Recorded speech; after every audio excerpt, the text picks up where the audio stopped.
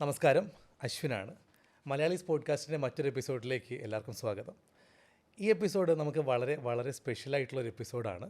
കാരണം കേരളത്തിൽ എല്ലാവർക്കും അറിയുന്ന ഒരു ബ്രാൻഡ് ബിൽഡ് ചെയ്തെടുത്ത ആ ബ്രാൻഡിൻ്റെ പേരിൽ തന്നെ അറിയപ്പെടുന്ന ഒരാളാണ് നമ്മുടെ ഗസ്റ്റായിട്ടുള്ളത്, അജ്മൽ ബിസ്മി. താങ്ക് യു അജ്മൽക്ക, നമ്മുടെ ഇൻവിറ്റേഷൻ സ്വീകരിച്ചിവിടെ എത്തിയതിന്. Thank you. നമ്മൾ റിസർച്ച് ചെയ്യുന്ന സമയത്തും അജ്മൽക്കയെ പറ്റി അധികം പോഡ്കാസ്റ്റുകളൊന്നും നമ്മൾ വെബിലൊന്നും കണ്ടിട്ടില്ല. അപ്പോൾ അതുകൊണ്ട് തന്നെ എനിക്കും എൻ്റെ ടീമിനും നമ്മുടെ വ്യൂവേഴ്സിനും ഒക്കെ വളരെ സ്പെഷ്യലായിട്ടുള്ള ഒരു എപ്പിസോഡാണിത്. വീണ്ടും താങ്ക് യു. നമ്മൾ ഈ പോഡ്കാസ്റ്റിലോട് ഉദ്ദേശിക്കുന്നത് നമ്മുടെ വ്യൂവേഴ്സിൽ ഈ ഓൺടർപ്രണർഷിപ്പ് ഇഷ്ടമുള്ള ആളുകൾ, ബിസിനസ് ബിൽഡ് ചെയ്യണമെന്ന് ആഗ്രഹമുള്ള ആളുകളൊക്കെ ഉണ്ടെങ്കിൽ അവർക്ക് ഈ ഒരു ഇൻഡസ്ട്രിയെ പറ്റി അജ്മൽക്കയുടെ എക്സ്പീരിയൻസിൽ നിന്നും ഉള്ള ഇൻസൈറ്റ്സ് അവരിലേക്ക് എത്തിക്കുക എന്നുള്ളൊരു പ്രൈമറി ഉദ്ദേശം. പിന്നെ അജ്മൽ ബിസ്മി ആരാണെന്നും ആ ഒരു സ്റ്റോറി എന്താണെന്നും ആളുകളിലേക്ക് എത്തിക്കുക, ഇത്ര ഉദ്ദേശത്തിലാണ് നമ്മൾ പോഡ്കാസ്റ്റ് കൊണ്ടുപോകാൻ ഉദ്ദേശിക്കുന്നത്.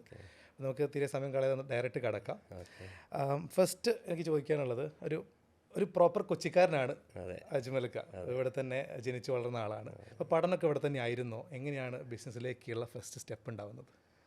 പഠനം സ്കൂളിങ് ഇവിടെ തന്നെയായിരുന്നു. വടവുകോട് RMHS വടവുകോട് എന്ന് പറഞ്ഞൊരു ഗവൺമെൻറ് എയ്ഡഡ് സ്കൂളാണ്. ഞങ്ങളവിടെ ബോർഡിങ്ങിലായിരുന്നു. നമ്മളെ മോൾഡ് ചെയ്തതിൽ ഏറ്റവും ആദ്യം നമുക്ക് നന്ദി പറയേണ്ട ആ സ്കൂളിനോട്ടാണ്. ഞാൻ അതിനു മുമ്പ് എൻ്റെ വാപ്പ എൻജിനീയറായിരുന്നു, PWD എൻജിനീയർ. അപ്പോൾ പലയിടത്തും ട്രാൻസ്ഫർ ആയപ്പോൾ ഞങ്ങളും കൂടെ ട്രാവൽ ചെയ്യുന്നു. അപ്പോൾ ഞങ്ങൾ 2 വർഷത്തോളം കോഴിക്കോടുണ്ടായിരുന്നു. എൻ്റെ ചെറുപ്രായത്തിൽ ഷൊർണൂരുണ്ടായിരുന്നു 1 തൊട്ട് 4 വരെ. അത് കഴിഞ്ഞ് കുറച്ച് കാലം NSS സ്കൂളിൽ തൃപ്പൂണിത്തുറയിൽ പഠിച്ചു.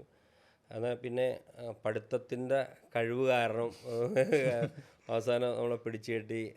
അന്ന് ഏറ്റവും സ്ട്രിക്റ്റായിട്ടുള്ളൊരു ബോർഡിംഗ് ആയിരുന്നു സ്കൂള്. ഗവൺമെൻറ് സ്കൂളിൽ ഒരു ബോർഡിംഗ് ആയിരുന്നു ഈ RMHS വടവുകോട് എന്ന് പറയും. വളരെ പഴയ ആസിഫ് അലിയൊക്കെ അവിടെയാണ് പഠിച്ചത്.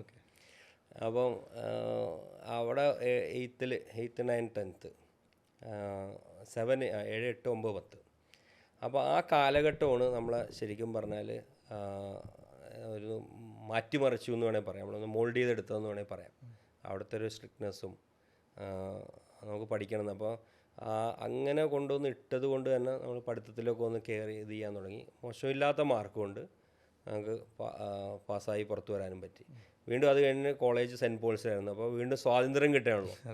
അത് ശരിക്കും കൊണ്ട് മുതലാക്കി. അപ്പോൾ കഷ്ടി പാസ്സായി അവിടുന്ന്. പ്രീ ഡിഗ്രി കഷ്ടി. അന്ന് എനിക്ക് തോന്നുന്നൊരു 225 എന്തോ വേണം നമുക്ക് എൻജിനീയറിങ്ങിനൊക്കെ അപ്ലൈ ചെയ്യണമെങ്കിൽ. കറക്റ്റ് അതിന് 1 മാർക്ക് കൂടുതലൊക്കെയാണ് ഉണ്ടായിരുന്നത്.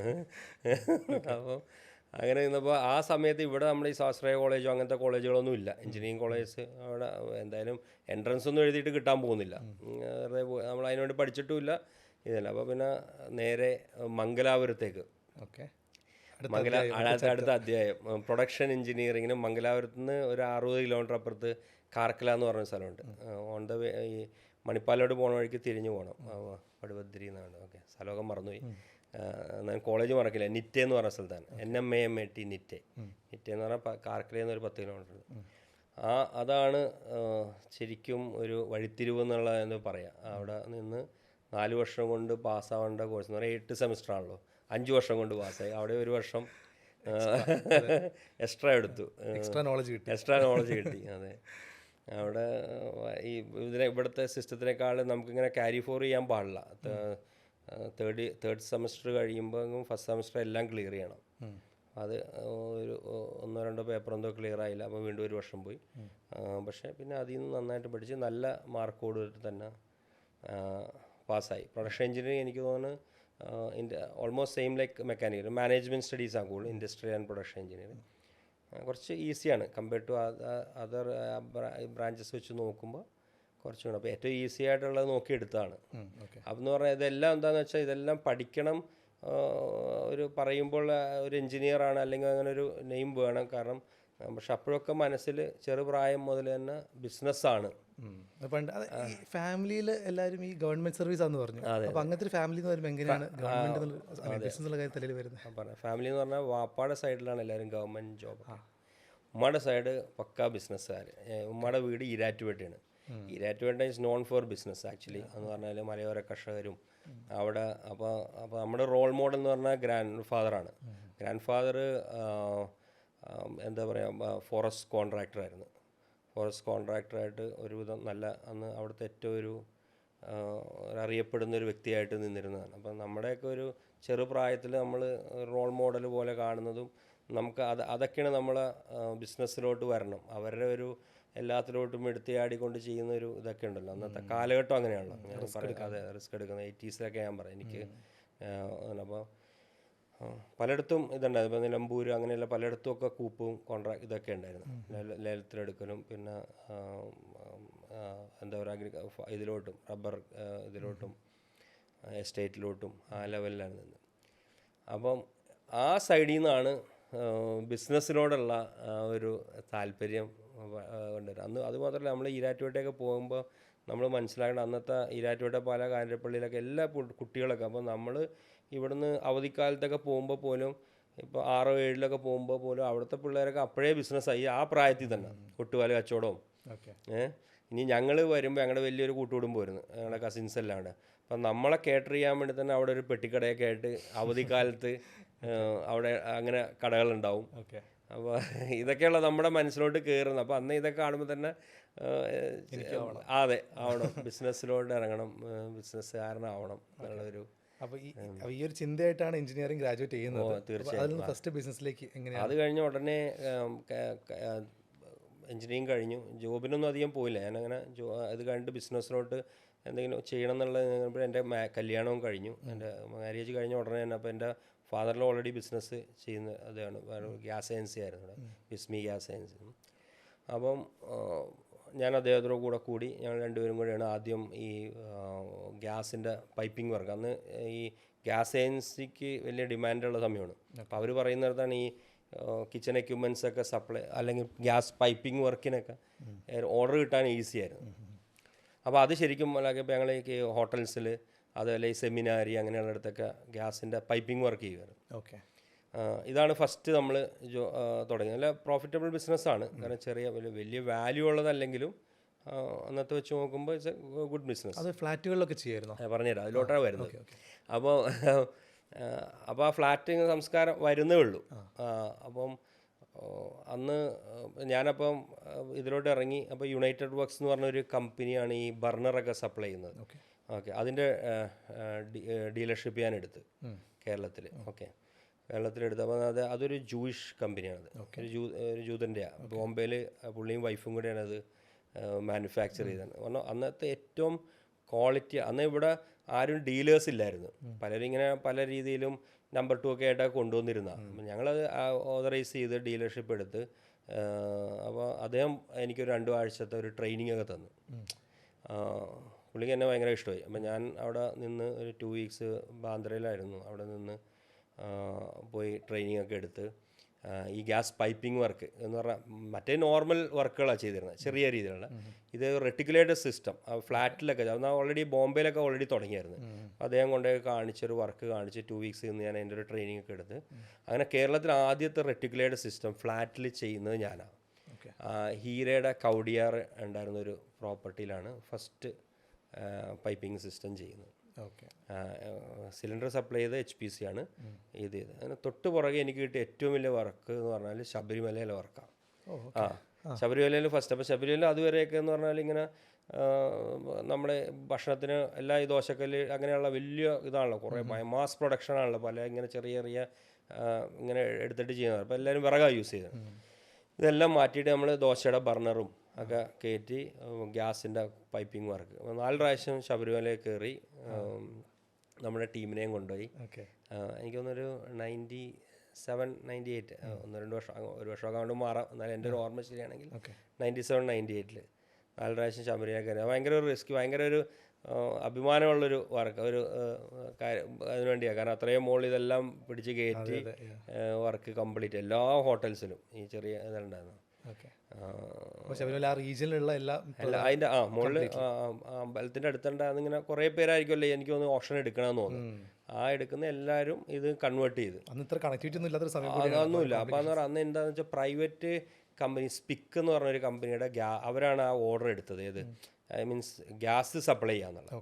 അപ്പോൾ വർക്ക് ഇത്രയും വലിയ രീതിയിൽ ചെയ്യുന്ന പ്രൊഫഷൻ ആരുമില്ല. അങ്ങനെയാണ് എൻ്റെ അടുത്ത് ഇത് അപ്രോച്ച് ചെയ്യുന്നത്. ഞാനത് റിസ്ക് ഏറ്റെടുത്ത് ഞങ്ങൾ പോയി അത് കംപ്ലീറ്റ് ചെയ്ത് നല്ലൊരു ജോബായിരുന്നു അത്. അപ്പോൾ അന്നേ എനിക്ക് തോന്നുന്നു ആ ഒരു ആരും ഇല്ലാത്തൊരു മേഖലയിൽ അന്നേ തന്നെ അറിയപ്പെടുന്ന ആളായിട്ട് മാറാൻ പറ്റിയിട്ടുണ്ട് ആ ബിസിനസ് തന്നെ. അതെ അതെ അതെ അതെ നമ്മൾ ചെയ്യുന്ന വർക്കിലെപ്പോൾ നമ്മൾ ഭയങ്കര 100% അങ്ങനെ കോൺസെൻട്രേറ്റ് ചെയ്ത് അതിനെ ഒരു പുതിയ തലത്തിലോട്ട് എത്തിക്കാൻ എപ്പോഴും നോക്കും. അല്ലേ നോർമലി ചെയ്യുന്ന പോലെ ചെയ്തു പോകുന്നതുകൊണ്ടൊരു രസമില്ലല്ലോ. നമ്മളൊക്കെ വരുമ്പോൾ പുതിയ വളരെ യങ്ങാണ്, എന്തിലോട്ടും എടുത്ത് ചാടുന്ന അല്ലെങ്കിൽ നമ്മൾ ആ റിസ്ക് എടുത്ത് ചെയ്യാനുള്ളൊരു ഇത് കാണിച്ചിരുന്നു. അപ്പോൾ സ്റ്റാൻഡ് ഔട്ട് ചെയ്യാൻ തന്നെ. അപ്പോൾ അത് പക്ഷേ ഈ ആ വർക്കുകളാണെങ്കിലും അതൊരു സൈഡിൽ കൂടെ നിൽക്കുമ്പോഴും നമ്മുടെ ആഗ്രഹങ്ങൾ എന്ന് പറഞ്ഞാൽ ഇങ്ങനെ അറിയപ്പെടണം. അതൊരു ഓക്കെ ലാഭകരമായ ഒരു ബിസിനസ്, ഒരിക്കലും മോശമല്ല, നല്ല ലാഭം. പെർസെൻറ്റേജ് വൈസ് നോക്കിയാൽ മച്ച് ബെറ്റർ. ഏതിപ്പോൾ ചെയ്യുന്ന റീറ്റെയിൽ ബിസിനസ്സൊക്കെ വെച്ച് നോക്കുമ്പോൾ അത് എവിടെ നിൽക്കുന്ന ഇതാണ്. പക്ഷേ അതിനൊരു ലിമിറ്റ് ഉണ്ട്. നമ്മളൊരു ഒരു സ്റ്റാൻഡ് ഔട്ട് ചെയ്ത് അറിയപ്പെടുന്ന ഒരു ബ്രാൻഡ് ആവുന്നില്ല അതിലൊന്നും. അതൊരു B2B. അതെ, ഒരു B2B ബിസിനസ് പോലെ. നാളെ വേണമെങ്കിൽ കോമ്പറ്റീഷൻ വേറെ ആൾ വന്നാൽ ഇതാവും. അപ്പോൾ അന്നത്തെ കാലഘട്ടത്തിലെന്ന് പറഞ്ഞാൽ ഇപ്പം ഇന്നത്തെ പോലെ യൂട്യൂബോ ഇതൊന്നും ഇല്ലല്ലോ. എല്ലാം നമ്മൾ ഒരു എൻക്വയറി വരുന്ന പോലും മനോരമ അല്ലെങ്കിൽ മാതൃഭൂമി പത്രം. ഇപ്പോൾ എല്ലാ മാതൃഭൂമി മനോരമ പത്രത്തിലൊക്കെ വരുന്ന ഈ വാണ്ടഡ് ഡിസ്ട്രിബ്യൂട്ടേഴ്സ്, വാണ്ടഡ് ചെയ്യാൻ എല്ലാത്തിനും അപ്ലൈ ചെയ്യും. അങ്ങനെ 99 നമ്മൾ LGയുടെ ഡിസ്ട്രിബ്യൂഷന് വേണ്ടി ഒരു ഇത് വരുന്നു, എൻക്വയറി വരുന്നു. നമ്മൾ അപ്പോൾ തന്നെ അപ്ലൈ ചെയ്തു. അന്ന് തന്നെ വൈകുന്നേരം അവർ വിളിച്ച് അവിടെ കൊണ്ടേ കൊടുക്കുകയെന്ന് തോന്നി ചെയ്തു LGയുടെ ഓഫീസ്. അവർ അടുത്ത ദിവസം വിളിച്ച് അങ്ങനെ തൃശ്ശൂർ, പാലക്കാട് ഡിസ്ട്രിബ്യൂഷൻ നമ്മളെടുത്ത്. അങ്ങനെയാണ് ഈ വൈറ്റ് ഗുഡ്സിലോട്ട് വരുന്നത്. അത്ര വേറെ അറിവൊന്നുമില്ല. ഡിസ്ട്രിബ്യൂഷൻ എടുത്തു. തൊട്ട് പുറകെ തന്നെ വീണ്ടും പ്രാവശ്യം ഈ വീഡിയോകോണിൻ്റെ C&Fന് എൻക്വയറി വന്നപ്പോൾ അത് അപ്ലൈ ചെയ്ത് അതും കിട്ടി. Clearing and forwarding. അപ്പോൾ അതിൽ പ്രത്യേകിച്ച് റോളൊന്നുമില്ല. നമ്മൾ വെയർ ഹൗസ് സെറ്റ് ചെയ്യുന്നു, അവരുടെ പ്രൊഡക്റ്റുകൾ അവർ പറയുന്ന രീതിയിൽ നമ്മൾ ഡീലേഴ്സിന് എത്തിച്ചു കൊടുക്കുന്നു. ഒരു ക്ലിയറിംഗ്, ഒരു സപ്ലൈ ചെയിൻ. ഒരു ബാക്ക്ഗ്രൗണ്ട് ഉള്ളതുകൊണ്ട് ഇത് കിട്ടാൻ എളുപ്പമായിരിക്കും. ഇത് LGയുടെ ഇതുള്ളതുകൊണ്ട് ഇത് കിട്ടാൻ എളുപ്പമായിരുന്നു. പിന്നെ അതിനേക്കാൾ ഉപരി അന്നൊക്കെ ഇപ്പോഴത്തേക്കാളൊക്കെ ലാഭം ഉണ്ടായിരുന്നു നമുക്ക്. C&F ഒക്കെ എന്ന് പറഞ്ഞാൽ നമുക്ക് റിസ്ക് ഇല്ലല്ലോ, നമ്മുടെ ഫണ്ട് അതിൽ ഇറങ്ങുന്നില്ല. ഒരു 1 മന്തിലെ ഒരു ട്രാൻസ്പോർട്ടിങ് കോസ്റ്റൊക്കെ അല്ലേ അതിൽ വരുന്നുള്ളൂ, അല്ല റെൻറ്റ്, അത്രയൊക്കെ ഉള്ളൂ. ബട്ട് ഒരു എന്താ പറയുക, നല്ലൊരു ഏണിങ്സ് അതിൽ വരുന്നു. ഇതൊക്കെയാണ് നമ്മുടെ മൂലധനം. ഞാൻ പറഞ്ഞു വന്നത് ഇതൊക്കെ എന്ന് പറഞ്ഞാൽ അധികം ഇൻവെസ്റ്റ്മെൻറ്റ് ഇല്ലാതെ നമുക്ക് കിട്ടിയൊരു അടുത്തതിലോട്ട് ചാടാനുള്ള ഒരു ക്യാപിറ്റൽ കിട്ടിയത് അതിൽ നിന്നൊക്കെയാണ്. അങ്ങനെ നിൽക്കുമ്പോഴാണ് അപ്പോൾ ഈ LGയുടെ ഡിസ്ട്രിബ്യൂഷനൊക്കെ ആയിട്ട് നിൽക്കുമ്പോഴും ഞാൻ എപ്പോഴും തമാശക്ക് പറയും, ഇപ്പോൾ ഞങ്ങൾ കമ്പനി മീറ്റിങ്ങിനൊക്കെ പോകുമ്പോഴേ ഡിസ്ട്രിബ്യൂട്ടർക്ക് പ്രത്യേകിച്ച് വിലയൊന്നുമില്ല. ഇപ്പം ഇന്ന് വേണേൽ എന്നെ ആക്കാം, എൻ്റെ കാശുണ്ട് എന്നെ ആക്കും, നാളെ അശ്വിനെ വിളിച്ച് അശ്വിന് കൊടുക്കും. അങ്ങനെ, കാരണം എപ്പോൾ വേണേൽ അവർക്ക് മാറ്റിയും മറിച്ചും കളിക്കാം. ഓക്കെ, ജസ്റ്റ് ഒരു സർവീസ് പ്രൊവൈഡർ മാത്രമല്ല. കാരണം കമ്പനി നേരിട്ട് ക്രെഡിറ്റ് കൊടുക്കാൻ പറ്റാത്തതുകൊണ്ട് നമ്മുടെ നിന്ന് കാശ് മേടിച്ചിട്ട് റെഡി ക്യാഷ് മേടിക്കുന്നു. നമ്മൾ എന്നിട്ട് ഡീലർക്ക് കൊണ്ട് ഇത്രയും ദിവസത്തിന് ക്രെഡിറ്റ് കൊടുക്കുന്നു. അതിനാണല്ലോ. അപ്പോൾ മീറ്റിങ്ങിനൊക്കെ പോയാൽ ഏറ്റവും വാല്യൂ എന്ന് പറഞ്ഞാൽ ഡീലേഴ്സിനാണ്, റീറ്റെയിലേഴ്സിനാണ് വാല്യൂ. കാരണം അവരാണല്ലോ ഡിസൈഡ് ചെയ്യുന്നത് ഏത് പ്രൊഡക്റ്റ് നമ്മൾ ഇത് കൊടുക്കണം, പ്രസൻസ് കൊടുക്കണം, ഏതിനെ വിൽക്കണം. അപ്പോൾ ഞാനും ഫാറിലും കൂടെ പറഞ്ഞു, നമുക്കും ഡീലർഷിപ്പ്, നമുക്കും റീറ്റെയിലോട്ട് ഇറങ്ങണം, അതിനൊരു ഗമയേ ഉള്ളൂ എന്നിങ്ങനെ ഞങ്ങൾ പറഞ്ഞു. അങ്ങനെ അവിചാരിതമായിട്ട് നിൽക്കുമ്പോഴാണ് 2003 ഞങ്ങൾക്ക് GCDയുടെ ഇത് ഓപ്ഷനിൽ ഈ സ്റ്റേഡിയത്തിൻ്റെ അടുത്തുള്ള കട കിട്ടുന്നത്. അപ്പോൾ അത് കിട്ടിയപ്പോൾ അതിനാണ്ട് ഒരു 10,000-4,000 സ്ക്വയർ ഫീറ്റോളം ഞങ്ങൾക്ക് ആദ്യം കിട്ടി. പിന്നെ ബാക്കിയുള്ള ഏരിയ പിന്നീട് ഞങ്ങൾ എക്സ്റ്റെൻഡ് ചെയ്തെടുത്തു. അപ്പോൾ അന്നൊരു കേസ് പഠിത്തോ ഒരു സ്റ്റഡിയൊന്നും നടത്തിയിരുന്നില്ല. റീറ്റെയിൽ ഇവിടെ സക്സസ് ആവുമോ ഇതൊന്നും അറിയില്ല. കാരണം അന്ന് MG റോഡാണ് റീറ്റെയിലിൻ്റെ ഹബ്ബ്. ഞങ്ങൾ കലൂർ കിടക്കുന്നു. ഓക്കെ, ഒരാൾ പോലും, അപ്പോൾ മേജർ പ്ലേയേഴ്സ് എല്ലാം അവിടെ വൈറ്റ് ഗുഡ്സിൻ്റെ. അപ്പോൾ ഇതൊരു എടുത്തിയാട്ടം. അപ്പോൾ നമ്മൾ പ്രായം അതാണല്ലോ, ഒരു എടുത്തിയാടാൻ നിൽക്കുന്ന പ്രായം, എന്തിലോട്ടും എടുത്ത് ചാടുന്നൊരു പ്രായമാണ്.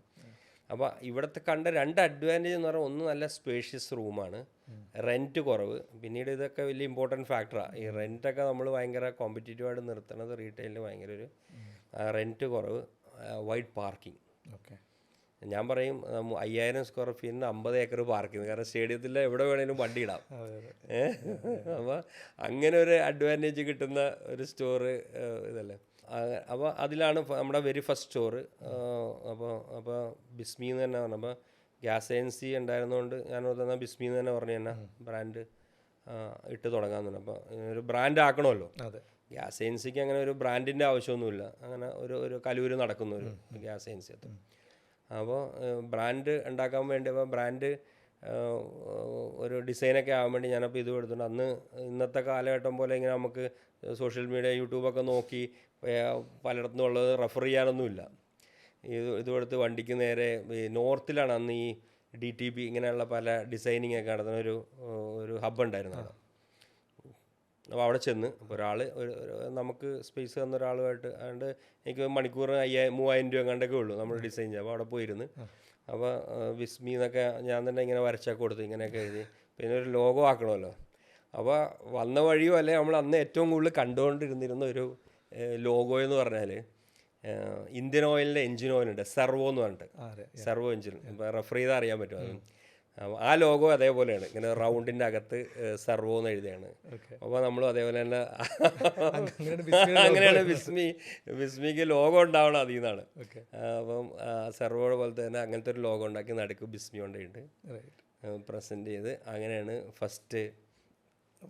അവിടെ മനസ്സിലാക്കേണ്ട കാര്യം അന്നേ ബ്രാൻഡിങ് എന്നുള്ളൊരു കാര്യത്തിൽ ചിന്തിച്ചു. ചിന്തയിൽ ചില സ്ഥലത്ത് നമ്മൾ ലാഭിച്ചതിൻ്റെ നഷ്ടങ്ങളൊക്കെ പിന്നെ വരികയും ചെയ്തു കേട്ടോ. എന്ന് പറഞ്ഞാൽ പിന്നെ ട്രേഡ് മാർക്ക് രജിസ്ട്രേഷൻ പോയപ്പോൾ നമ്മൾ ഏറ്റവും മിനിമം ക്ലോസിൽ മാത്രമേ രജിസ്ട്രേഷൻ എടുത്തു. കാരണം ഒരു അന്ന് 33 ക്ലോസ് എന്തോ ഉണ്ട് ട്രേഡ് മാർക്ക് രജിസ്റ്റർ ചെയ്യണം. പല കാറ്റഗറി. അതിൽ നമ്മളാകെ എടുത്ത ഇലക്ട്രോണിക്സിൻ്റെ മാത്രം എടുത്തു. പിന്നെ ഇത് ചെയ്യാനുള്ള 33 ക്ലോസ് നമ്പർ 30 33 അങ്ങനെ 2-3 ക്ലോസിന് മാത്രമേ എടുത്തുള്ളൂ. കാരണം ഓരോ ക്ലോസിന് വേണ്ട അന്ന് 3000-4000 രൂപ ചാർജ് ചെയ്യുന്നു. അപ്പോൾ ഓരോ കാറ്റഗറിയിലും ഓരോ കാറ്റഗറിയിലും 3000 റുപ്പീസോ 4000 റുപ്പീസോ അന്ന് ചാർജ് ഉണ്ട്. ഇത് രണ്ടും മതിയല്ലോ എന്ന് വിചാരിച്ചു. കാരണം അത്ര ദൂരവ്യാപകമായിട്ട് നമ്മളത് ചിന്തിക്കുന്നില്ല. കാരണം ഇതിന് വേറെ ഭാരം വരുന്നതൊന്നും നമ്മൾ കാണുന്നില്ല. നമ്മൾ ഇതിനെ ആ ക്ലോസിലെടുത്ത് ട്രേഡ് മാർക്ക് രജിസ്ട്രേഷനൊക്കെ എടുത്തെങ്കിലും ഇതിൻ്റെ ഗുണം കിട്ടിയെന്ന് പറഞ്ഞാൽ ഇത് കണ്ടുകൊണ്ട് വേറെ 1-2 പേര് ഇപ്പോൾ അത് കഴിഞ്ഞപ്പോൾ അപ്പച്ചട്ടിയൊക്കെ വേറെ നോൺ സ്റ്റിക്ക് അലൂമിനിയത്തിലൊക്കെ ഇറക്കി ബിസ്മി എന്നും പറഞ്ഞു. അവർക്ക് ട്രേഡ് മാർക്ക് ആ കാറ്റഗറിയിൽ കിട്ടി. അപ്പം നമ്മുടെ ബ്രാൻഡിങ്ങിൻ്റെ ഗുണം അതേപോലെ ഗൾഫിൽ ഇത് യൂസ് ചെയ്തു. നമ്മൾ അവിടെയൊന്നും അങ്ങനെ ട്രേഡ് മാർക്ക് എടുത്ത് വെച്ചില്ല. അന്നൊന്നും അത്ര ലിമിറ്റഡ് ഇതല്ല. നമ്മൾ ഈ ബിസിനസ്സിനെ വളർത്താനുള്ള ഒരു ചിന്താഗതിയായിട്ടാണല്ലോ നടക്കുന്നത്. വേറെ എക്സ്പാൻഷൻ നമ്മൾ അന്ന് ചിന്തിക്കുന്നില്ല. സ്റ്റോർ നടത്തുന്നു, അതിനൊരു പേരിടുന്നു എന്നുള്ളത്. പക്ഷെ എനിക്ക് തോന്നുന്നു അത്ര ഏർലി സ്റ്റേജിൽ അങ്ങനത്തെ അനുഭവങ്ങൾ ഉണ്ടായത് പിന്നെയുള്ള ഗ്രോത്തിലൊക്കെ നമ്മൾ പിന്നെ എന്ത് സാധനം ചെയ്താലും അപ്പം ട്രേഡ് മാർക്ക് അപ്പം തന്നെ രജിസ്റ്റർ എല്ലാം എടുത്ത് വെക്കും. പിന്നെ നമ്മൾ AB ലോഗോ ആക്കിയപ്പോഴും അജ്മൽ ബിസ്മി, അപ്പോൾ എല്ലാത്തിനും നമ്മൾ ട്രേഡ് മാർക്ക് രജിസ്ട്രേഷൻ എല്ലാ കാറ്റഗറിയിലും എടുത്തിടാം. അപ്പോൾ അജ്മൽക്ക് ഈ തുടക്കകാലത്ത് ഈ സൂപ്പർ മാർക്കറ്റ്സ് ഒക്കെ വന്ന കാലത്ത് അന്നത്തെ കേരളം എങ്ങനെയായിരുന്നു ഈ റീറ്റെയിൽ സെക്ടറിൽ? അപ്പോൾ 2003 എന്നൊക്കെ പറഞ്ഞാൽ, അല്ലെങ്കിൽ എന്ന് പറഞ്ഞാൽ അന്നൊക്കെ ശരിക്കും പറഞ്ഞാൽ നമ്മുടെ ഇവിടെ മിഡിൽ ക്ലാസ് ശരിക്കും പറഞ്ഞാൽ ഇങ്ങനെ ത്രൈവ് ചെയ്യണ ഒരു സമയമാണ് അല്ലേ.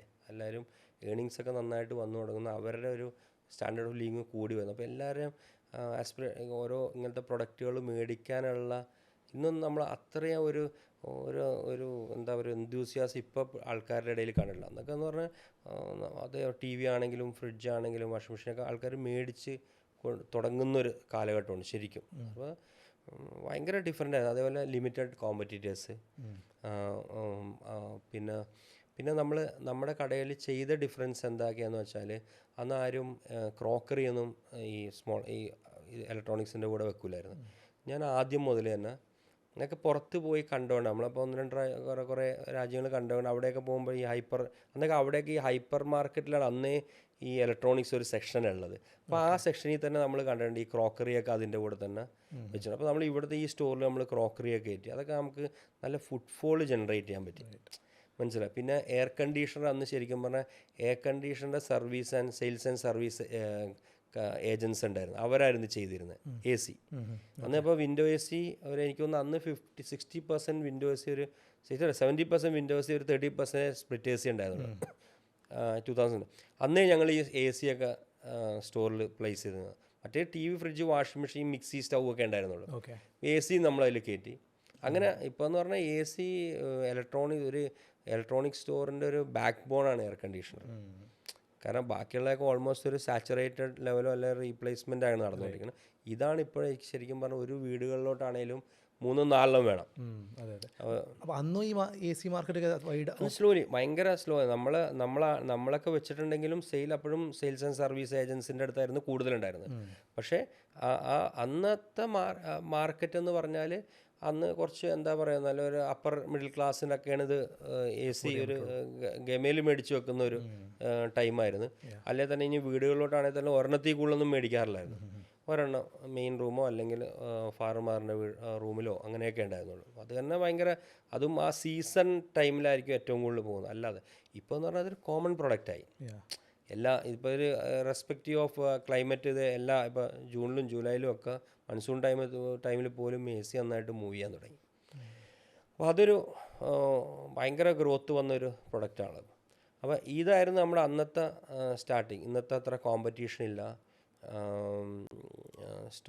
സ്റ്റോറിലോട്ട് ഇപ്പോൾ കസ്റ്റമേഴ്സ് നന്നായിട്ട് തന്നെ ബൈ ചെയ്യാൻ വന്ന് തുടങ്ങുന്ന ആ ഗ്രോത്ത് ശരിക്കും മാർക്കറ്റിൽ ഉണ്ടായിരുന്ന ടൈമായിരുന്നു. ഓക്കെ. അപ്പോൾ എനിക്ക് അക്കാലത്ത് തന്നെ ഇപ്പോൾ ഇന്നിപ്പം ബിസ്മി എന്നുള്ളത് വലിയൊരു പേരാണ്. അതെ. പക്ഷെ അന്ന് കേരളത്തിൽ ഒരു പക്ഷേ ബിസ്മി തുടങ്ങിയ പോലെ തന്നെ തുടങ്ങിയ ഒരുപാട് ചെറിയ ചെറിയ സൂപ്പർ മാർക്കറ്റ്സ് ഉണ്ടാവും. പക്ഷെ അവിടെ നിന്ന് ബിസ്മി മാത്രമാണ് ഇന്ന് ഈ ലെവലിൽ എത്തി നിൽക്കുന്നത്. റൈറ്റ്. അപ്പോൾ അതിന് ഇപ്പോൾ അജ്മലൊക്കെ പറഞ്ഞ കാര്യങ്ങളല്ലാതെ അതിനെന്തെങ്കിലും റീസൺസ്, വേറെ എന്തെങ്കിലും റീസൺസ് ഉണ്ടോ? റീസൺ ഇതിൽ ഒരു ഇമ്പോർട്ടൻ്റ് റോളെന്ന് പറഞ്ഞാൽ മാർക്കറ്റിംഗ് ഭയങ്കരമായിട്ട് നമ്മൾ ഭയങ്കര പെട്ടെന്ന് തന്നെ സ്റ്റാൻഡ് ഔട്ട് ചെയ്യാൻ പറ്റി. അത് ഒരു റീസൺ എന്താണെന്ന് വെച്ചാൽ 2003 നമ്മൾ സ്റ്റാർട്ട് ചെയ്ത് കഴിഞ്ഞ പാടേന നമ്മുടെ വലിയ സ്റ്റോറാണ്. ഒരു പുറത്തൊക്കെ ഉള്ള പോലെ തന്നെ അത്രയും വലിപ്പമൊന്നും ഇല്ലെങ്കിൽ പോലും അന്ന് ഇവിടെ ഉണ്ടായിരുന്ന വൈറ്റ് ഗുഡ് സ്റ്റോഴ്സുകളെ വെച്ച് നോക്കുമ്പോൾ കമ്പാരിറ്റീവ് ബിഗർ സൈസ് ആയിരുന്നു. ഞങ്ങൾക്ക് അത്രയും ബിഗർ സൈസിൽ അന്ന് നിർത്താൻ പറ്റിയെന്ന് വെച്ചാൽ rent was very less. Okay. പിന്നെ അപ്പോൾ നമ്മൾ അത് കവർ ചെയ്യാൻ എല്ലാ ഇതേപോലെ ക്രോക്കറികളും അങ്ങനെയുള്ള സാധനങ്ങളൊക്കെ ഇട്ട്. അപ്പോൾ എന്നാലും ഇത് ടൗണിൽ നിന്ന് ശരിക്കും മാറി. അപ്പോൾ തുടങ്ങിയപ്പോൾ തന്നെ പലരും ഒരു സംശയം പറഞ്ഞു, ഇവിടെ ഇങ്ങോട്ട് മാറി തുടങ്ങിയത് സക്സസ് ആവുമോ എന്നുള്ളത്. കാരണം അന്ന് എല്ലാവരുടെയും ചിന്ത MG റോഡ് എന്നുള്ള ഇതാണല്ലോ, ഇങ്ങോട്ട് ആളെ നമ്മൾ ഇങ്ങോട്ട് സക്ക് ചെയ്ത് കൊണ്ടുവരണം. അപ്പം ആദ്യ മാസങ്ങളിലൊക്കെ ഭയങ്കര മോശം സെയില്.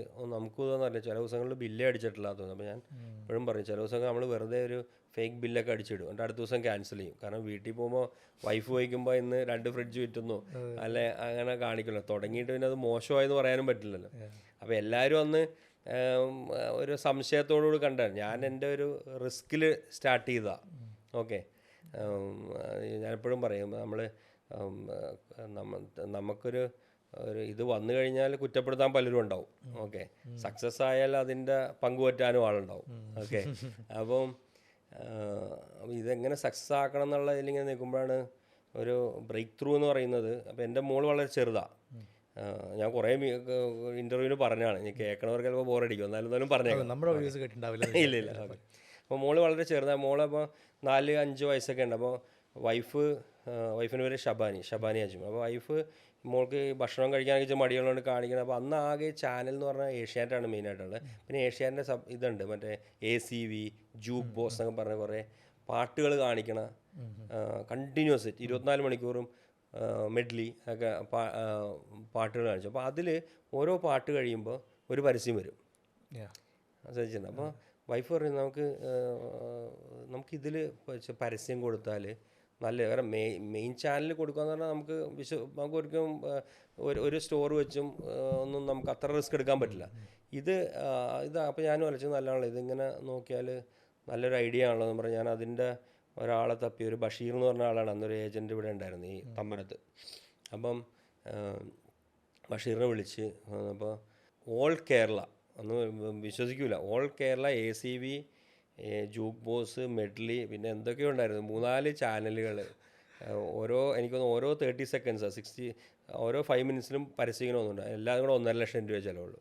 ഓക്കെ. 1.5 ലാക്സ്. അപ്പോൾ നമ്മൾ നോക്കി 1.5 ലാക്സ് നമുക്കൊന്ന് റിസ്ക് എടുക്കാം. അന്ന് ആ സമയത്ത് നമുക്ക് ഡിസ്ട്രിബ്യൂഷൻ ഉണ്ട്, CNF ഒക്കെ ഉള്ളതുകൊണ്ട് ആ ഒരു ഫണ്ട് അഫോർഡ് ചെയ്യാൻ പറ്റും. ഒരു റിസ്ക് എടുക്കാമെന്ന് ഇങ്ങനെ ചിന്തിച്ച് ഞാനും വൈഫും കൂടെ അങ്ങനെ ഇതാക്കിയിട്ട് ഞങ്ങൾ ആ പരസ്യം കൊണ്ട് കൊടുക്കുകയാണ്. ഇത് അപ്പോൾ ഇതെങ്ങനെയാണെന്ന് ആലോചിച്ച് നോക്കാം. അന്ന് ആരും അപ്പോൾ ആലോചിച്ചോണം, ഇലക്ട്രോണിക്സിലുള്ള ആരും പേപ്പർ പരസ്യം കൊടുക്കുമെങ്കിലും TV പരസ്യങ്ങൾ ആരുമില്ല. ഇത് ഒന്നും രണ്ടും അല്ല കാണിക്കണം, 24 മണിക്കൂർ ഇങ്ങനെ ബിസ്മിയിൽ വരും. അന്ന് വളരെ സിമ്പിൾ. ഇവൻ തന്നെ ഒരു ക്യാമറയായിട്ട് വന്നിട്ട് ഷൂട്ട് ചെയ്തേക്കുന്നതാണ്. ആമ്പിൾ പാർക്കിംഗ്, അന്നത്തെ സ്ഥിരം ഇതുണ്ടല്ലോ, വിശാലമായ ഷോറൂം. അപ്പോൾ ഇത് ഷോറൂമിൻ്റെ അകമൊക്കെ വീഡിയോ ഷൂട്ട് ചെയ്യുന്നു, ലോകമൊക്കെ കാണാം. ഇങ്ങനെ കണ്ടിന്യൂസ് ഒരു ദിവസം തന്നെ 10, 200, 300 ആഴ്ചവും കാണിക്കല്ലേ. ഇത് ഭയങ്കരമായിട്ട് ക്ലിക്കായി. മനസ്സിലായോ? ഇത് ക്ലിക്കായെന്ന് പറഞ്ഞാൽ ആൾക്കാർ അന്നെന്ന് പറഞ്ഞാൽ വേറെ ഹാങ് ഔട്ട് ഏരിയകളൊന്നുമില്ല, ഇങ്ങനെ ഓരോ പരസ്യം കാണുന്നില്ല. അപ്പോൾ ഷോപ്പിംഗ് മാളുകളൊന്നും വന്നു തുടങ്ങിയിട്ടില്ല 2003-2004 ആണെന്നുള്ളത്. അപ്പോൾ ആൾക്കാർ ഔട്ടിങ്ങിന് പോകുമ്പോഴൊക്കെ അങ്ങനെ വരാം. അപ്പോൾ കസ്റ്റമർ കയറി ഇറങ്ങാൻ തുടങ്ങി, ബ്രാൻഡ് ആൾക്കാർ തലയിൽ കയറി കസ്റ്റമർ കയറാൻ തുടങ്ങി. നമുക്ക് നല്ല ബിസിനസ് ഇതാക്കാൻ തുടങ്ങി. ഏറ്റവും രസകരമായ സംഭവം, ഒരു പ്രാവശ്യം ഞാൻ കടയിൽ ഇങ്ങനെ നിൽക്കുമ്പോൾ ഒരു ചെറിയ കുട്ടീനെ കൊണ്ട് ഒരു ഫാമിലി കൊണ്ടുവന്ന് പറഞ്ഞ് മോൾക്ക് ബിസ്മി കാണുമെന്നും പറഞ്ഞ് കരച്ചിലാണ് നിന്ന്. കാരണം എൻ്റെ മോളെ പോലെ തന്നെ ഈ ഭക്ഷണം കഴിക്കുമ്പോൾ കാണണം. അപ്പോൾ എപ്പോഴും ഇങ്ങനെ ബിസ്മി അപ്പോൾ ബിസ്മി എന്താണെന്നുള്ള അപ്പോൾ ബിസ്മി പോകണമെന്നും പറഞ്ഞ് അങ്ങനെ വിളിച്ചോണ്ട് വന്നതാണ്. അതെ, അപ്പോൾ ഒന്ന് ആലോചിച്ചു ആ ബ്രാൻഡിന് ഏത് ലെവൽ വരെ ആ പരസ്യം കൊണ്ട് കിട്ടിയ ഒരു ഇത്. ഭയങ്കര വൈഫിൻ്റെ ആ ഒരു സ്പാർക്കാണ് ശരിക്കും പറഞ്ഞാൽ ഇതിൻ്റെ ഒരു മെയിൻ പോയിന്റ്. അപ്പോൾ ഇത് ഓൾ കേരളയാണ് പോകുന്നത്. അപ്പോൾ പല ബാക്കിയുള്ള ഡീലേഴ്സും ഇത് കാണാൻ തുടങ്ങി. ഇത് എവിടുന്ന ഈ പെട്ടെന്നൊരു സുപ്രഭാതത്തിൽ. മാത്രമല്ല ഇന്നത്തെ പോലെയല്ല, അന്ന് ഒരു പക്ഷേ ഈ ഒരു സെഗ്മെന്റിൽ ബിസ്മിയുടെ പരസ്യം മാത്രമേ ഉണ്ടാവുള്ളൂ. അതെ, അതുള്ളൂ. ഇന്നിപ്പോൾ അത് കഴിഞ്ഞാൽ പിന്നെ എല്ലാവരും അതിലോട്ട് പരസ്യമായിട്ട് വന്നു തുടങ്ങി. പിന്നെ ഈ 1.5 ലക്ഷം രൂപ ഓൾ കേരള കിട്ടിയത് അവസാനം എറണാകുളം മാത്രമായി. കാരണം ACBക്ക് നോക്കിയപ്പോൾ ഭയങ്കര ഒരു റവന്യൂ ജനറേറ്റിംഗ്. ഇത് ഓരോ ഡിസ്ട്രിക്ട് വൈസ് ഈ വൈറ്റ് ഗുഡ്സുകാർ തന്നെ എടുക്കാൻ തുടങ്ങി. ഭയങ്കര ഒരു എനിക്കൊന്നൊരു 1-2 വർഷം എല്ലാവരും ഇതിലായിരുന്നു കിടന്നത്. അതെ, തീർച്ചയായും. അതൊരു പരസ്യം അങ്ങനെ വന്നതും അതിൻ്റെ ഒരു ഇമ്പാക്റ്റ്. അല്ലാതെ കാരണം നമ്മുടെ ഇവിടെ വരുന്ന കമ്പനിയുടെ എക്സിക്യൂട്ടീവ്സ് തന്നെയാണല്ലോ ബാക്കി ഡീലേഴ്സിൻ്റെ അടുത്തും ചെല്ലുന്നത്. അപ്പോൾ അവരിത് പറയാൻ തുടങ്ങി, അവരിത് കൊടുത്തു കഴിഞ്ഞാൽ അതിന് ഭയങ്കര ഒരു മൈലേജ് കിട്ടി എന്നുള്ളത്. അപ്പോൾ പിന്നെ ബാക്കിയുള്ളവരും അതിലോട്ട് ഇറങ്ങാൻ തുടങ്ങി. ഇതുപോലെ ആ തുടങ്ങിയ കാലത്തില്ലേ എത്ര പേരുണ്ടായിരുന്നു എംപ്ലോയീസ്? അന്ന് ഇപ്പോൾ കൂടി വന്ന ഒരു ബാക്ക് എൻഡ് ഒക്കെ 2-3 പേരൊക്കെ ഉണ്ടാവും. അന്ന് എന്തൊരു സ്റ്റാഫ് എന്ന് പറഞ്ഞ ഒരു 7-8 പേരുണ്ടാവും, 8-10 പേരുണ്ടാവും. എംപ്ലോയി പോലെ തന്നെയായിരുന്നു. പിന്നെ ഞാൻ അന്ന് മുതൽ സ്റ്റോറിൽ, കാരണം ഫ്രണ്ട് എൻഡിൽ നിന്ന് സ്റ്റോറിൽ നിന്ന് ബിസിനസ് ചെയ്തുകൊണ്ട് അതിൻ്റെ ഒരു ഒത്തിരി അഡ്വാൻറ്റേജ് ഉണ്ട് കേട്ടോ. നമ്മൾ എന്തൊക്കെ പറഞ്ഞാലും സ്കെയിലപ്പ് ചെയ്യുമ്പോൾ നമുക്ക് പറ്റില്ലെങ്കിലും ഒരു ഓണർ ഡ്രിവൺ അല്ലെ ഓണർ നിന്ന് ചെയ്യുന്ന സ്റ്റോറിൽ കസ്റ്റമേഴ്സിന് ഒരു കോൺഫിഡൻസ് കൂടുതലായിരിക്കും. കാരണം അവർക്ക് അവരുടെ പ്രശ്നങ്ങൾ എന്തും ഇൻട്രാക്ട് ചെയ്യാം, നമുക്ക് പെട്ടെന്ന് ഡിസിഷൻ എടുക്കാം. അതൊക്കെ ഇങ്ങനത്തെ ഈ ഇലക്ട്രോണിക്സ് ഇൻഡസ്ട്രീസിൽ, കാരണം ഇത് പ്രൈസ് ഫ്ലക്ച്വേറ്റിംഗ് അല്ല, നമ്മൾ എപ്പോഴും നമ്മളൊരു ഡിസ്കൗണ്ട് കൊടുക്കുന്നതാണ്. അപ്പോൾ അത് ഒരു ഓണർ ഡ്രിവൺ സ്റ്റോർ എന്ന് പറഞ്ഞാൽ അതിനൊരു എഡ്ജ് വ്യത്യാസമുണ്ട്. ആൾക്കാർക്ക് കോൺഫിഡൻസ് ഉണ്ടാവും, നമുക്ക് സെയിലും കൂടുതൽ കിട്ടും. സ്വാഭാവികം. ഈ ഇൻഡസ്ട്രി എന്ന് പറയുന്നത് അത്ര ഈസി ആയിട്ട് എല്ലാവർക്കും പുൾ ഓഫ് ചെയ്യാൻ പറ്റിയുള്ള ഇൻട്രസ്റ്റ് എല്ലാം ഞാൻ വായിച്ചിട്ടുണ്ട്. കാരണം നമുക്ക് ഇൻവെൻട്രി ഒരുപാട് മെയിൻറ്റെയിൻ ചെയ്യണം, കുറേ കോസ്റ്റ്, ഒരു ക്യാഷ് ബ്ലോക്കായി ഒരുപാട് നാൾ കിടക്കും. അപ്പോൾ ഇങ്ങനത്തെ കോംപ്ലിക്കേഷൻസ് ഉള്ളപ്പോൾ അതിനിടയിലൂടെ ഒരു സൂപ്പർ മാർക്കറ്റിൻ്റെ സക്സസ് തീരുമാനിക്കുന്ന ഒരു ഏറ്റവും ഇമ്പോർട്ടൻറ്റ് ഫാക്ടർ എന്താണ്? ഇതിൽ ഞാൻ ആദ്യം പറഞ്ഞില്ല, നമ്മൾ ആദ്യം ഇലക്ട്രോണിക് സ്റ്റോഴ്സിലാണ് തുടങ്ങി. അതിലും ഇതേ പറഞ്ഞ പോലെയാണ് ഈ ഇൻവെൻട്രി ഭയങ്കരമായിട്ട്. ഇലക്ട്രോണിക്സ് ഡിവിഷനിലാണ് ഇൻവെൻട്രിയിലും മുകളിൽ ഇൻവെസ്റ്റ്മെൻറ്റ് കൂടുതൽ വരുന്നത്. വേറെ സൂപ്പർ മാർക്കറ്റ്സിൽ വരുമ്പോൾ ശരിക്കും പറഞ്ഞാൽ ഈ എന്താ പറയുക, നമുക്ക് ഇൻഫ്രയിലാണ് ഇൻവെസ്റ്റ്മെൻറ്റ് കൂടുതൽ. ഈ ഇൻവെൻട്രിയിൽ അത്ര വരുന്നില്ല. നമുക്കൊരു 20 days ഒക്കെ ഈസി ആയിട്ട് റൊട്ടേറ്റ് ചെയ്യാം. ഇഫ് യു നമ്മൾ നല്ല പ്രൊഫഷണൽ വേയിൽ റൺ ചെയ്താൽ സൂപ്പർ മാർക്കറ്റ്സ് ഒക്കെ നമുക്കൊരു 20 days സ്റ്റോക്കിൽ നമുക്ക് റൺ ചെയ്യാൻ പറ്റും. ആ ഒരു കോൺസെപ്റ്റ് ജസ്റ്റ് എക്സ്പ്ലെയിൻ ചെയ്യാൻ പറ്റും, ഒരു റൊട്ടേഷൻ്റെ ഒരു കാര്യം സാധാരണക്കാർക്ക് മനസ്സിലാവുന്നൊരു. അല്ല, അതെന്ന് പറഞ്ഞാൽ നമ്മൾ ശരിക്കും കാൽക്കുലേറ്റ് ചെയ്യാൻ ഇപ്പോൾ ഒരു 2 crores ബിസിനസ് നടക്കുന്ന ഒരു സ്റ്റോറാണെങ്കിൽ നമ്മൾ അതിൻ്റെ അതിനെ ഡിവൈഡ് ചെയ്താൽ അതിൻ്റെ ഒരു 20 days ഇത് വെച്ചാൽ ഈസി. കാരണം സപ്ലൈ അതനുസരിച്ച് നമുക്ക് പ്ലാൻ ചെയ്യണം നമ്മൾ. ആ രീതിയിൽ വേണം നമ്മൾ ഡിസ്ട്രിബ്യൂട്ടേഴ്സിനെയൊക്കെ അലൈൻ ചെയ്യാൻ വേണ്ടി. കാരണം നമുക്കിതിന് ഫുഡിലോട്ട് വരുമ്പോൾ ഉള്ള വ്യത്യാസം ഇലക്ട്രോണിക്സ് പോലെ ഇത് രണ്ട് ഡിഫറെൻ്റ്. ഇലക്ട്രോണിക്സിൽ ഒരു എക്സ്പയറി ചെയ്തൊന്നുമില്ല. നമ്മൾ ഡിസ്പ്ലേ വെക്കുന്നു, അത് ഇനിയിപ്പോൾ ചിലപ്പോൾ 2 വർഷം കണ്ടാണെങ്കിലും പോയാലും എന്തെങ്കിലും ഒരു ഡിസ്കൗണ്ട് കൊടുത്താൽ മതി. അത് ഔട്ട്ഡേറ്റ് ചില ഫീച്ചേഴ്സ് കുറഞ്ഞെന്നുള്ളൂ, പക്ഷെ അത് ഇഷ്ടപ്പെടുന്നവരുണ്ടാവുമായിരിക്കും. ഫുഡിൽ അതല്ല, നമ്മൾ ഫുഡിലോട്ട് ടച്ച് ചെയ്താൽ നമ്മുടെ ഈ ഈ ഈ കേരളത്തിലോ അല്ലെങ്കിൽ ഇന്ത്യയിലുള്ള എല്ലാ ഗവൺമെൻറ് ബോഡിയുമായിട്ട് നമ്മൾ കണക്റ്റഡ് ആവുകയാണ്. മനസ്സിലായേ? അതാണ് അവിടുത്തെ ഏറ്റവും വലിയ റിസ്ക്. മനസ്സിലായേ? നമുക്ക് മറ്റേതിൽ നമ്മൾ എന്താണ് ആകെയുള്ള റിസ്കിൻ്റെ MRP നോക്കി MRPക്ക് മുകളിലോട്ട് വിൽക്കാൻ പാടില്ല, MRPക്ക് താഴെ ഡിസ്കൗണ്ട്. പിന്നെ എന്തായാലും ഇലക്ട്രോണിക്സിൽ MRPക്ക് താഴെയാണ് നമ്മൾ മച്ച് ഡിസ്കൗണ്ടിലാണ് വിൽക്കുന്നത്. അതല്ല അത് സ്ക്രാച്ച് ചെയ്യാൻ പാടില്ല, അതൊക്കെ ഉള്ളൂ കമ്പനി. ഇതെന്ന് പറഞ്ഞു കഴിഞ്ഞാൽ നമ്മൾ വന്ന അതിൻ്റെ എക്സ്പയറി, അതിൻ്റെ ഇത് വെയിറ്റ്, പല കാര്യം. മെയിൻ തിങ് എക്സ്പയറി കഴിഞ്ഞ പ്രൊഡക്റ്റ് നമ്മൾ ഒരു കാരണവശാലും നമ്മുടെ സ്റ്റോറോ അതിൻ്റെ പരിസരത്തോ പോലും വെക്കാൻ പാടില്ല. അത്ര ഫുഡ് കൺട്രോളേഴ്സ് വരുമ്പോൾ അതൊക്കെ ഭയങ്കര ഏറ്റവും റിസ്ക് ഉള്ളൊരു സാധനമാണത്. അപ്പം പറഞ്ഞു വന്നത് ഇലക്ട്രോണിക്സിലാണ് നമുക്ക് സ്റ്റോക്ക് ഹോൾഡിങ് വരുന്നത് ഏറ്റവും കൂടുതൽ. അതിലാണ് നമുക്ക് ഇൻവെസ്റ്റ്മെൻറ്റ് കൂടുതൽ. അതുകൊണ്ടാണ് അത് ഏറ്റവും കൂടുതൽ റിസ്ക് ഉള്ളൊരു ബിസിനസ്. കാരണം അതിൽ മാർജിൻസ് ആർ തിൻ, പക്ഷെ നമ്മുടെ കയ്യിൽ ഡെഡ് സ്റ്റോക്ക് കയറി വരാം. മനസ്സിലായി? നമുക്ക് ദർ ഇസ് എ ലിമിറ്റ്. നമുക്ക് ക്രെഡിറ്റ് കിട്ടുന്നതാണെങ്കിലും ഒരു ലിമിറ്റ് ഉണ്ട്. നമുക്ക് നമ്മളിപ്പോൾ സ്കെയിലപ്പൊക്കെ ചെയ്യുമ്പോൾ നമ്മൾ എപ്പോഴും ഏറ്റവും കൂടുതൽ നോക്കേണ്ടത് നമ്മൾ വെറുതെ നമ്മളിങ്ങനെ 10 കട തുടങ്ങി എന്നുള്ള രീതിയിലാവരുത്. നമ്മൾ ശരിക്കും ആ മാർക്കറ്റ് നമ്മളിപ്പോൾ തുടങ്ങുന്നൊരു ഏരിയയുടെ ഒരു കപ്പാസിറ്റി നമ്മൾ ശരിക്കും പഠിച്ചിട്ടേ സ്കെയിലപ്പിന് പോകാൻ പാടുള്ളൂ. അപ്പോൾ അതിന് പറ്റുന്ന സൈസിലേ നമ്മൾ സ്റ്റോറും ഡെവലപ്പ് ചെയ്യും. കാരണം പെർ സ്ക്വയർ ഫീറ്റ് റവന്യൂ കൂട്ടുന്നതിലാണ് ബിസിനസ്സിൻ്റെ ലാഭം ഇരിക്കുന്നത്. ഓക്കെ, അല്ലാതെ നമ്മളിപ്പം അവിടെ കേറ്റർ ചെയ്യാൻ നമുക്ക് 10,000, 3,000, 4,000 സ്ക്വയർ ഫീറ്റ് നടക്കുന്നിടത്ത് കൊണ്ടുപോയിട്ട് നമ്മൾ ഒരു 10,000 സ്ക്വയർ ഫീറ്റ് ഇട്ടാൽ, കാരണം ഓരോ ഇഞ്ച് കൂടുമ്പോഴും നമ്മുടെ ഓവർ ഹെഡ്സ് കൂടുകയാണ്. നമ്മൾ പല രീതിയിൽ അതിനെ കവർ ചെയ്യണം. അതായത് എനർജി കോസ്റ്റ്, സ്റ്റാഫിങ് കൂട്ടണം. അപ്പോൾ ഇതൊക്കെ നമുക്ക് പിന്നീട് ഒരു ബർഡനായിട്ട് മാറും. അപ്പോൾ ഒരു പുതിയ ആരും ഇൻഡസ്ട്രിയിലോട്ട് എന്തിലോട്ട് വരുമ്പോൾ പോലും ആ ഒരു നമ്മൾ ഫിക്സ് ചെയ്യുന്നൊരു മാർക്കറ്റ് അല്ല, നമ്മൾ സെലക്ട് ചെയ്യുന്നൊരു മാർക്കറ്റിൻ്റെ കപ്പാസിറ്റി അത് നമ്മൾ തീർച്ചയായും ഒന്ന് മാർക്കറ്റ് സ്റ്റഡി ചെയ്യണം. നമ്മളിപ്പോൾ നോക്കുന്ന വേറൊരാളുടെ സ്റ്റോറിൻ്റെ അന്ന് അതിനേക്കാളും വലുത്, അന്ന് അതിനേക്കാളും 5,000, എന്നിട്ട് 5,000 അല്ലെ, എന്നിട്ട് ആ ഒരു സ്ക്വയർ ഫീറ്റ് പറഞ്ഞിട്ടൊക്കെയാണ് നമ്മൾ ഇത്രയും വലിയ വിശാലമായ സ്റ്റോർ. പക്ഷേ അത് നാളെ നമുക്ക് അതിനുള്ള ക്യാച്ച്മെൻറ്റ് ഇല്ലെങ്കിൽ നമ്മൾ ഓരോ വർഷം കഴിയുമ്പോൾ നമ്മൾ റീതിങ്ക് ചെയ്യേണ്ട സ്ഥിതിയിലോട്ടും നമ്മൾ ക്ലോസ് ഡൗൺ ചെയ്യേണ്ട സ്ഥിതിയിലോട്ടും വരും. മനസ്സിലായി. ഓക്കെ, ഈ ഇലക്ട്രോണിക്സിൽ നിന്ന് എപ്പോഴാണ് നമ്മൾ ഹൈപ്പർ മാർക്കറ്റിലേക്കും കൂടെ എക്സ്പാൻഡ് ചെയ്യുന്നത്? ഹൈപ്പർ മാർക്കറ്റിലോട്ട് നമ്മൾ എക്സ്പാൻഡ് ചെയ്യുന്നത് വെച്ചാൽ ഒരു 2013 ആയപ്പോഴേക്കും ഇവിടെ 11-12 ഈ ഷോപ്പിംഗ് മാള് വരാൻ തുടങ്ങി. ഒബ്രോൺ മാള്, ലുലു വന്നതൊരു മേജർ ഒരു ഇമ്പാക്റ്റാണ് കേരളത്തിൽ കൊണ്ടുവന്നത്. ഒരു ഷോപ്പിംഗ് എക്സ്പീരിയൻസ് അവർ കൊണ്ടുവന്നു. ശരിക്കും പറഞ്ഞാൽ എടപ്പള്ളിയിലോട്ട് ഇപ്പോൾ MG റോഡിനൊക്കെ അവിടെ നിന്നൊക്കെ ഉണ്ടായിരുന്ന ഒരു ഷോപ്പിംഗ് ഇത് കംപ്ലീറ്റ് എടപ്പള്ളിയിലോട്ട് പറിച്ചു തട്ടു. അപ്പം ഞാൻ നോക്കിയപ്പോൾ നമുക്കും നമ്മുടെ അന്ന് വരെ അപ്പം നമ്മുടെ സ്റ്റോറിലൊക്കെ ആണെങ്കിലും ബിസിനസ് നന്നായിട്ട് നടക്കുന്നുണ്ട്. അതിന് ഫുട്ഫോൾസ് പയ്യ കുറയാൻ തുടങ്ങുന്നത്.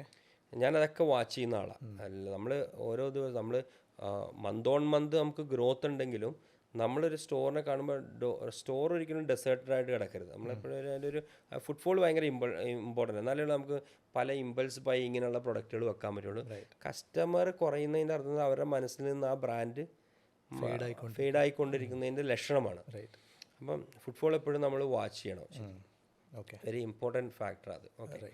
അപ്പോൾ ഞാൻ നോക്കുമ്പോൾ ഷോപ്പിംഗ് മാളിൻ്റെയൊക്കെ ഏറ്റവും വിജയം എന്ന് പറഞ്ഞാൽ ഹൈപ്പർ മാർക്കറ്റ്സ് ആണ്. ഫുഡ് റീറ്റെയിൽ എന്ന് പറഞ്ഞാൽ ഏറ്റവും കൂടുതൽ ക്രൗഡിനെ പുള്ള് ചെയ്യുന്നത് ഒരു ഷോപ്പിംഗ് മാളിൻ്റെ സക്സസ് എന്ന് പറയുന്നത് ഏറ്റവും നല്ല വെൽ മെയിൻറ്റെയിൻഡ് പ്രൊഫഷണൽ ഉള്ള ഒരു ഹൈപ്പർ മാർക്കറ്റാണ്. അതാണ് കസ്റ്റമർ ശരിക്കും കൊണ്ടുവരുന്നത്. പിന്നെ ആ കസ്റ്റമർ അവിടെ വരുമ്പോഴാണ് ബാക്കിയുള്ള സ്റ്റോറിലൂടെ കയറി ഇതുണ്ട് പിന്നെ അവിടെ ഹാങ് ഔട്ട് ചെയ്ത് ആ ടൈം അവിടെ സ്പെൻഡ് ചെയ്യുന്നത്.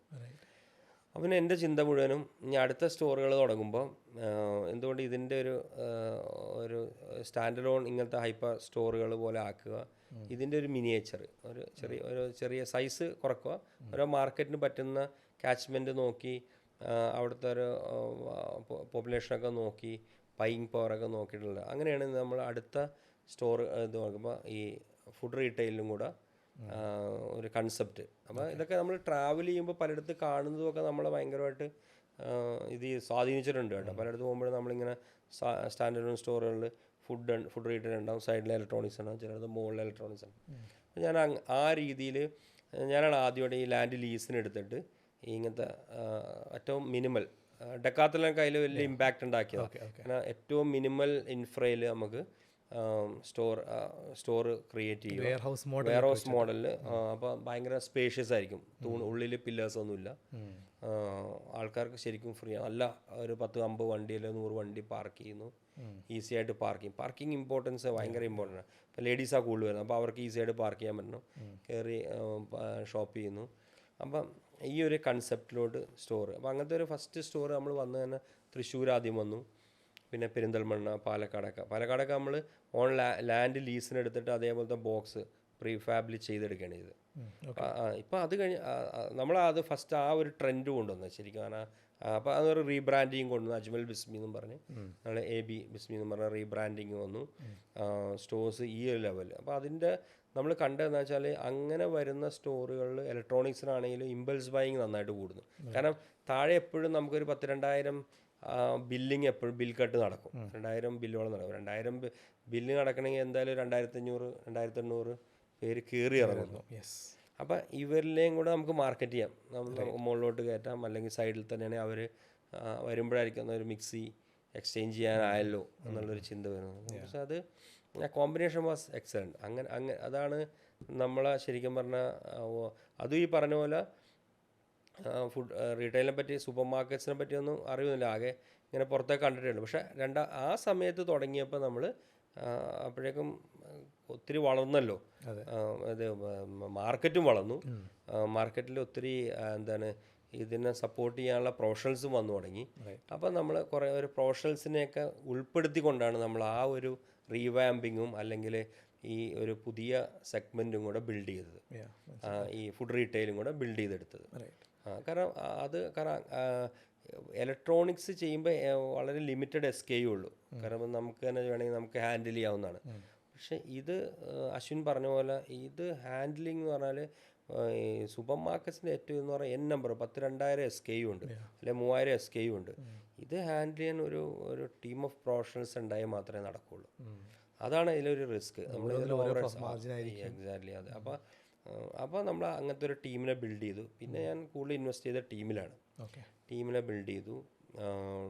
ഇതിനൊരു സിസ്റ്റം ഉണ്ടാക്കി, SAP കൊണ്ടുവന്നു. അപ്പോൾ അന്നൊക്കെ തന്നെ നമ്മൾ ഇങ്ങനെ ഒരു ഇൻവെസ്റ്റ്മെൻറ്റ്, കാരണം നമുക്കിത് സ്കെയിലപ്പ് ചെയ്യണേ ഇൻവെസ്റ്റ്മെൻറ്റ് വേണമെന്നൊക്കെ ഉള്ള മനസ്സിൽ അപ്പോഴേ പ്രൊഫഷണൽസ് കൊണ്ട് അവരുടെ ഒരു ഇതും തോട്ടും അത് തന്നെയായിരുന്നു, നമ്മുടെ അത് തന്നെയായിരുന്നു. അപ്പോൾ അതുകൊണ്ട് ആ രീതിയിൽ തന്നെ കമ്പനി നമ്മൾ ലിമിറ്റഡ് കമ്പനി ആക്കി. ഓക്കെ, നമ്മൾ ലാൻഡ് ലീസിനോ എന്തെടുത്താലും നമ്മൾ രജിസ്റ്റേർഡ് ഡീഡാക്കി ഒരു 15 to 20 years ഒക്കെ മിനിമം. കാരണം നമുക്കപ്പോഴേ അറിയാം ഒരു കോർപ്പറേറ്റ് കമ്പനിയൊക്കെ വരുമ്പോൾ ആദ്യം നോക്കുന്ന കാര്യങ്ങളത്. പിന്നെ എല്ലാത്തിനും നല്ല സെക്ഷൻസ് കറക്റ്റായിട്ട് ഇപ്പോൾ HR ഒരു ഡിവിഷൻ ഉണ്ടാക്കി, ട്രെയിനിങ് അങ്ങനെയുള്ള കാര്യങ്ങൾ.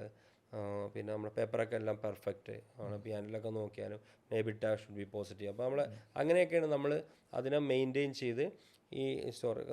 ഇനിഷ്യൽ ഇതിൽ എന്ന് പറഞ്ഞാൽ അന്നും ഇപ്പോഴുള്ള റീറ്റെയിൽ ചെയിൻസ് പോലും അധികമില്ല, ആകെ ഒരു ലുലു മാത്രമേ ഉള്ളൂ. ഞാൻ ഫസ്റ്റ് ഈ ഒരു ചെയിൻ പോലെ ഈ ഹൈപ്പർ മാർക്കറ്റ്സ് തുടങ്ങുന്നത്. എന്താ ഗ്രോത്ത് വാസ് എക്സലൻറ്റ്. ഞങ്ങൾ മാർക്കറ്റ് എനിക്ക് 1,500 പെർ സ്ക്വയർ ഫീറ്റ് റവന്യൂ പറയുമ്പോൾ ഞങ്ങൾ 2,000 മുകളിലുണ്ടായിരുന്നു. മനസ്സിലായി, അതൊക്കെ ഭയങ്കര ഒരു അച്ചീവ്മെൻ്റ് ആയിരുന്നു അതൊക്കെ. അപ്പോൾ ഇത് ഇൻവെസ്റ്റ്മെൻറ്റ് വന്നപ്പോഴും അവർ നോക്കിയപ്പോഴും അവർ കണ്ട അഡ്വാൻറ്റേജും അത് തന്നെ. ആൻഡ് റെൻറ്റ് അങ്ങനെയുള്ള ഓവർഹെഡ്സ് ഒക്കെ കുറവായിരുന്നു കമ്പയർ ടു ഈ മൾട്ടിനാഷണൽ കമ്പനീസ് അല്ലെ കോർപ്പറേറ്റ്സ് വന്ന് എടുക്കുന്ന റെൻറ്റ് വെച്ച് നോക്കുമ്പോൾ തന്നെ മച്ച് ലെസ്സറായിരുന്നു. അത് നമുക്ക് ഡീറ്റെയിൽ ആയിട്ട് സംസാരിക്കുന്നുണ്ട് നമ്മൾ. ഇപ്പം ഈ പറഞ്ഞ കാര്യത്തിൽ ഒറ്റൊരു കാര്യം, അതായത് കസ്റ്റമേഴ്സ് വരുന്ന കാര്യം പറഞ്ഞു, ഒരുപാട് പേര് വരുന്നതിലാണ് കാര്യം എന്ന് പറഞ്ഞു. ഈ കസ്റ്റമേഴ്സ് വരുമ്പോൾ അവരുടെ മനസ്സിൽ ഒരു പ്രൊഡക്റ്റ് വാങ്ങണമെന്നായിരിക്കും ആഗ്രഹം ഉണ്ടാവുക. പക്ഷെ അവരൊക്കെ ഒന്നിനേക്കാൾ കൂടുതൽ പ്രൊഡക്റ്റ് വാങ്ങിപ്പിക്കുന്നതിലാണ് ഒരു റീറ്റെയിലറുടെ വിജയം. അപ്പോൾ അതിനെന്തൊക്കെ സ്ട്രാറ്റജീസ് കടയ്ക്ക് നമ്മളെപ്പോഴും ഞാൻ പറയാം, കട എപ്പോഴും റീറ്റെയിൽ എന്ന് പറയുമ്പോൾ നമ്മൾ ഒരു ഡെയിലി വാറാണ്. നമ്മളെപ്പോഴും കട എങ്ങനെ ഇന്നോവേറ്റീവ് എപ്പോഴും നിർത്തണം. ഒരു കസ്റ്റമർ, കാരണം അശ്വിൻ തന്നെ ആയിരിക്കും ചിലപ്പം മാസത്തിൽ 2, 3, 4 പ്രാവശ്യം. അപ്പോൾ അതിൻ്റെ ഒരു ചേഞ്ച് ഈവൻ ഡിസ്പ്ലേയിൽ പോലും നമ്മളെപ്പോഴും വരുത്തില്ല. ഒന്ന് ചേഞ്ച് ചെയ്ത് നിർത്തണം, അല്ലെങ്കിൽ അതിനെ ഒന്നും കൂടെ ഇതാക്കി നിർത്തണം, അല്ലെങ്കിൽ ഓഫേഴ്സ്. അപ്പോൾ പിന്നെ അതേപോലെ സ്റ്റാഫിൻ്റെ ട്രെയിനിങ് വെരി ഇമ്പോർട്ടൻ്റ് ആണ്. നമുക്ക് ഏറ്റവും കൂടുതൽ വേണ്ടതെന്ന് ഏറ്റവും നമ്മുടെ കൂടെ വർഷങ്ങളായിട്ട് നിൽക്കുന്നത് അവരെ നമ്മൾ മെയിൻറ്റെയിൻ ചെയ്ത് തരണം. നമ്മളിങ്ങനെ ഡെയിലി മാറിപ്പോകുന്ന സ്റ്റാഫ് വന്നാൽ പോലും അതിലെ ടെക്നിക്കലി ക്വാളിഫൈഡ് അല്ലെങ്കിലും ഒക്കെ ഭയങ്കരമായിട്ട് എഫക്റ്റീവ് ഇലക്ട്രോണിക്സിൽ. അപ്പോൾ അവർക്ക് കൊടുക്കുന്ന ട്രെയിനിങ് അവർ ആ ഓണർഷിപ്പ് എടുക്കുന്നത് ഇതിലൊരു ഇമ്പോർട്ടൻറ്റ് ഫാക്ടറാണ്. കാരണം ഒരു കസ്റ്റമർ നമ്മൾ ശ്രദ്ധിക്കണം എന്താണെന്ന് വെച്ചാൽ, കസ്റ്റമർ ഏറ്റവും കൂടുതൽ റിലേ ചെയ്യണം ഇവരെയാണ്. ഇത് ഓണറേക്കാട്ടി കൂടുതൽ. ആദ്യം ചിലപ്പോൾ ഓണറെ കെയർ ഓഫ് ആയിരിക്കും വരുന്നത്, പക്ഷേ പിന്നെ ഓവർ എ പീരീഡ് ഇവരുമായിട്ടായിരിക്കും. പിന്നെ സർവീസിനാണെങ്കിലും ഇവരെ വിളിക്കുന്നു. പിന്നെ ഇവർ പറയും, അപ്പോൾ ഇവർ എപ്പോഴും അപ്ഡേറ്റഡ് ആയിരിക്കണം. അപ്പോൾ പറയും മാഡം അല്ലെങ്കിൽ സാറേ ഒരു പുതിയ പ്രൊഡക്റ്റ് വന്നിട്ടുണ്ട് സാർ, ഒന്ന് വരുമ്പോൾ ഇത് കയറും. അപ്പോൾ അങ്ങനെയാണ് ഇവരെ വിളിച്ച് കയറ്റുന്നത്. അപ്പോൾ ഇത് കാണിക്കും. അപ്പോൾ ചിലർക്ക് അപ്പോൾ വീട്ടിലിരിക്കണ ഒന്ന് എക്സ്ചേഞ്ച് ചെയ്യണം. അപ്പോൾ ആ ഒരു ഇൻട്രസ്റ്റ് കൊണ്ടുവരുന്ന ഫാക്ടറിൽ ഇവരാണ് പിവറ്റ് റോള് ശരിക്കും പറഞ്ഞത്. ഓക്കെ, കുറച്ച് കഴിയുമ്പോൾ നമ്മളെ വിളിച്ച് ചോദിച്ചിട്ട് ചെറിയൊരു എക്സാമ്പിൾ എന്ന് പറഞ്ഞാൽ, ചിലപ്പോൾ നമ്മുടെ ഫ്രണ്ട്സൊക്കെ തന്നെ ഇരിക്കും, നമ്മളെ വിളിച്ചാൽ ഒരു TV എടുക്കാൻ വരണമെന്ന് പറഞ്ഞപ്പോൾ ഏത് എടുക്കണമെന്ന് നമ്മൾ സാംസങ് എടുത്തോ എന്ന് നമ്മൾ പറയും. എൻ്റെ വീട്ടിൽ സാംസങ് ഇരിക്കാൻ, നീ സാംസങ് എടുത്തായിരിക്കും അതായിരിക്കും നല്ലതെന്ന് പറയും. വന്നു കഴിഞ്ഞിട്ട് എല്ലാം കഴിഞ്ഞ് പിന്നെ 2 മണിക്കൂർ കഴിയുമ്പോൾ വിളിക്കുമ്പോൾ ഞാൻ LGയുടെ എടുത്തുകൊണ്ട് പോയി എന്ന് പറഞ്ഞു. അപ്പോൾ ഞാൻ വെറുതെ ചോദിക്കാം എന്താണ് ആ സ്റ്റാഫ് പറഞ്ഞാൽ അതിൻ്റെ അപ്പോൾ ഫീച്ചേഴ്സ് അതാണല്ലോ. അപ്പോൾ അവരാണ് പിന്നെ അതിനെ ശരിക്കും ഏതാണ് വിൽക്കേണ്ടത് എന്നുള്ളതിൻ്റെ ഒരു അവരെയാണ് പിന്നെ അവർ റിലേ ചെയ്യുന്നത് നമ്മളെക്കൊണ്ട്. അതുപോലെ ഈ സൂപ്പർ മാർക്കറ്റ് ബിസിനസ്സിലേക്ക് എൻ്റർ ചെയ്യുന്ന ആളുകൾക്ക് ഈ കോസ്റ്റ്, നേരത്തെ നമ്മൾ പറഞ്ഞു കോസ്റ്റ് കുറേ കൂടുതലുള്ള ബിസിനസ്സാണ്. അപ്പോൾ കോസ്റ്റ് യൂഷ്വലി എത്രയ്ക്ക് താഴെയായിട്ട് നിർത്തണം സൂപ്പർ മാർക്കറ്റ് ഇൻഡസ്ട്രിയിലേക്ക് വരുന്ന ആളുകൾ? ഇതിൽ ഈ സൂപ്പർ മാർക്കറ്റ് എന്ന് പറയുമ്പോൾ നമുക്ക് രണ്ടാക്കിയാണ്. ഒന്ന് ഫുഡ് റീറ്റെയിൽ മാത്രം, അല്ലെങ്കിൽ ജനറൽ മെക്കൻഡൈസിങ് ഐറ്റംസ് കൂടെ കൂട്ടിയിട്ട് ഹൈപ്പർ ഫോർമാറ്റ് എന്ന് പറഞ്ഞാൽ ക്രോക്കറി അങ്ങനെയുള്ളത്. ഇത് രണ്ടിൻ്റെയും കൂടെ മിക്സാണ് സക്സസ് ആവുള്ളൂ. ഫുഡ് മാത്രം എന്ന് പറഞ്ഞാൽ margins are very less and highly competitive. നമ്മൾ ഇവിടെയുള്ള നമ്പർ ഓഫ് കിനാര ഷോപ്സുമായിട്ടും കൂടെ നമ്മൾ കോമ്പീറ്റ് ചെയ്യണം. ഓക്കെ, അപ്പോൾ എന്നാൽ നമ്മൾ ഈ ക്രോക്കറിയൊക്കെ കയറ്റുന്നു അല്ലെങ്കിൽ അങ്ങനെയുള്ള ഹൗസ് ഹോൾഡ് ഐറ്റംസ് കയറ്റുമ്പോൾ അതിനനുസരിച്ച് വരുന്ന ഓവർ സൈസിലോട്ട് പോകുന്നതിലും അർത്ഥമില്ല. ഇപ്പോൾ ഒരു ടയർ 2 സിറ്റീസിലൊക്കെ ആണെങ്കിൽ നമ്മൾ അവിടുത്തെ ഒരു ക്യാച്ച്മെൻറ്റ്, നമുക്കൊരു 10 കിലോമീറ്റർ ക്യാച്ച്മെൻറ്റിൽ നിന്ന് വരുന്നതാണെങ്കിൽ അതിന് അവിടുത്തെ ഹൗസ് ഹോൾഡ് എത്ര നമ്പർ ഓഫ് ഹൗസ് ഹോൾഡ്സ് ഇതൊക്കെ നോക്കിയിട്ട് മാത്രമേ നമ്മൾ സൈസ്, അല്ലെങ്കിൽ ഓവർ സൈസിൽ പോയാൽ വീണ്ടും എക്സ്പെൻസ് കൂടുന്നതാണ്. ഓക്കെ, അപ്പോൾ ഇതിൻ്റെ ഒരു മിക്സാണ് എപ്പോഴും നല്ലത്. ഈ രണ്ടും കൂടെ മിക്സ് ചെയ്തിട്ടുള്ളൊരു പെർസെൻറ്റേജ് ആണെങ്കിൽ നമുക്ക് ഒരു 20% ഒക്കെ പ്ലസ് നമുക്ക് GP ഉണ്ടാവുമായിരിക്കും. Okay, gross profit. Okay, food മാത്രമാണെങ്കിൽ ഒരിക്കലും നമുക്ക് 12, 13, 14 കൂടുതൽ വരില്ല. ഓക്കെ, അപ്പോൾ എപ്പോഴും ഇവിടെ ശ്രദ്ധിച്ചാൽ മനസ്സിലാകും. സക്സസ് ആയവരും ഉണ്ടാവുമായിരിക്കും, എന്നാൽ പോലും ഈ സൂപ്പർ മാർക്കറ്റ്സ് ചെറിയ സൈസിലുള്ള സൂപ്പർ മാർക്കറ്റ് 3000, 2000, 3000 ഒക്കെ ഉണ്ടാവും. അത് അവർക്ക് ശരിക്കും പറഞ്ഞാൽ ആ ഒരു മാർജിൻ അങ്ങനെ മെയിൻറ്റെയിൻ ചെയ്യാൻ പറ്റുന്നില്ല. ഓക്കെ, അത് ശരിക്കും. അപ്പോൾ എല്ലാവരും ഇങ്ങനത്തെ SKUs കൂട്ടി പരമാവധി ആ ഒരു മാർജിൻ അപ്പാക്കാൻ നോക്കണം. പിന്നെ ഇതിൻ്റെ മേജർ ഒരു ഫാക്ടർ എന്ന് പറഞ്ഞാൽ നമ്മൾ എടുക്കുന്ന റെൻറ്റ് ഒരു ഇമ്പോർട്ടൻറ്റ് ഫാക്ടറാണ്. ഒരിക്കലും ഒരു 2% മുകളിൽ, ടേൺ ഓവറിൻ്റെ മുകളിൽ ഒരു മാക്സിമം ഒരു 2% മുകളിൽ വരാൻ പാടില്ല. സ്റ്റാഫിങ് ഫ്രണ്ട് എൻഡും ഉണ്ട്, ബാക്ക് എൻഡും ഉണ്ട്. രണ്ടും കൂടെ നമ്മൾ എപ്പോഴും പറയുന്ന 4% നിർത്തുന്നതാണ്. അത് നമ്മുടെ ഇവിടെ കേരളത്തിൽ അതൊരു 4% നിർത്താൻ പറ്റുന്നില്ല. ഞാൻ കണ്ടെടുത്തോളം പറ്റുന്നത് അതൊരു 6 പോകുന്നുണ്ട്. അത് ഭയങ്കര ഇമ്പാക്റ്റാണ്. റെൻറ്റ് പിന്നെ നമുക്ക് 2 എങ്ങനെയും നിർത്താം. എനർജി കോസ്റ്റ് ഈ പറഞ്ഞ പോലെ ഒരു 1% താഴെ നിർത്തണം. പിന്നെ നമുക്ക് വരുന്ന ഒരു മേജർ കോസ്റ്റാണ് ലോജിസ്റ്റിക്സ് കോസ്റ്റ്. ഞാനിതെല്ലാം പറയുന്നത് ഒരു സൂപ്പർ മാർക്കറ്റ് അല്ല, ഒരു റീറ്റെയിൽ ചെയിനിലോട്ട് വരുമ്പോൾ നമുക്ക് ഒരു ബാക്ക് ആൻഡ് വെയർ ഹൗസ് ഉണ്ടാവും. അവിടെ നിന്നാണ് നമ്മളിതെല്ലാം പാക്ക് ചെയ്തിട്ടൊക്കെ ഓരോ സ്റ്റോറിലോട്ടുള്ള റിക്വയർമെൻറ്റ് നമ്മളെല്ലാം പർച്ചേസ് സെൻട്രലൈസ്ഡ് ആയിരിക്കും. എന്നിട്ടാണ് നമ്മൾ സപ്ലൈ. അല്ലെങ്കിൽ കാരണം നമ്മുടെ ഷ്രിങ്കേജ് കൂടുതലായിരിക്കും. Shrinkage in the sense theft പല രീതിയിലാവാം, നമുക്ക് നഷ്ടപ്പെടും. കാരണം ഇതെല്ലാം ചെറിയ ഇതാണല്ലോ, ഡാമേജ് വരുന്നതാണ്. ഇതെല്ലാം നമുക്ക് അത് ഒരു ബിലോ 0.5 എന്നൊക്കെ പറയും, എന്നാലും ഒരു 1% താഴെയെങ്കിലും നിർത്തണം. ഇതൊക്കെ പറയുമ്പോൾ 1% ആണെങ്കിലും ഇത് ടേൺ ഓവറിൻ്റെ മുകളിൽ നോക്കുമ്പോൾ ഇത് വലിയ വാല്യൂ ആണ്. ടേൺ ഓവർ ബിൽഡ് ചെയ്യാൻ ഈസി ആണല്ലോ സെയിൽസ് നടക്കുമ്പോൾ. പക്ഷേ ഇതൊക്കെ ശ്രദ്ധിച്ചിട്ടില്ലെങ്കിൽ അതെ.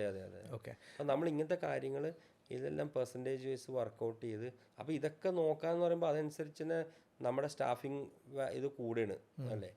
അപ്പം ഇപ്പോൾ ഷ്രിങ്കേജ് നോക്കാൻ അതിന് തന്നെ നമ്മൾ ടീമിനെ വെക്കണം. കാരണം മന്ത്ലി ഒന്ന് സ്റ്റോക്ക് എടുക്കണം. കാരണം ഇതറിയാം 3000 SKU എന്നൊക്കെ പറഞ്ഞാൽ അത് തന്നെ അപ്പോൾ അത് ഓരോ സ്റ്റോറിലും നമ്മൾ പോയി മന്ത്ലി വൺസ് നമ്മൾ ഒരു നൈറ്റിൽ നിന്നാണ് ഇവർ സ്റ്റോക്ക് എഴുതെടുക്കണം. പിന്നെ അതിനെ സപ്പോർട്ട് ചെയ്യാനുള്ള ഏറ്റവും ഇതായ ലേറ്റസ്റ്റ് ടെക്നോളജി അല്ലെങ്കിൽ സോഫ്റ്റ്വെയർ വേണം. അതിനൊരു കോസ്റ്റ് ഉണ്ട്. ലോജിസ്റ്റിക് കോസ്റ്റ് അതാണ് ഏറ്റവും നമ്മുടെ ഇവിടെ കൂടുതൽ വരുന്നത്. ഈ സ്റ്റോറി നമ്മൾ സെൻട്രൽ പർച്ചേസ് ചെയ്യുന്നു, സ്റ്റോറിലോട് സപ്ലൈ, ആ സപ്ലൈ വരുന്ന കോസ്റ്റ് എന്ന് പറഞ്ഞാൽ നല്ല കോസ്റ്റാണ്. അതൊരു ഒരു 3% ഒക്കെ ഇപ്പോൾ വരുന്നുണ്ട് അതൊക്കെ. അപ്പം ഇതെല്ലാം കൺട്രോൾ ചെയ്ത് നിന്നാലാണ് ഈ ഒരു ഇങ്ങനെയെല്ലാം വർക്കൗട്ട് ചെയ്ത് നോക്കിയാലാണ് നമുക്ക് ഇതിൽ നിന്നൊരു എൻ്റെ ഒരു കണക്കൂട്ടലിന് മിനിമം നമ്മളൊരു 4 to 5% ആയില്ലെങ്കിലും നെറ്റ് ഉണ്ടാകണം, 4% ഉണ്ടാകണം. കാരണം ഇറ്റ്സ് എ റിസ്കി തിങ്. കാരണം ഷ്രിങ്കേജ് ലെവലൊക്കെ കൂടാം, ഓരോ ഡേ ബൈ ഡേ ഇതിൻ്റെ എക്സ്പെൻസ് കൂടെ ഉള്ളൂ. റെൻ്റ് ആണെങ്കിലും ഇയർ ഓൺ ഇയർ കൂടും, സ്റ്റാഫിങ് ഇയർ ഓൺ ഇയർ അതിൻ്റെ ഇത് കൂടും. അപ്പോൾ ഇത്രയെങ്കിലും അപ്പോൾ ഒരു അൺഹെൽത്തി കോമ്പറ്റീഷന് പോകുന്ന ഇതിലോട്ട് ഒരിക്കലും വെച്ചിട്ട് നമ്മൾ സ്റ്റോർ തുടങ്ങാൻ പാടില്ല. ഓക്കെ, ഈ കോസ്റ്റ് കട്ട് ചെയ്ത് സൂപ്പർ മാർക്കറ്റ്സ് റൺ ചെയ്യുന്നതിൻ്റെ വലിയൊരു എക്സാമ്പിളാണ് നമുക്ക് DMart എന്ന് പറഞ്ഞൊരു ബ്രാൻഡ് ചെയ്യുന്നത്. അപ്പോൾ അവരുടെ സ്റ്റോറി നമ്മൾ നോക്കുകയാണെങ്കിൽ AC ഒന്നും ഇല്ല അവരുടെ സ്റ്റോറുകളിൽ. അതേസമയം അവർ സിറ്റിയിൽ നിന്ന് വിട്ടുപോയി അകത്തോട്ടുള്ള സ്ഥലങ്ങളിൽ സ്ഥലം വാങ്ങി സ്വന്തമായിട്ട് അവർ ബിൽഡ് ചെയ്തെടുക്കുകയാണ്. അപ്പം ഇങ്ങനെ കോസ്റ്റ് എല്ലാ രീതിയിലും കട്ട് ചെയ്ത്, ഇപ്പോൾ ഓൺലൈൻ ഡെലിവറി ആണെങ്കിൽ പോലും ഡെലിവറി അവർക്കില്ല. ഓൺലൈൻ ഓർഡർ ചെയ്തിട്ട് DMart റെഡി എന്ന് പറഞ്ഞിട്ടുള്ള ചെറിയൊരു സ്റ്റോറിൽ വന്ന് പർച്ചേസ് ചെയ്യുക. ആ കോസ്റ്റ് എല്ലാം കട്ട് ചെയ്യുന്നു. ഇതെല്ലാം ആളുകൾക്ക് ഡിസ്കൗണ്ട് ആയിട്ട് കൊടുക്കുന്നു. അതാണ് അവരുടെ മോഡൽ. അപ്പോൾ അവിടെ അവർ കോസ്റ്റ് ചെയ്യുന്നത് അവർ എക്സ്പീരിയൻസ് കൊടുക്കുന്നില്ല, ഡിസ്കൗണ്ട് മാത്രം കൊടുക്കുന്നു. അപ്പോൾ അങ്ങനത്തെ ഒരു മോഡൽ കേരളത്തിൽ വർക്കൗട്ട് ആവുമോ? വർക്കൗട്ട് ആവും. നല്ല കാശ് നീക്കിയിരിപ്പുണ്ടാവണം. ഓക്കെ, DMartന്റെ വിജയം എന്താണ്? Hard cash and carry business ആണ് ചെയ്യുന്നത്. ഓക്കെ ഓക്കെ, പുള്ളി ഒന്നും ക്രെഡിറ്റ് ഇല്ല, ബാങ്ക് ഇല്ല, ഒന്നുമില്ല. ഓക്കെ, പുള്ളിയുടെ ഓൺ ഫണ്ട് വെച്ച് നമ്മുടെ പണ്ടത്തെ അങ്ങനെ ചെയ്യുന്നവരുണ്ടല്ലോ. ഇപ്പം എന്ന് പറഞ്ഞാൽ ഹാർഡ് കട്ട് ഔട്ട് കോമ്പറ്റീഷനിൽ ബാർഗെയിൻ ചെയ്ത് പ്രൊഡക്റ്റ് മേടിക്കുന്നു. ആ പ്രൊഡക്റ്റിന് അധികം ഷെൽഫ് ലൈഫ് കൊടുക്കാതെ പെട്ടെന്ന് തന്നെ വിറ്റ് പോകുന്നു. ഏറ്റവും മിനിമൽ എക്സ്പീരിയൻസ്. ഞാൻ ആ സ്റ്റോറുകളിൽ പോയിട്ടുണ്ട്. ആ സ്റ്റോർ എന്ന് പറഞ്ഞാൽ നമ്മുടെ ഇവിടുത്തെ സർക്കാരിൻ്റെ പണ്ടത്തെ ഇതുണ്ടായിരുന്നല്ലോ, ഈ എന്താ അതിന് പറയുന്നത്, സ്റ്റോറുകളുണ്ടായിരുന്നു, നീതി സ്റ്റോർ അങ്ങനെയൊക്കെയുള്ള സപ്ലൈക്കോ പോലത്തെ. അത് ആ ഒരു എക്സ്പീരിയൻസ് ഉള്ള ആൾ പോകുന്നു സ്റ്റോറിൽ. ഷെൽഫ് ചില സമയത്ത് ഫില്ലായിരിക്കും, ചില സമയത്ത് ഫില്ലല്ലായിരിക്കും. കുറേ ചെല്ലണ സമയം ഓക്കെയാണ്, ചിലപ്പോൾ നമുക്ക് നമ്മൾ ഉദ്ദേശിച്ച പ്രൊഡക്റ്റ് കിട്ടും, ഇല്ലെങ്കിൽ വേറെ പ്രൊഡക്റ്റ് ഉണ്ട്. പക്ഷെ എല്ലാത്തിനും ഡിസ്കൗണ്ട് ഉണ്ട്, നല്ല ഡിസ്കൗണ്ട് ഉണ്ട്. അതൊരു നമ്മുടെ ഇവിടെ അതിൻ്റെ ഒരു റിപ്ലിക്കായിരുന്നു നമ്മുടെ ഇവിടെ വന്ന മാർജിൻ ഫ്രീ ഷോപ്പുകൾ. അതിനെ കണ്ടുകൊണ്ടാണ് അത് വന്നത്. പക്ഷെ അതൊക്കെ ഈ പറഞ്ഞ പോലെ അതിനെ കവർ ചെയ്യാൻ പറ്റുന്ന രീതിയിലുള്ള ഫണ്ട് നമ്മുടെ സർപ്ലസ് ഫണ്ട് നമ്മൾ വെച്ചിട്ട് വേണമെങ്കിൽ, ഇവിടെയൊക്കെ നമ്മൾ പലരും തുടങ്ങുന്ന പലരിൽ നിന്നും കാശാക്കി അങ്ങനെ വെച്ചിട്ട് നമ്മൾ ഒരു മാർജിൻ ഫ്രീ ഷോപ്പ് തുടങ്ങുന്നു. 5-6 മാസം കൊണ്ടൊന്നും ഒരിക്കലും ലാഭമില്ല. അപ്പോൾ 6 മാസം കഴിയുമ്പോൾ തന്നെ ഇതിൽ 2 പാർട്ണർ എനിക്ക് മതിയായി എന്ന് പറയും. അപ്പോൾ അവിടെ ഒരു ക്രഞ്ച് വന്നു തുടങ്ങി. അപ്പോൾ പിന്നെ അവൻ ക്രെഡിറ്റിലോട്ട് പോകേണ്ടി വരുന്നു. അപ്പോൾ വീണ്ടും ഇവനിവിടെ ലാഭത്തിൽ കൊടുക്കാനുണ്ട്. അപ്പോൾ വീണ്ടും അവൻ്റെ ഫുട്ഫോൾ കുറയുന്നു. മനസ്സിലായി? അപ്പോൾ അത് പുള്ളി ഇതെല്ലാം വെൽ ബാലൻസ്ഡ് ആയിരുന്നു ആദ്യം പോലെ. നമ്മൾ ഈ ഓൺലൈൻ റീറ്റെയിൽ എന്ന് പറയുന്നതാണ് ഇപ്പോഴത്തെ ഒരു ട്രെൻഡ്. അപ്പോൾ ഓൺലൈനിലേക്ക് എത്രത്തോളം ബിസ്മി എക്സ്പാൻഡ് ചെയ്തിട്ടുണ്ട്? ബിസ്മി ശരിക്കും പറഞ്ഞാൽ ഓൺലൈനിലോട്ട് അങ്ങനെ കാര്യമായിട്ട് വെച്ച് 1-2 പ്രാവശ്യമൊക്കെ നമ്മൾ ആ കൊറോണയുടെ സമയത്തൊക്കെ ഓൺലൈൻ ഡെലിവറിയൊക്കെ കൊടുക്കുമെന്നെങ്കിലും അതൊക്കെ നമ്മൾ ഉദ്ദേശിക്കുന്ന പ്ലാറ്റ്ഫോമിൽ നമ്മൾ ഉദ്ദേശിക്കുന്ന ഒരു മാർജിനിൽ നിൽക്കുന്നില്ല, അല്ല എക്സ്പെൻസിൽ നിൽക്കുന്നില്ല, ഹൈലി കോസ്റ്റാണ്. പിന്നെ ഇപ്പം നമ്മൾ ചെയ്യുന്നതെന്ന് പറഞ്ഞാൽ നമ്മുടെ സ്റ്റോറിൻ്റെ ചുറ്റുവട്ടത്ത് ഇത്ര കിലോമീറ്ററിൽ ഡെലിവറി അവർ വിളിച്ചു പറഞ്ഞാൽ വാട്സാപ്പിൽ മെസ്സേജ് തന്നാൽ കൊടുക്കുന്നതല്ലാണ്ട് ഒരു ഓർഗനൈസ്ഡ് രീതിയിൽ നമ്മൾ ഇതല്ല. ആ ഒരു കോമ്പറ്റീഷന് നമ്മൾ അങ്ങനെ അതൊരു പാരലി വളർന്നു വരുന്നുണ്ട്. യൂത്ത് കുറേ പേര് അതിലോട്ട് മാറുന്നവരുമുണ്ട്. ഇപ്പോൾ ഓൺലൈനിൽ നിന്ന് മാറിയിട്ട് ക്വിക്ക് കൊമേഴ്സിലേക്ക് മാറണം. 10 മിനിറ്റിൽ സാധനം കിട്ടണം. അതെ. നമ്മളിങ്ങനെ റീറ്റെയിൽ സ്റ്റോറുമായിട്ട് ഇരിക്കുന്നവർക്ക് അത് മാനേജ് ചെയ്യാൻ അതൊരു വേറൊരു സിസ്റ്റം തന്നെയാണ്. അത് നമ്മൾ വേറൊരു വെർട്ടിക്കലായിട്ട് ഇത് ചെയ്തെടുത്താൽ ഈ പറഞ്ഞ പോലെ ഒരു പാരലൽ കമ്പനി പോലെ നമ്മൾ കൊണ്ടുപോകേണ്ടി വരും. ഇതിൽ നിന്നുകൊണ്ട് അത് ചെയ്യൽ പാടാം. ഓക്കെ, നമ്മളിപ്പം കേരളത്തിലാണ് അജ്മൽ ബിസ്മി ഡോമിനേറ്റ് ചെയ്ത് കിടക്കുന്ന ഒരു മാർക്കറ്റ്. നമ്മൾ പലപ്പോഴും കേൾക്കുന്നൊരു കാര്യമാണ് കേരളം ബിസിനസ് ഫ്രണ്ട്ലി അല്ല. ആ ഒരു ആംഗിളിലുള്ള കാര്യങ്ങളൊക്കെ അപ്പം ന്യൂസ് ആയാലും ശരി, വീഡിയോസൊക്കെ വൈറലാവാറുണ്ട് പെട്ടെന്ന്. അപ്പം അജ്മൽക്കയുടെ എക്സ്പീരിയൻസ് എന്താണ്? കേരളത്തിൽ ബിസിനസ് ഫ്രണ്ട്ലി സ്റ്റേറ്റ് ആണോ? തീർച്ചയായും ബിസിനസ് ഫ്രണ്ട്ലി തന്നെയാണ്.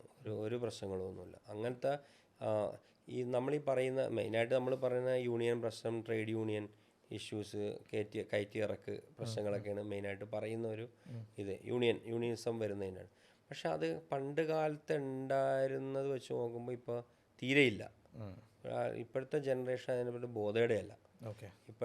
ഇപ്പോൾ ആകെ വരുന്നത് ഇപ്പോൾ നമ്മൾ കയറ്റി ഇറക്കിലൊക്കെ വരുന്ന ചില ഒരു ലോക്കലി ഒരു തിണ്ണമെടുക്ക് കാണിക്കുവാന്ന് പറയില്ല, അതേപോലെ ചില ഏരിയകളിൽ ചിലപ്പോൾ അങ്ങനത്തെ പ്രശ്നങ്ങളൊക്കെ ഉണ്ടാവുമായിരിക്കും. അത് പിന്നെ ഇപ്പോൾ ഈ സോഷ്യൽ മീഡിയയിലൊക്കെ നല്ല ഇത് വന്ന് നോക്കുന്നതുകൊണ്ട് അതുമൊക്കെ ഭയങ്കര ലിമിറ്റഡായി ആക്ച്വലി. പിന്നെ റീറ്റെയിൽ നമ്മുടെ ഇവിടെ നമ്മൾ ഏറ്റവും കൂടുതൽ കണ്ടേക്കുന്ന പ്രശ്നം എന്ന് വെച്ചാൽ ഓവർ കോമ്പറ്റീഷനാണ് നമ്മളിവിടെ. റീറ്റെയിൽ ഏത് ബിസിനസ്സും ഏത് സെഗ്മെൻ്റ് എടുത്താലും, ഇപ്പോൾ വൈറ്റ് ഗുഡ്സ് എടുത്താലും സൂപ്പർ മാർക്കറ്റ്സ് എടുത്താലും ജ്വല്ലറി എടുത്താലും നമ്മുടെ ഇവിടെ ആവശ്യത്തെക്കാട്ട് കൂടുതൽ കോമ്പറ്റീഷൻ ഉണ്ട്. അത് ഒരു അൺഹെൽത്തി ഇതിൽ മാർജിൻ ഡ്രോപ്പ് ആവുന്നതിന് അൺഹെൽത്തി കോമ്പറ്റീഷനിലോട്ട് കൊണ്ടുപോകുന്നുണ്ട്. അതെ, ചെറിയൊരു മാർക്കറ്റിന് വേണ്ടി ഒത്തിരി ബ്രാൻഡുകൾ വരുന്നു. ഒരു സൈഡിൽ കൂടെ ബ്രാൻഡ് വന്നു. അപ്പോൾ ഒന്നോ രണ്ടോ പേര് അല്ലെങ്കിൽ 4 പേര് ഡെവലപ്പ് ചെയ്യണ കാണുമ്പോഴേക്കും അത് അവർ എത്ര കാലം കൊണ്ട് എന്തൊക്കെ പഠിച്ചിട്ടുണ്ടാക്കിയാന്ന് നോക്കാതെ എടുത്തിയാടി കുറേ പേര് പുറകെ ചാടുന്നു. കാരണം ഇവിടെ പുറം സ്റ്റേറ്റിലൊക്കെ ഉണ്ടോയെന്ന് എനിക്കറിയില്ല. ഇവിടെ എന്ന് പറഞ്ഞാൽ ക്രൗഡ് ഫണ്ടിങ് ഒക്കെ ഈസി ആയിട്ട് നടക്കും. അപ്പോൾ ഫണ്ട് അറേഞ്ച് ചെയ്തെടുക്കൽ വലിയ പാടുള്ള കാര്യമല്ല. അപ്പോൾ ഒരു 8-10 പേര് കൂടിയിട്ട് അപ്പോൾ അതിൽ 1-2 പേര് ചിലപ്പോൾ ഇതിൽ ഈ ഒരു ഇൻഡസ്ട്രി ആയിട്ട് പരിചയമുണ്ടാകും. പറയാം നമുക്കിങ്ങനെ തുടങ്ങാം, അങ്ങനെ കിട്ടും, ഇങ്ങനെ കിട്ടും. അപ്പോൾ വേറെ ഇൻഡെപ്തി പഠിക്കാതെ ഇതിനോട്ട് വരുന്നത്. ചിലപ്പോൾ 1-2 അങ്ങനത്തെ സക്സസ് ആയിട്ടും ഉണ്ടാവുമായിരിക്കും, അത് കണ്ടിട്ടായിരിക്കും വരുന്നത്. പക്ഷേ ഞാൻ കണ്ടെടുത്തോളം 80% അത് ഫ്ലോപ്പായിട്ടേ കണ്ടിട്ടുള്ളൂ.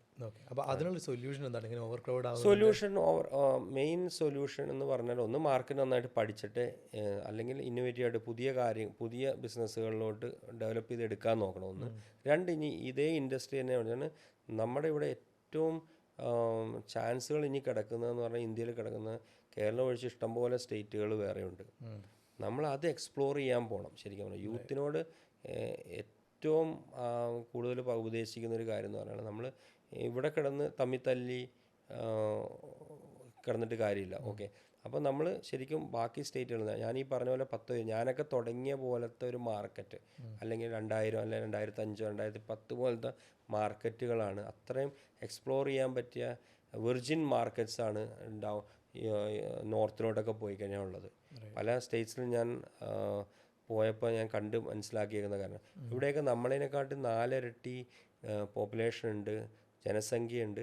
ഇപ്പോഴാണെങ്കിൽ പണ്ടുണ്ടായിരുന്ന പോലെയല്ല, എല്ലാവരെയും ക്യാഷ് റിച്ച് ആവാൻ തുടങ്ങി. അപ്പോൾ അഗ്രികൾച്ചർ ഫീൽഡ് ആണെങ്കിലും ഒക്കെ അതുപോലെ ഗവൺമെൻറ് സപ്പോർട്ടും എല്ലാം ഏറ്റവും കൂടുതൽ പോകുന്ന സ്റ്റേറ്റ്സുകളതാണ്. അപ്പോൾ ഇത് കാരണം മലയാളിക്ക് കഴിവുണ്ട്, ഫാർ ബെറ്റർ ബാക്കിയുള്ളവർ വെച്ച് നോക്കുമ്പോൾ. ഓൺട്രപ്രണർ ആവാനുള്ളൊരു ത്വരയുമുണ്ട്, കഴിവും എല്ലാം ഉണ്ട്. അപ്പോൾ അത് നമ്മൾ ഇംപ്ലിമെൻ്റ് ചെയ്യുന്നത് ഈ ബിസിനസ് ചെയ്യണം എന്നല്ലേ ഉള്ളൂ. അതിപ്പോൾ കേരളത്തിൽ തന്നെ ചെയ്ത് നമ്മൾ തല്ലിയിട്ട് ഒരാൾക്കും ലാഭമില്ലാതെ ആക്കുന്നതിനേക്കാളും എത്രയോ മടങ്ങാണ് ഒരു സക്സസ്ഫുൾ ബ്രാൻഡാക്കി മാറ്റാൻ പറ്റും വേറെ ഏത് സ്റ്റേറ്റിൽ പോയാലും. അപ്പോൾ ലോക്കൽ ബ്രാൻഡാക്കി നിർത്താതെ ഒരു നാഷണൽ ബ്രാൻഡാക്കി. എക്സാക്ട്ലി. അപ്പോൾ പല ബ്രാൻഡുകളും പറഞ്ഞു കേട്ടിട്ടുണ്ട്. ഇപ്പോൾ മലബാർ ഗോൾഡൊക്കെ പറയുന്നത് ഇവിടെ കേരളത്തിൽ നിന്ന് മാറി പുതിയ സ്റ്റേറ്റ്സിലോട്ട് പോയപ്പോഴാണ് അവരുടെ റിയൽ ഗ്രോത്ത് വന്നതെന്നാണ്. അത്രയും പോപ്പുലേഷൻ ഉണ്ട് അവിടെ. അത്രയും പോപ്പുലേഷൻ ഉണ്ട് അവർ. അപ്പം നമ്മൾ ഇവിടെ കിടന്ന് ഈ തമ്മിത്തല്ലി ശരിക്കും പറഞ്ഞാൽ ഏത് ഫീൽഡ് എടുത്ത് നോക്കിയോ, ഇപ്പോൾ ഇലക്ട്രോണിക്സ് എടുത്ത് നോക്കുക. ഇലക്ട്രോണിക്സിൽ ഇപ്പോൾ ഞാൻ പറഞ്ഞില്ല, എൻ്റെ കമ്പനിയിലൊരു ഇൻവെസ്റ്റ്മെൻറ്റ് വന്നപ്പോൾ അവർ ആദ്യം പറഞ്ഞ വാക്കെന്ന് പറഞ്ഞാൽ കേരളത്തിലാണ് ഇപ്പോൾ ബാക്കി സ്റ്റേറ്റ് വെച്ച് നോക്കുമ്പോൾ ഏറ്റവും കൂടുതൽ ഓർഗനൈസ്ഡ് റീറ്റെയിലറുള്ള ഈ ഫീൽഡ് വൈറ്റ് ഗുഡ്സ് ഇലക്ട്രോണിക്സിൽ ഉള്ളത് കേരളത്തിലാണ്. 8-10 പേരുണ്ട്. എന്നാൽ മാർക്കറ്റ് ലിമിറ്റഡ് മാർക്കറ്റും ചെറിയ മാർക്കറ്റാണ്. ഓക്കെ, കൂടി വന്നാൽ ഇതിപ്പം ഡിജിറ്റലും കൂടെ എടുക്കുവാണെങ്കിൽ രണ്ടും കൂടെ കൂടിയിട്ട് ഒരു 8,000 crore മാർക്കറ്റേ ഉണ്ടാവുള്ളൂ, 8,000 കോടി. വേറെ ഇപ്പോൾ തമിഴ്നാടൊക്കെ പോയി കഴിഞ്ഞാൽ അത് 20,000 22,000. നമ്മളെ ഈ 8-10 ഓർഗനൈസ്ഡ് റീറ്റെയിലർ വെച്ച് നോക്കുമ്പോൾ അവിടെ 4-5 പേരുണ്ടാവും. That's A difference. അപ്പോൾ അത് യൂത്ത് ശരിക്കും അതാണ് എക്സ്പ്ലോർ ചെയ്യേണ്ടത്. ഇപ്പോൾ ഗൾഫും ശരിക്കും പറഞ്ഞാൽ മലയാളികളെ കൊണ്ട് സാച്ചുറേറ്റഡ് ആയി. ശരിക്കും പറഞ്ഞാൽ ഇതേ ഫീൽഡിൽ തന്നെ ഇപ്പോൾ നമ്മൾ ഏത് ഫീൽഡിലും ഗൾഫിൽ പോയാലും ദുബായിലൊക്കെ പോയാലും എന്താ പറയുക, ഓവർ ക്രൗഡഡാണ്, സാച്ചുറേറ്റഡ് ആയി. നമ്മൾ പുതിയ മാർക്കറ്റിൽ അല്ലെങ്കിൽ എന്ത് പറ്റുന്ന വെച്ചാൽ ഇങ്ങനെ ഏറ്റവും വലിയ എക്സാമ്പിൾ എന്ന് പറഞ്ഞാൽ 2015 ഇലക്ട്രോണിക്സ് ഫീൽഡിലൊക്കെ ഒരു 4% നെറ്റ് പ്രോഫിറ്റ് ഉണ്ടായിരുന്നത് ഇപ്പോഴൊക്കെ എനിക്കൊന്ന് <1%. That's it. പക്ഷേ ടേൺ ഓവർ എങ്ങനെയും ബിൽഡ് ചെയ്യുന്നത്. അപ്പോൾ നമ്മൾ വീണ്ടും ടേൺ ഓവർ ബിൽഡ് ചെയ്യാൻ വേണ്ടി വീണ്ടും സ്റ്റോറുകൾ ഓപ്പൺ ചെയ്യാൻ പോകുന്നു. അപ്പോൾ അതൊരു കോസ്റ്റ്. ഓക്കെ, അപ്പം നമ്മുടെ സ്ട്രെസ്സ് കൂടി വരെയാണ്. പക്ഷെ വേറെ ആരും, എന്നിട്ട് എല്ലാവരും ആ ബോർഡറിൽ പോയി നിൽക്കുകയാണ്. ഒന്നില്ലേ ബോർഡർ അല്ലെങ്കിൽ കാസർഗോഡ്, അതിൻ്റെ അപ്പുറത്തോട്ട് ആരും പോയി എക്സ്പ്ലോർ ചെയ്യാൻ നോക്കുന്നില്ല. അപ്പോൾ പുതിയ ആൾക്കാർ വരുമ്പോഴും ചെയ്യേണ്ടത് നമ്മൾ മറ്റുള്ള സ്റ്റേറ്റ്, കാരണം ഏറ്റവും ഓപ്പർച്യൂണിറ്റി ഉള്ളൊരു കൺട്രിയാണ് ഇന്ത്യ. മനസ്സിലായി. അതുപോലെ നമ്മൾ ഇപ്പോൾ സൂപ്പർ മാർക്കറ്റിൽ പണ്ടൊക്കെ നോക്കുകയാണെങ്കിൽ ഫോറിൻ ബ്രാൻഡുകളായിരുന്നു ഡോമിനേറ്റ് ചെയ്തത്. സൂപ്പർ മാർക്കറ്റ് അല്ല, ഇലക്ട്രോണിക്സ്. ഇപ്പം അജ്മൽ വിസ്മിയിലായാലും അവിടെ നിന്നൊരു ഷിഫ്റ്റ് വന്നുകൊണ്ടിരിക്കുകയാണ്. ഇപ്പോൾ ഒരുപാട് ഇന്ത്യൻ ബ്രാൻഡ്സ് വന്നുകൊണ്ടിരിക്കുന്നുണ്ട്. ഈവൻ കേരളത്തിൽ നിന്നും ഇംപെക്സ് ഒക്കെ പോലെയുള്ള ബ്രാൻഡുകൾ നല്ലപോലെ വളർന്നു വരുന്നുണ്ട്. ആ ഒരു ട്രെൻഡ് എത്രത്തോളം ആളുകൾ ആക്സെപ്റ്റ് ചെയ്യുന്നുണ്ട്? ഇന്ത്യൻ ബ്രാൻഡ്സ് അല്ലെങ്കിൽ കേരള ബേസ്ഡ് ബ്രാൻഡ്സ് ഒക്കെ വാങ്ങാനുള്ളൊരു ഇൻട്രസ്റ്റ് അത് ഭയങ്കര ഓവർ എ പീരീഡ് നല്ല പെർസെൻറ്റേജ് കൂടിയിട്ടുണ്ട്. പണ്ടെന്ന് പറഞ്ഞാൽ നമുക്കറിയാം, നമ്മൾ ഗൾഫിൻ്റെ ഒരു ഇമ്പാക്റ്റ് ഉണ്ടായിരുന്നതുകൊണ്ട് കേരളത്തിലാണ് ഏറ്റവും കൂടുതൽ സോണി സെയിൽ നടന്നിരുന്നത്.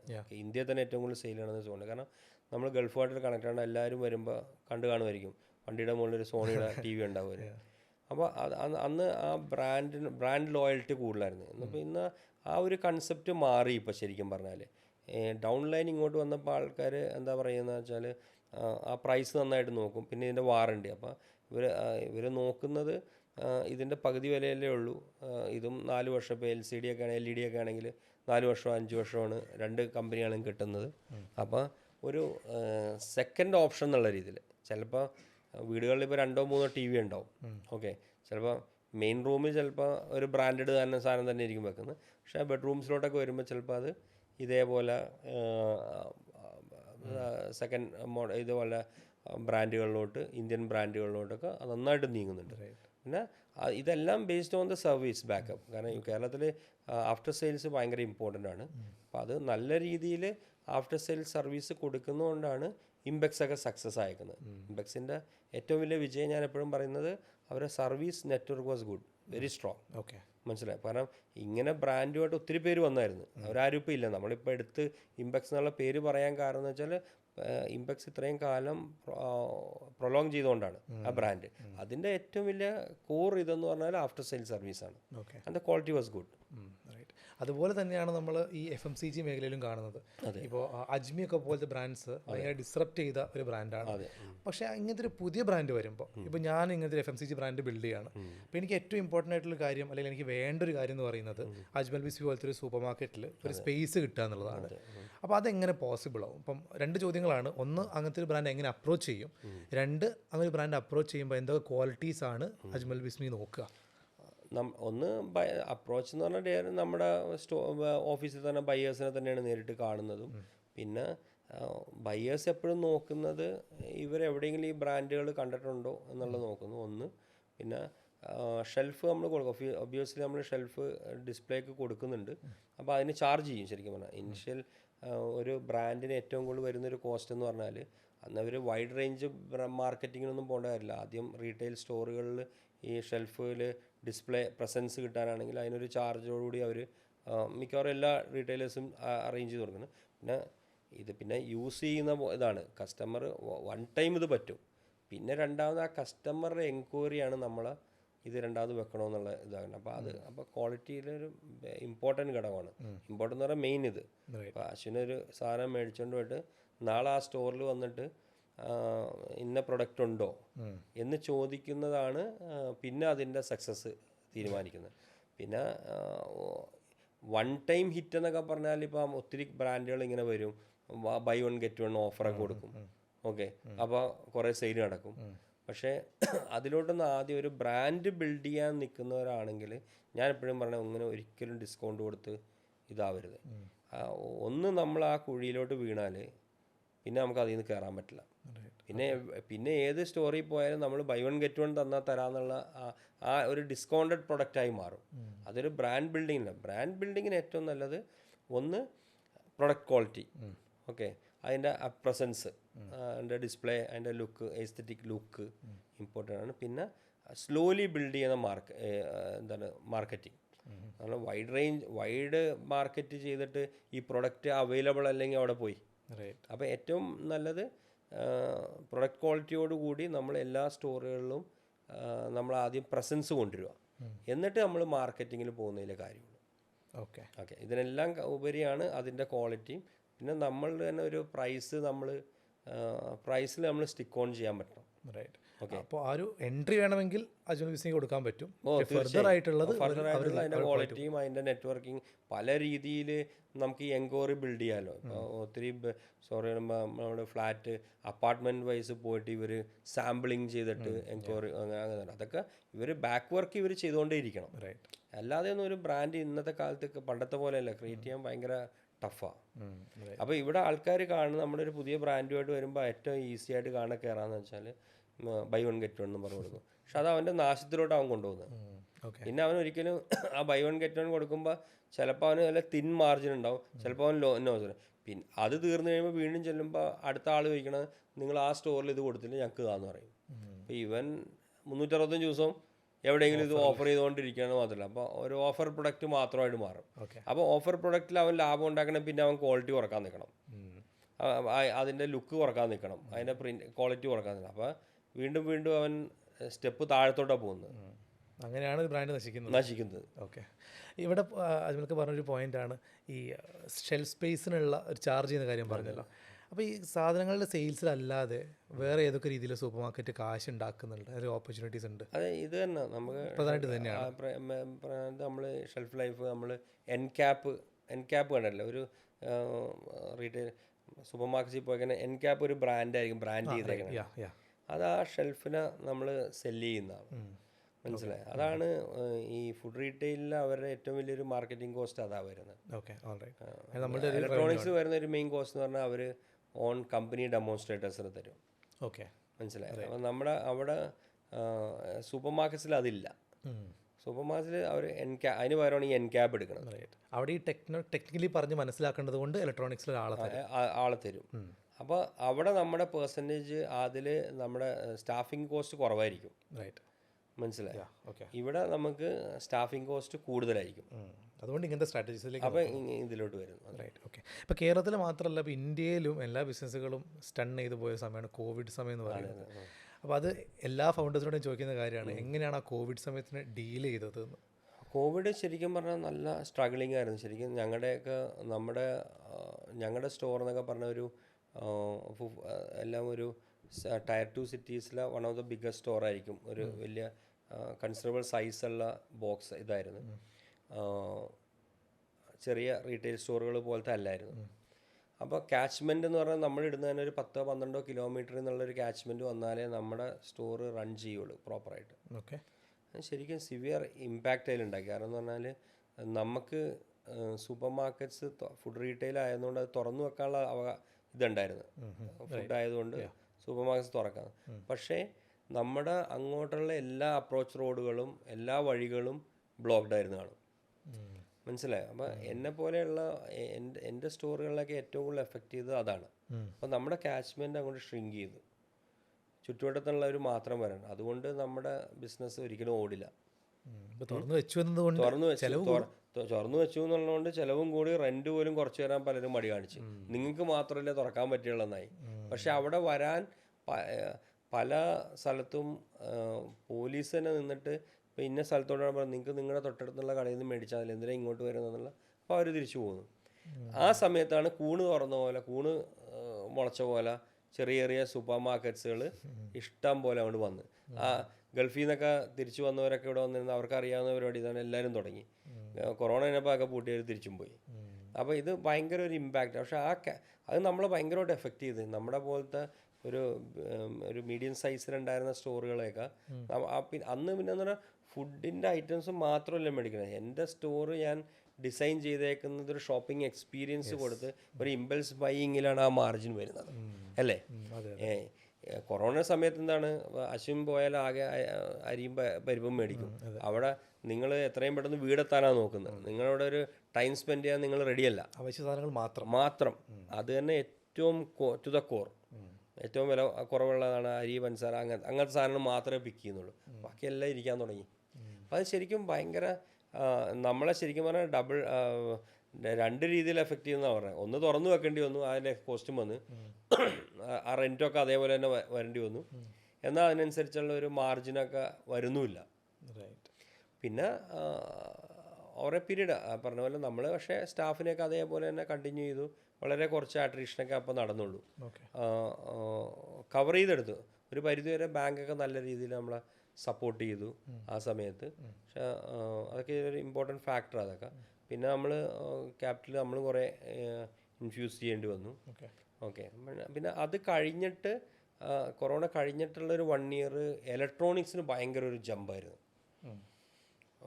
ഈ ഭയങ്കര ഒരു ഹ്യൂജ് ഗ്രോത്ത് ആയിരുന്നു. അപ്പോൾ അതൊരു പെട്ടെന്ന് തന്നെ നമുക്ക് തിരിച്ച് കയറാൻ വേണ്ടി പറ്റും. പിന്നെ എൻ്റെയൊക്കെ ഒരു ലക്ക് എന്ന് പറഞ്ഞാൽ ആ സമയത്താണ് എനിക്ക് ഇൻവെസ്റ്റ്മെൻറ്റ് വരുന്നത്. ഇത് കഴിഞ്ഞ ഉടനെയാണ്. അപ്പോൾ ആ ലെവൽ തൊട്ട് തന്നെ അപ്പോൾ നമുക്ക് അത്ര വലിയൊരു ടഫ് സിറ്റുവേഷനിലോട്ട് പോകേണ്ടി വന്നില്ല. ഓക്കെ.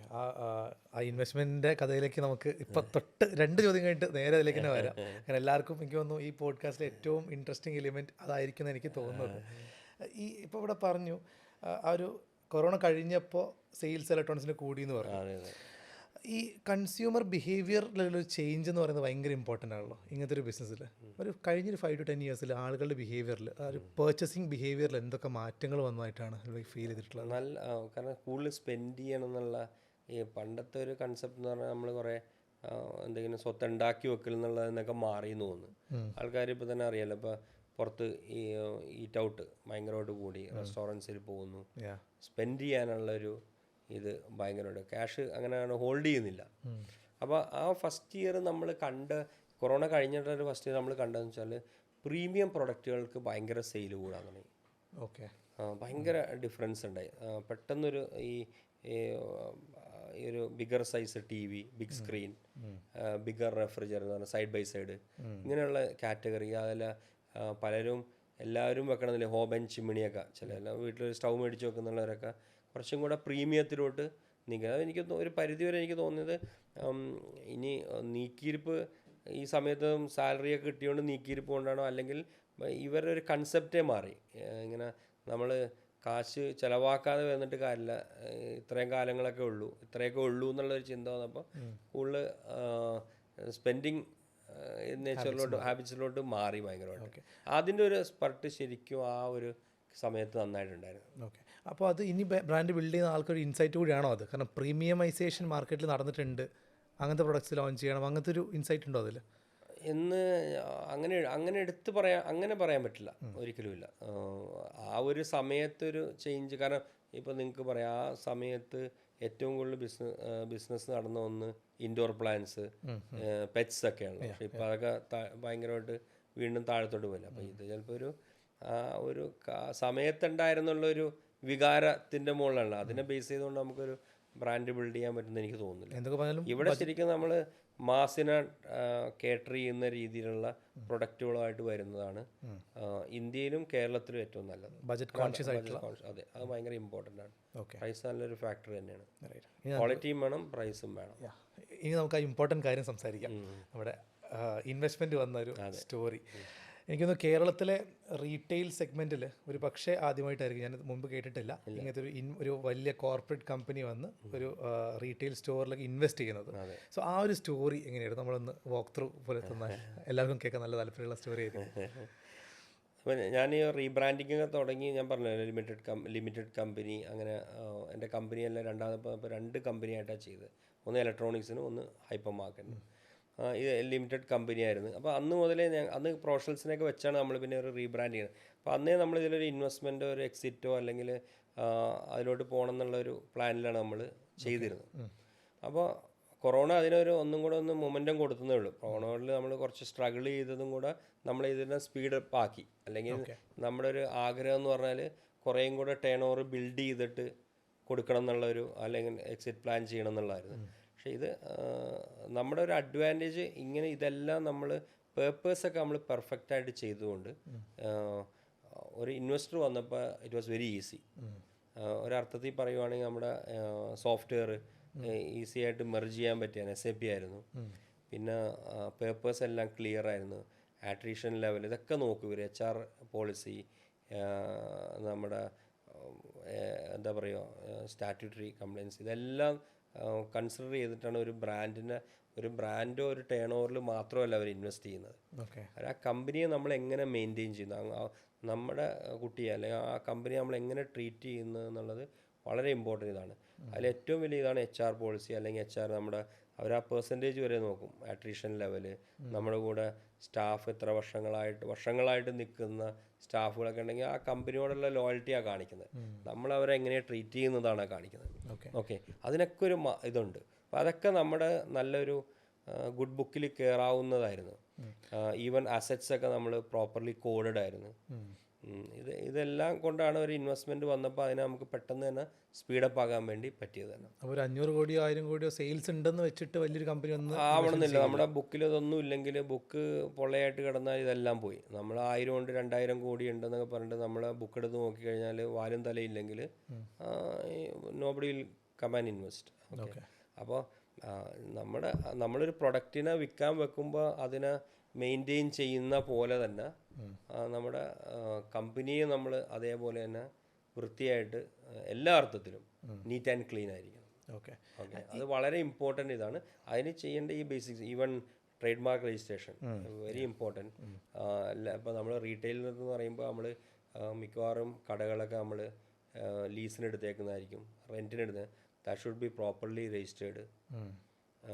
പിന്നെ പ്രോപ്പർ സോഫ്റ്റ്വെയർ ഉണ്ടാവണം, എല്ലാ ലീഗൽ ഇതും നമ്മൾ കംപ്ലയിൻസ് നടത്തിയിരിക്കണം, HR പോളിസി, പിന്നെ GST അല്ലെങ്കിൽ ടാക്സ് ഇംപ്ലിക്കേഷൻ, ഇതെല്ലാം അങ്ങനെയുള്ള എല്ലാ കാര്യങ്ങളും എല്ലാ ഡിപ്പാർട്ട്മെൻറ്റും നമ്മൾ പെർഫെക്റ്റായിട്ട് നമ്മുടെ ഹെറാർക്കി കറക്റ്റായിരിക്കണം.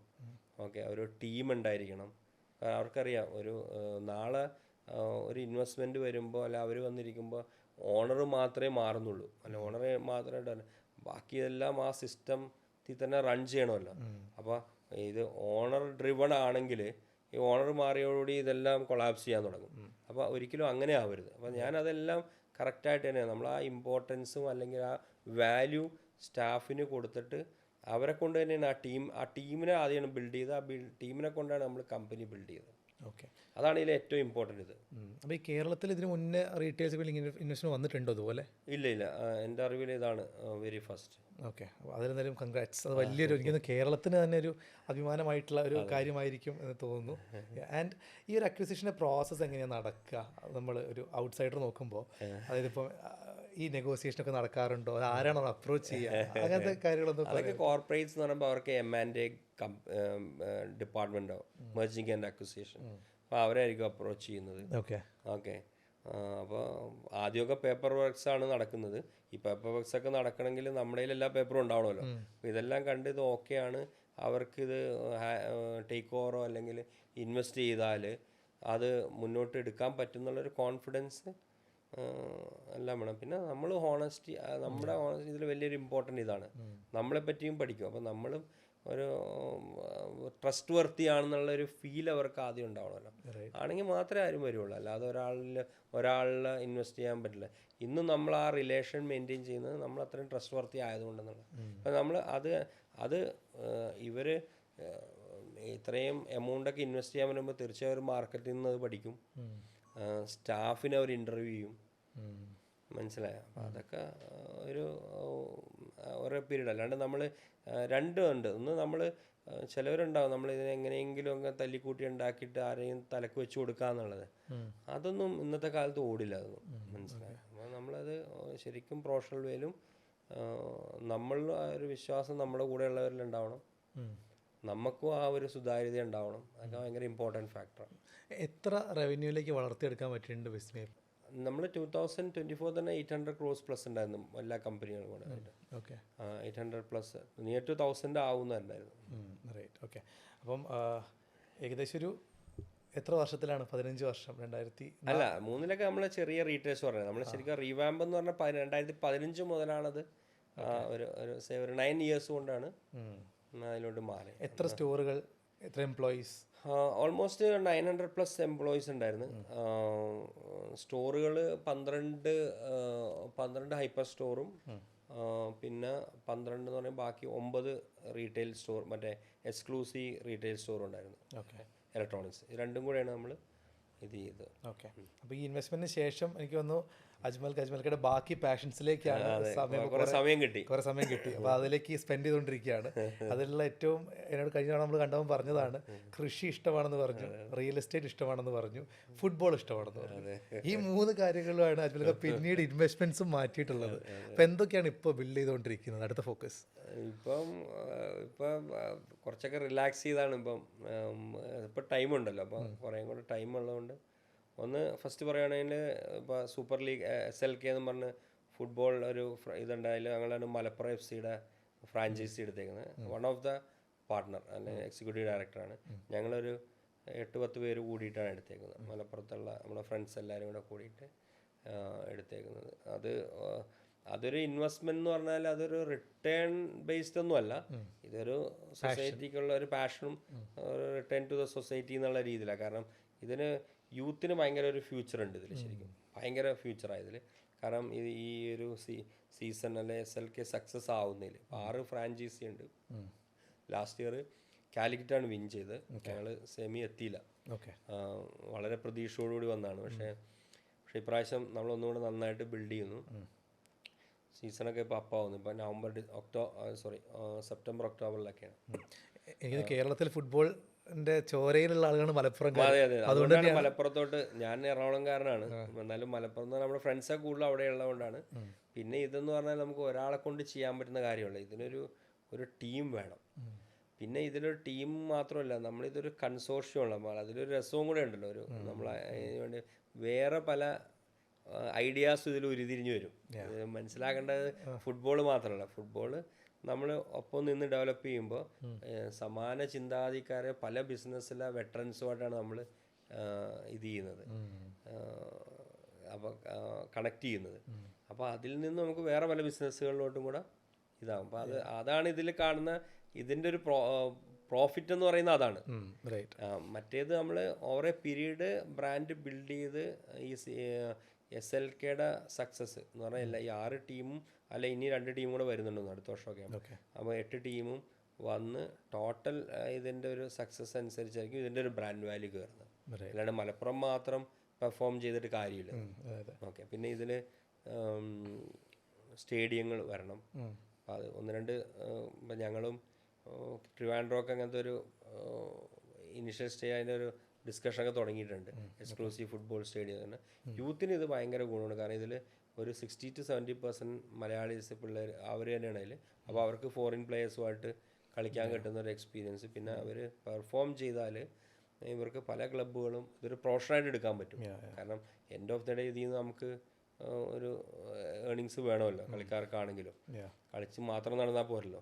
അപ്പം അങ്ങനെ നല്ലൊരു ഏർണിങ്സും ഒരു ഇത് വരുമ്പോഴേ നമ്മുടെ വീടുകളിൽ നിന്നാണെങ്കിൽ പോലും മാതാപിതാക്കൾ സമ്മതിക്കുള്ളൂ. ശരിയല്ലേ? അല്ലെങ്കിൽ നേരെ നീ UK ഓടറ അല്ലെങ്കിൽ ജർമ്മനിക്ക് പോകുന്നു പറയും. അപ്പോൾ ഇതല്ല. അപ്പം ഇതിനെ വളർത്തിക്കൊണ്ട് വന്നാൽ ഇതൊരു ഭയങ്കര ഒരു നമുക്കിതൊരു എന്താ പറയുക, ഒരു നഴ്സറി പോലെ നറിഷ് ചെയ്തെടുക്കാൻ പറ്റിയൊരു സ്ഥലമാണ് കേരളം.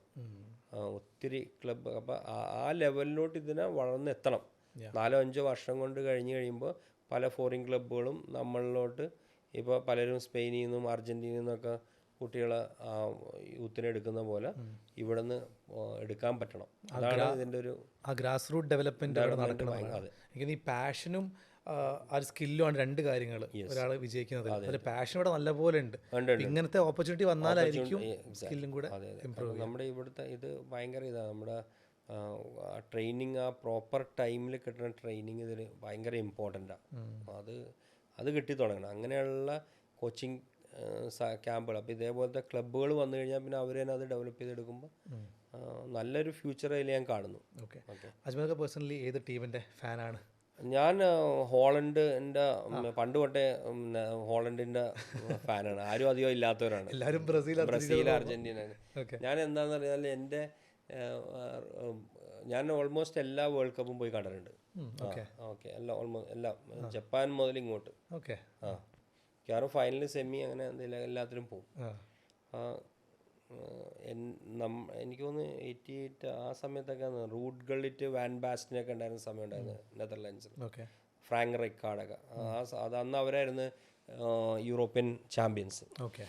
അന്ന് വന്നൊരു ഓറഞ്ച് പട, ഓറഞ്ചിനോടൊരു ഇഷ്ടപ്പെടാണ്. ഓറഞ്ച് പടയോട് അന്ന് തൊട്ടേ ഭയങ്കര ഒരു ഇതായിരുന്നു. അവരുടെ ഈ സൗത്ത് ആഫ്രിക്കയിൽ ഫൈനലിന് നെതർലാൻഡ്സ് വേഴ്സസ് സ്പെയിനായിരുന്നു. അത് പോയി കണ്ടായിരുന്നു. സങ്കടത്തോടുകൂടി ഇറങ്ങി. അതായത് റീസെന്റ് അവരെല്ലാപ്പോഴും കളിക്കും, നന്നായിട്ട് കളിക്കും. ഭയങ്കര അവർ കളിക്കുന്ന ഒരു മാച്ചായിരിക്കും ഏറ്റവും ടഫസ്റ്റ് ആൻഡ് റഫസ്റ്റ്. രണ്ടും ഉണ്ട്. അത് ഈ ഏതൊരു റെക്കോർഡ് നമ്പർ ഓഫ് യെല്ലോ കാർഡ്സും അടിക്കുന്ന ഒരു കുറവില്ല. അപ്പോൾ എന്താണ് സ്റ്റേഡിയത്തിലും അടിയാ. അങ്ങനെ അങ്ങനെ സ്റ്റേഡിയത്തിലും ഇച്ചിരി അടി കൂടുതലായി വരും. അന്നും ഫൈനലൊന്നും ഭയങ്കര ഞാനൊന്ന് കളി കാണാണ്ട ഫൈനൽ. അപ്പോൾ കളി കഴിഞ്ഞിട്ടും ഭയങ്കര അടിയുമ്പോൾ വരുന്നു സ്പെയിനുമായിട്ട്. അതൊക്കെ ഉണ്ട്. പക്ഷെ എന്തോ അന്നുകൊണ്ടേ എനിക്ക് നെതർലാൻഡ്സിനെയാണ് താല്പര്യം. പണ്ട് കാലത്ത് നമ്മൾ ഈ ടോട്ടൽ ഫുട്ബോളിൻ്റെ ഒക്കെ യോഹാൻ ക്രൈഫ് എന്നൊക്കെ പറഞ്ഞിട്ടുള്ള ആ ഹിസ്റ്ററി നല്ലപോലെ ഉണ്ടല്ലോ. എനിക്കത് മോഡേൺ ഫുട്ബോളിനെ ഷേപ്പ് ചെയ്യുന്നതിൽ നെതർലാൻഡ്സിന് വലിയ റോളുണ്ട്. ഉടനെ ഒരു കപ്പ് വരണം. എങ്ങനെയും വരട്ടെ. അപ്പോൾ ആദ്യത്തെ പാഷൻ ഫുട്ബോൾ, അഗ്രികൾച്ചർ, ഫാമിങ് പണ്ട് തൊട്ട്. ഇപ്പം ഞാൻ പറഞ്ഞില്ല, എൻ്റെ സൈഡ് ബിസിനസ് ഇതൊക്കെ ഈരാറ്റുപേട്ടയിൽ നിന്നാണ്. അവരുമൊക്കെ ഈ കൃഷിയിലോട്ട് നന്നായിട്ട് ഫാമിങ് ഇതിലൊക്കെ ഉണ്ടായിരുന്നുകൊണ്ട് അവിടെ നിന്ന് കിട്ടിയതായിരിക്കും. കൃഷിയോടും ഭയങ്കര താല്പര്യമായിരുന്നു ചെറുപ്പം പോലെ. അപ്പം ഫാം തുടങ്ങണം അല്ലെങ്കിൽ അങ്ങനെയുള്ള. അപ്പോൾ എൻ്റെ ഈ ഇലക്ട്രോണിക്സും ഇത് കൂടെ തന്നെ എനിക്കൊരു കമ്പനി കൂടെ ഉണ്ടായിരുന്നു, ഇമ്പോർട്ടൊക്കെ, ഫ്രൂട്ട്സ് ആൻഡ് വെജിറ്റബിൾസിൻ്റെ ഇമ്പോർട്ട് എക്സ്പോർട്ട് ഇതൊക്കെ ഉണ്ട്. അപ്പോൾ ഞാൻ സ്റ്റിൽ അത് ഞാൻ ഒന്നും കൂടി ഇപ്പോൾ നന്നായിട്ട് ഡെവലപ്പ് ചെയ്തെടുത്തതാണ് ഈ നെട്ടൂർ ആഗ്രോ എന്നും പറഞ്ഞിട്ട്. അതെ. അപ്പോൾ നമ്മൾ നോക്കുന്ന അത് ഈ പറഞ്ഞ പോലെ ഭയങ്കര ഒരു ടഫ് ശരിക്കും നമ്മൾ നന്നായിട്ട് വർക്കൗട്ട് ചെയ്ത് നല്ല വർക്ക് ചെയ്തെടുത്താലേ ഉള്ളൂ. അതിൽ ഏറ്റവും വലിയ ഡാമേജ് എന്ന് പറഞ്ഞാൽ ഡംപും ഷ്രിങ്കുമാണ്. ഡംപായി പോകുന്നതും ഷ്രിങ്കും. അപ്പോൾ അത് ഏറ്റവും കുറച്ച് നിർത്തുന്നതാണ് നമ്മുടെ പ്രോഫിറ്റ്. ഓക്കെ. പിന്നെ സോഴ്സിൽ നിന്ന് പ്രൊഡ്യൂസ് ചെയ്യുന്നിടത്ത് തന്നെ നമ്മൾ ബൈ ചെയ്യുന്നതും ബൈയിങ് മെത്തേഡും ഇതൊക്കെയാണ്. പിന്നെ സീസൺ നമ്മൾ അറിഞ്ഞിരിക്കണം. ഒത്തിരി കാര്യങ്ങൾ, ഒത്തിരി ഡാറ്റാസ് വെച്ച് കളിക്കേണ്ട ഒരു കാര്യം ഇതാണ്. അപ്പം നമ്മളിപ്പോൾ പല ഇവിടുത്തെ റീറ്റെയിൽ സ്റ്റോറുകളിലോട്ടും സപ്ലൈ ഉണ്ട്.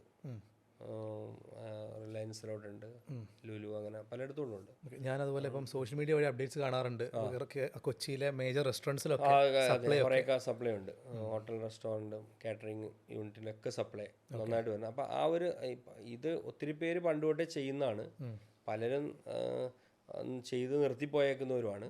നമ്മൾ അതിനെ ഒന്നും കൂടെ ഒരു പ്രൊഫഷണൽ വേയിൽ ചെയ്ത് കൊണ്ടുവരാനുള്ള കുറച്ചും കൂടെ എന്താ പറയുക ടെക്നോളജി ഡ്രിവണും ആ ലെവലിൽ അതേപോലെ തന്നെ കുറേയും കൂടെ ഫ്രഷ് സാധനം എത്തിക്കാൻ പറ്റും. പലരും ഇവിടെ ചെയ്യുന്നതെന്ന് പറഞ്ഞാൽ ഇപ്പോൾ നിങ്ങൾക്കറിയാം, ഫ്രൂട്ട്സ് ആൻഡ് വെജിറ്റബിൾസ് അല്ലെങ്കിൽ വെജിറ്റബിൾസ് വരുന്നത് ഏതെങ്കിലും ലോറിയുടെ മുകളിൽ ഇട്ടുകൊണ്ടായിരിക്കും വരുന്നത്, അല്ലെങ്കിൽ അങ്ങനെ ഡംപ് ചെയ്തായിരിക്കും വരുന്നത്.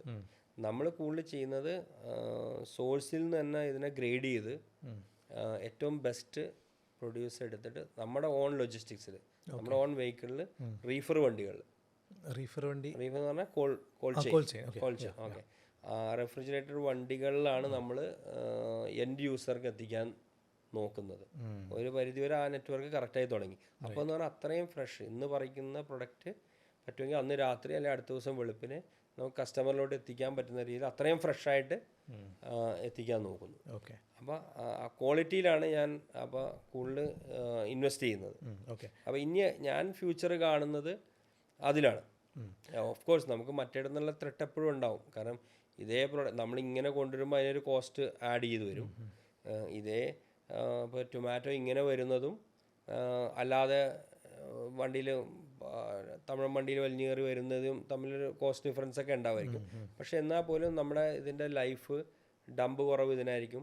കസ്റ്റമറുടെ മുമ്പിൽ അത് പ്രസൻറ്റ് ചെയ്യുമ്പോൾ, കാരണം ഞാൻ അതാ പറഞ്ഞു വന്നത്, ഓർഗനൈസ്ഡ് റീറ്റെയിൽ കൂടുന്നതനുസരിച്ച് ഇതിനാണ് കൂടുതൽ കാരണം അവർക്കത് സ്റ്റോറിൽ പ്രസൻറ്റ് ചെയ്യുമ്പോൾ ആ ഒരു ക്വാളിറ്റി അതിൽ കാണും.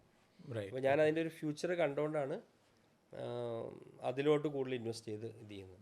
നല്ല രീതിയിൽ ഇപ്പോൾ ഡെവലപ്പ് ചെയ്തുകൊണ്ട് പിന്നെ ഇമ്പോർട്ട് ഫ്രൂട്ട്സ് വരുന്നുണ്ട്.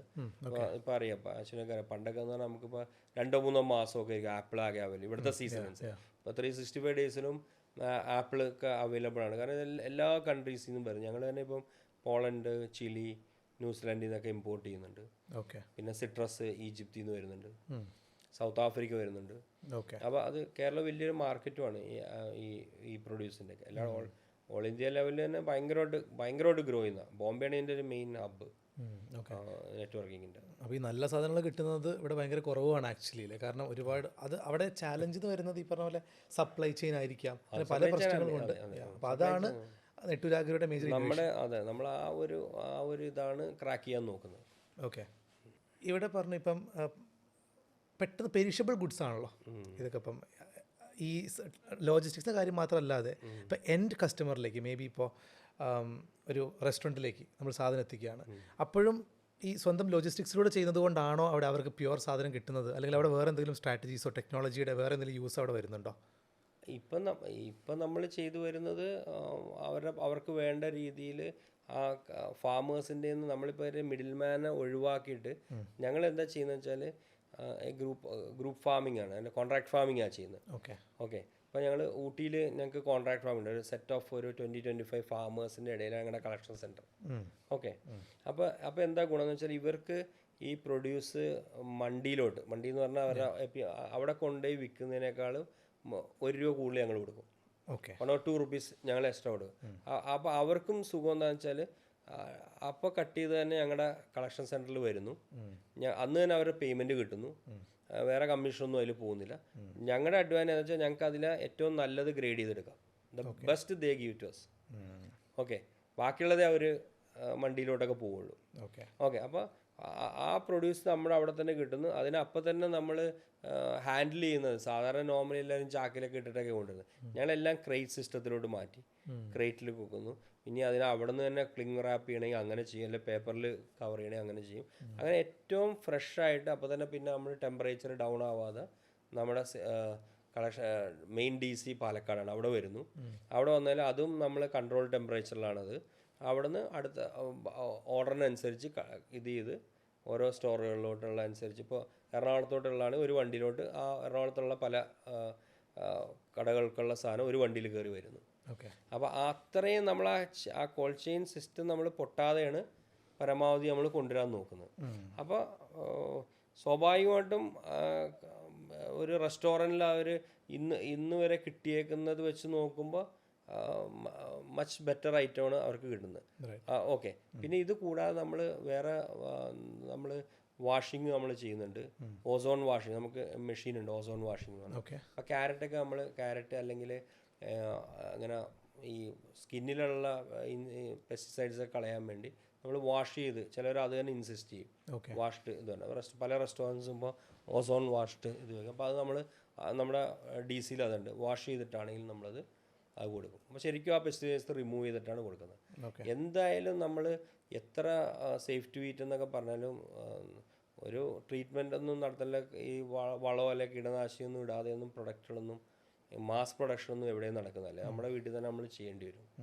അപ്പം പരമാവധി അതിനെ സേഫ് ടു ഈറ്റ് ആക്കുക, അതാണ് നമുക്ക് ചെയ്തു കൊടുക്കാൻ പറ്റുന്നത്. അപ്പം അങ്ങനെയുള്ള പ്രോസസ്സുകളൊക്കെയാണ് നമ്മൾ മെയിനായിട്ട് ചെയ്തെടുക്കുന്നത്. അപ്പോൾ കർഷകർക്ക് അവർ ഡിസേർവ് ചെയ്യുന്നതിനേക്കാൾ കുറച്ച് ബെറ്റർ അവരുടെ ടൈമിൽ ഇത് ഈവൻ ചില ഫാമേഴ്സിന് നമ്മൾ ക്രോപ്പ് കൾട്ടിവേഷനും നമ്മൾ ഫണ്ട് സപ്പോർട്ട് ചെയ്യും, അതും ചെയ്യും. അപ്പം അപ്പോൾ തിങ് ഈസ് അവരുടെ കണ്ടീഷൻ എന്ന് പറഞ്ഞാൽ അവരുണ്ടാക്കുന്ന എല്ലാം നമ്മൾ എടുക്കാൻ പ്രാപ്തരായിരിക്കണം. മനസ്സിലായി? അവരുടെ പ്രൊഡ്യൂസ് വന്ന് ഇന്ന് 2 ടൺ വന്ന് എനിക്ക് 500 കിലോ മതി എന്ന് പറയാൻ പറ്റില്ല. കാരണം നമ്മളെ ഡിപ്പെൻഡ് ചെയ്താണ് അവർ ചെയ്യുന്നത്, നല്ല കോൺട്രാക്ട് ഫാമിംഗ്. അപ്പോൾ നമ്മളത് ഫുള്ള് നമ്മളെടുക്കും. നമ്മൾ അതിനുള്ളൊരു സെല്ലിങ് ഇത് സോഴ്സ് കണ്ടിരിക്കും നമ്മൾ. ആളുകൾക്ക് നല്ല ഏറ്റവും പറ്റുന്ന രീതിയിൽ. കാരണം ഇത് നമ്മൾ ഉദ്ദേശിക്കുന്ന ഇത് ഭയങ്കര ഒരു ടഫ് ഇതാണ്. നമ്മൾ ബാക്കിയുള്ള പ്രൊഡക്റ്റുകൾ ഏറ്റവും perishable items, weight loss, damage ഇതെല്ലാം പെട്ടെന്ന് വരുന്നതാണ്. ഈവൻ ക്ലൈമറ്റ് പോലും നമ്മളെ ഭയങ്കരമായിട്ട് 2 ദിവസം ഭയങ്കര മഴയാണെങ്കിൽ തന്നെ ഇതിനെ ഭയങ്കര പെട്ടെന്ന് തന്നെ അതിൻ്റെ റോട്ടറിങ് തുടങ്ങും. ഇതെല്ലാം അപ്പോൾ ഒരർത്ഥത്തിൽ പറഞ്ഞാൽ ഭയങ്കര ടഫാണ്, റിസ്ക് കൂടുതലാണ്. നമ്മുടെ കയ്യിലല്ലാത്ത ഫാക്ടേഴ്സ് ഒരുപാട് ഇഷ്ടം പോലെ ഉണ്ട്. പിന്നെ കൃഷി ഇഷ്ടമായതുകൊണ്ട് എനിക്ക് ഇങ്ങനത്തെ കാര്യങ്ങൾ ഇഷ്ടമായതുകൊണ്ട് അതെൻ്റെ ഒരു പേഴ്സണൽ ഇതുപോലെ ഞാൻ ഡെവലപ്പ് ചെയ്യുന്നത്. പക്ഷേ ഡെഫിനറ്റ്ലി ഞാൻ കാണുന്നത് ഇങ്ങനെ ഇത്രയും ടഫ് ഇതിനെ ക്രാക്ക് ചെയ്ത് കൊണ്ടുവരുന്നതാണ് ഇതിൻ്റെ വിജയം. റൈറ്റ്. ഓക്കെ, അങ്ങനെ ക്രാക്ക് ചെയ്ത് കൊണ്ടുവന്ന് റിസൾട്ട് കാണിച്ചാൽ ഡെഫിനറ്റ്ലി അതിൽ ഇൻവെസ്റ്റ് ചെയ്യാൻ ഇഷ്ടംപോലെ കമ്പനീസ് ഉണ്ടാവും എന്നുള്ളത് ഉറപ്പാണ്. ആ ചാലഞ്ചസ് വരുമ്പോഴാണ് ഇത്ര എല്ലാവരും മറികടക്കുക എന്നുള്ളതാണല്ലോ. Very true. അപ്പോൾ അതുപോലെ ഈ കൃഷിയിലേക്ക് ആളുകൾ ഇറങ്ങാൻ മടിക്കുന്നതിന് കാരണം ഈ ഫാക്ടേഴ്സ് ഒക്കെ തന്നെയാണ്. അതായത് ഇങ്ങനെ മഴ കൂടുതൽ പെയ്താൽ ഇതിനെ ബാധിക്കും. അപ്പോൾ ഈ ന്യൂ ജനറേഷൻ കൃഷിയിലേക്ക് ഇറങ്ങിയാൽ അവർക്ക് ഇനി ഓപ്പർച്യൂണിറ്റീസ് ഉണ്ടെന്നാണ് ഇതിൻ്റെ അർത്ഥമല്ലേ ഇപ്പം? അതെ, കൃഷിയിലെന്ന് പറഞ്ഞാൽ നമ്മുടെ നാട്ടിലിപ്പോൾ കൃഷി പറ്റുമോ എന്നുള്ളത് എനിക്ക് അറിഞ്ഞൂടാ. കാരണം നമ്മുടെ ഇവിടുത്തെ ഈ മൺസൂൺ ഇതൊക്കെ ഭയങ്കരമായിട്ട് അഡ്വേഴ്സിലാണ്. പിന്നെ നമ്മുടെ ഇവിടുത്തെ ലേബർ കോസ്റ്റ് പല കാരണങ്ങൾ കൊണ്ട്. ഇനി ഇതേ നമുക്കൊരു ടഫ് കോമ്പറ്റീഷനാണ് കർണാടകയിൽ നിന്നും തമിഴ്നാട്ടിൽ നിന്നൊക്കെ വരുന്നത് ഈ സെയിം പ്രോഡക്റ്റുകൾ ഇവിടെ കിട്ടും.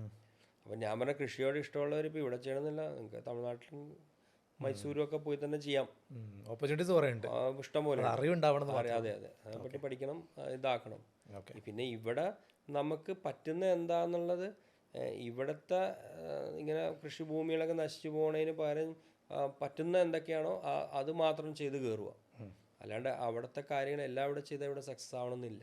റൈറ്റ്. ഓക്കെ. അങ്ങനെ ഏറ്റവും കൂടുതൽ വിജയസാധ്യതയുള്ള അല്ലെങ്കിൽ ഏറ്റവും കൂടുതൽ റവന്യൂ ബിൽഡ് ചെയ്യാൻ പറ്റിയ എന്തെങ്കിലും ഒരു കൃഷി ഇവിടെ കേരളത്തിൽ നമുക്ക് ചെയ്യാൻ പറ്റിയ രൂപത്തിൽ? അല്ല, ഇന്നിപ്പോൾ ഞാൻ കണ്ടെടുത്തോളം, കാരണം ഇതിങ്ങനെ ഫ്ലക്ച്വേഷനാണ്. ഇപ്പോൾ ചില സമയത്ത് റബ്ബറിൻ്റെ പ്രൈസ് കൂടുമ്പോൾ എല്ലാവരും റബ്ബറാണ് നല്ലതെന്ന് പറയും. അപ്പോൾ ഇപ്പം ഞാൻ പറയുകയാണെങ്കിൽ ഇപ്പം ഞാൻ കണ്ടെടുത്തോളം നല്ല വാല്യൂ ആണ് റംബുട്ടാനും മാംഗോസിനൊക്കെ തരുന്നത്. പക്ഷെ അത് ഇപ്പം ഡിമാൻഡുണ്ട്, സപ്ലൈ ഷോർട്ടാണ്. നാളെ ഇതിങ്ങനെ നമ്മളതൊന്നും വാല്യൂ ചെയ്യാതെ എല്ലാവരും ഇത് കണ്ടുകൊണ്ട് അതിലോട്ട് ഇറങ്ങിക്കഴിഞ്ഞാൽ എന്ത് പറ്റുന്ന വെച്ചാൽ നാളെ ദിവസം വീണ്ടും ഈ റബ്ബറിൻ്റെ പ്രശ്നം പറഞ്ഞ പോലെ അല്ലെങ്കിൽ പൈനാപ്പിളിൻ്റെ പ്രശ്നം പറഞ്ഞ പോലത്തെയൊക്കെ പ്രശ്നങ്ങളിലോട്ട് വരാം. അപ്പോൾ ഒരു മിക്സഡ് കൃഷിയായിരിക്കും നല്ലതെന്നാണ് എനിക്ക് പൊതുവെ കണ്ടേക്കുന്നത്. ഇപ്പോൾ ഞാൻ പറയുന്ന ഒരു 5-10 ഏക്കറുള്ളവരാണെങ്കിൽ നമ്മുടെ നല്ല ഹൈലി റിച്ചാണ് നമ്മുടെ സോയിലൊക്കെ. അപ്പം ഒരു മിക്സഡ് കൾട്ടിവേഷനാണ് എപ്പോഴും നല്ലത്. പണ്ട് കൃഷിക്കാരെല്ലാവരും അങ്ങനെ ചെയ്തിരുന്നത്. ഇപ്പോൾ ഒരു വാർത്തതി പറയുകയാണെങ്കിൽ ഇപ്പോൾ മലയോര കർഷകർ അല്ലെങ്കിൽ ക്രിസ്ത്യൻ കമ്മ്യൂണിറ്റിയൊക്കെ അവരുടെ പറമ്പിലൊക്കെ പോയി കഴിഞ്ഞാൽ നമുക്ക് എല്ലാം കാണാം. കുരുമുളക് കാണാം, കൊക്കോ കാണാം, ഇഞ്ചി കാണാം, എല്ലാം കാണാം. എനിക്ക് തോന്നുന്നു അതാണ് തോന്നുന്നൊരു ഇത് തന്നെ. പിന്നെ വ്യവസായ ഹൈ ഇതിൽ ചെയ്യാൻ ഇപ്പോൾ കണ്ടെടുത്തോളം എനിക്ക് തോന്നുന്നു ആൾക്കാർ കൂടുതൽ റംബുട്ടാനിലോട്ട് ഭയങ്കര തോന്നും. പിന്നെ ഷോർട്ട് ടൈം ക്രോപ്പ് ആണെങ്കിൽ പൈനാപ്പിൾ ഭയങ്കരമായിട്ട് ചെയ്യുന്നുണ്ട്. അതൊക്കെയാണ് ഇവിടെ കണ്ടെടുത്തോളം നല്ലതാണ്.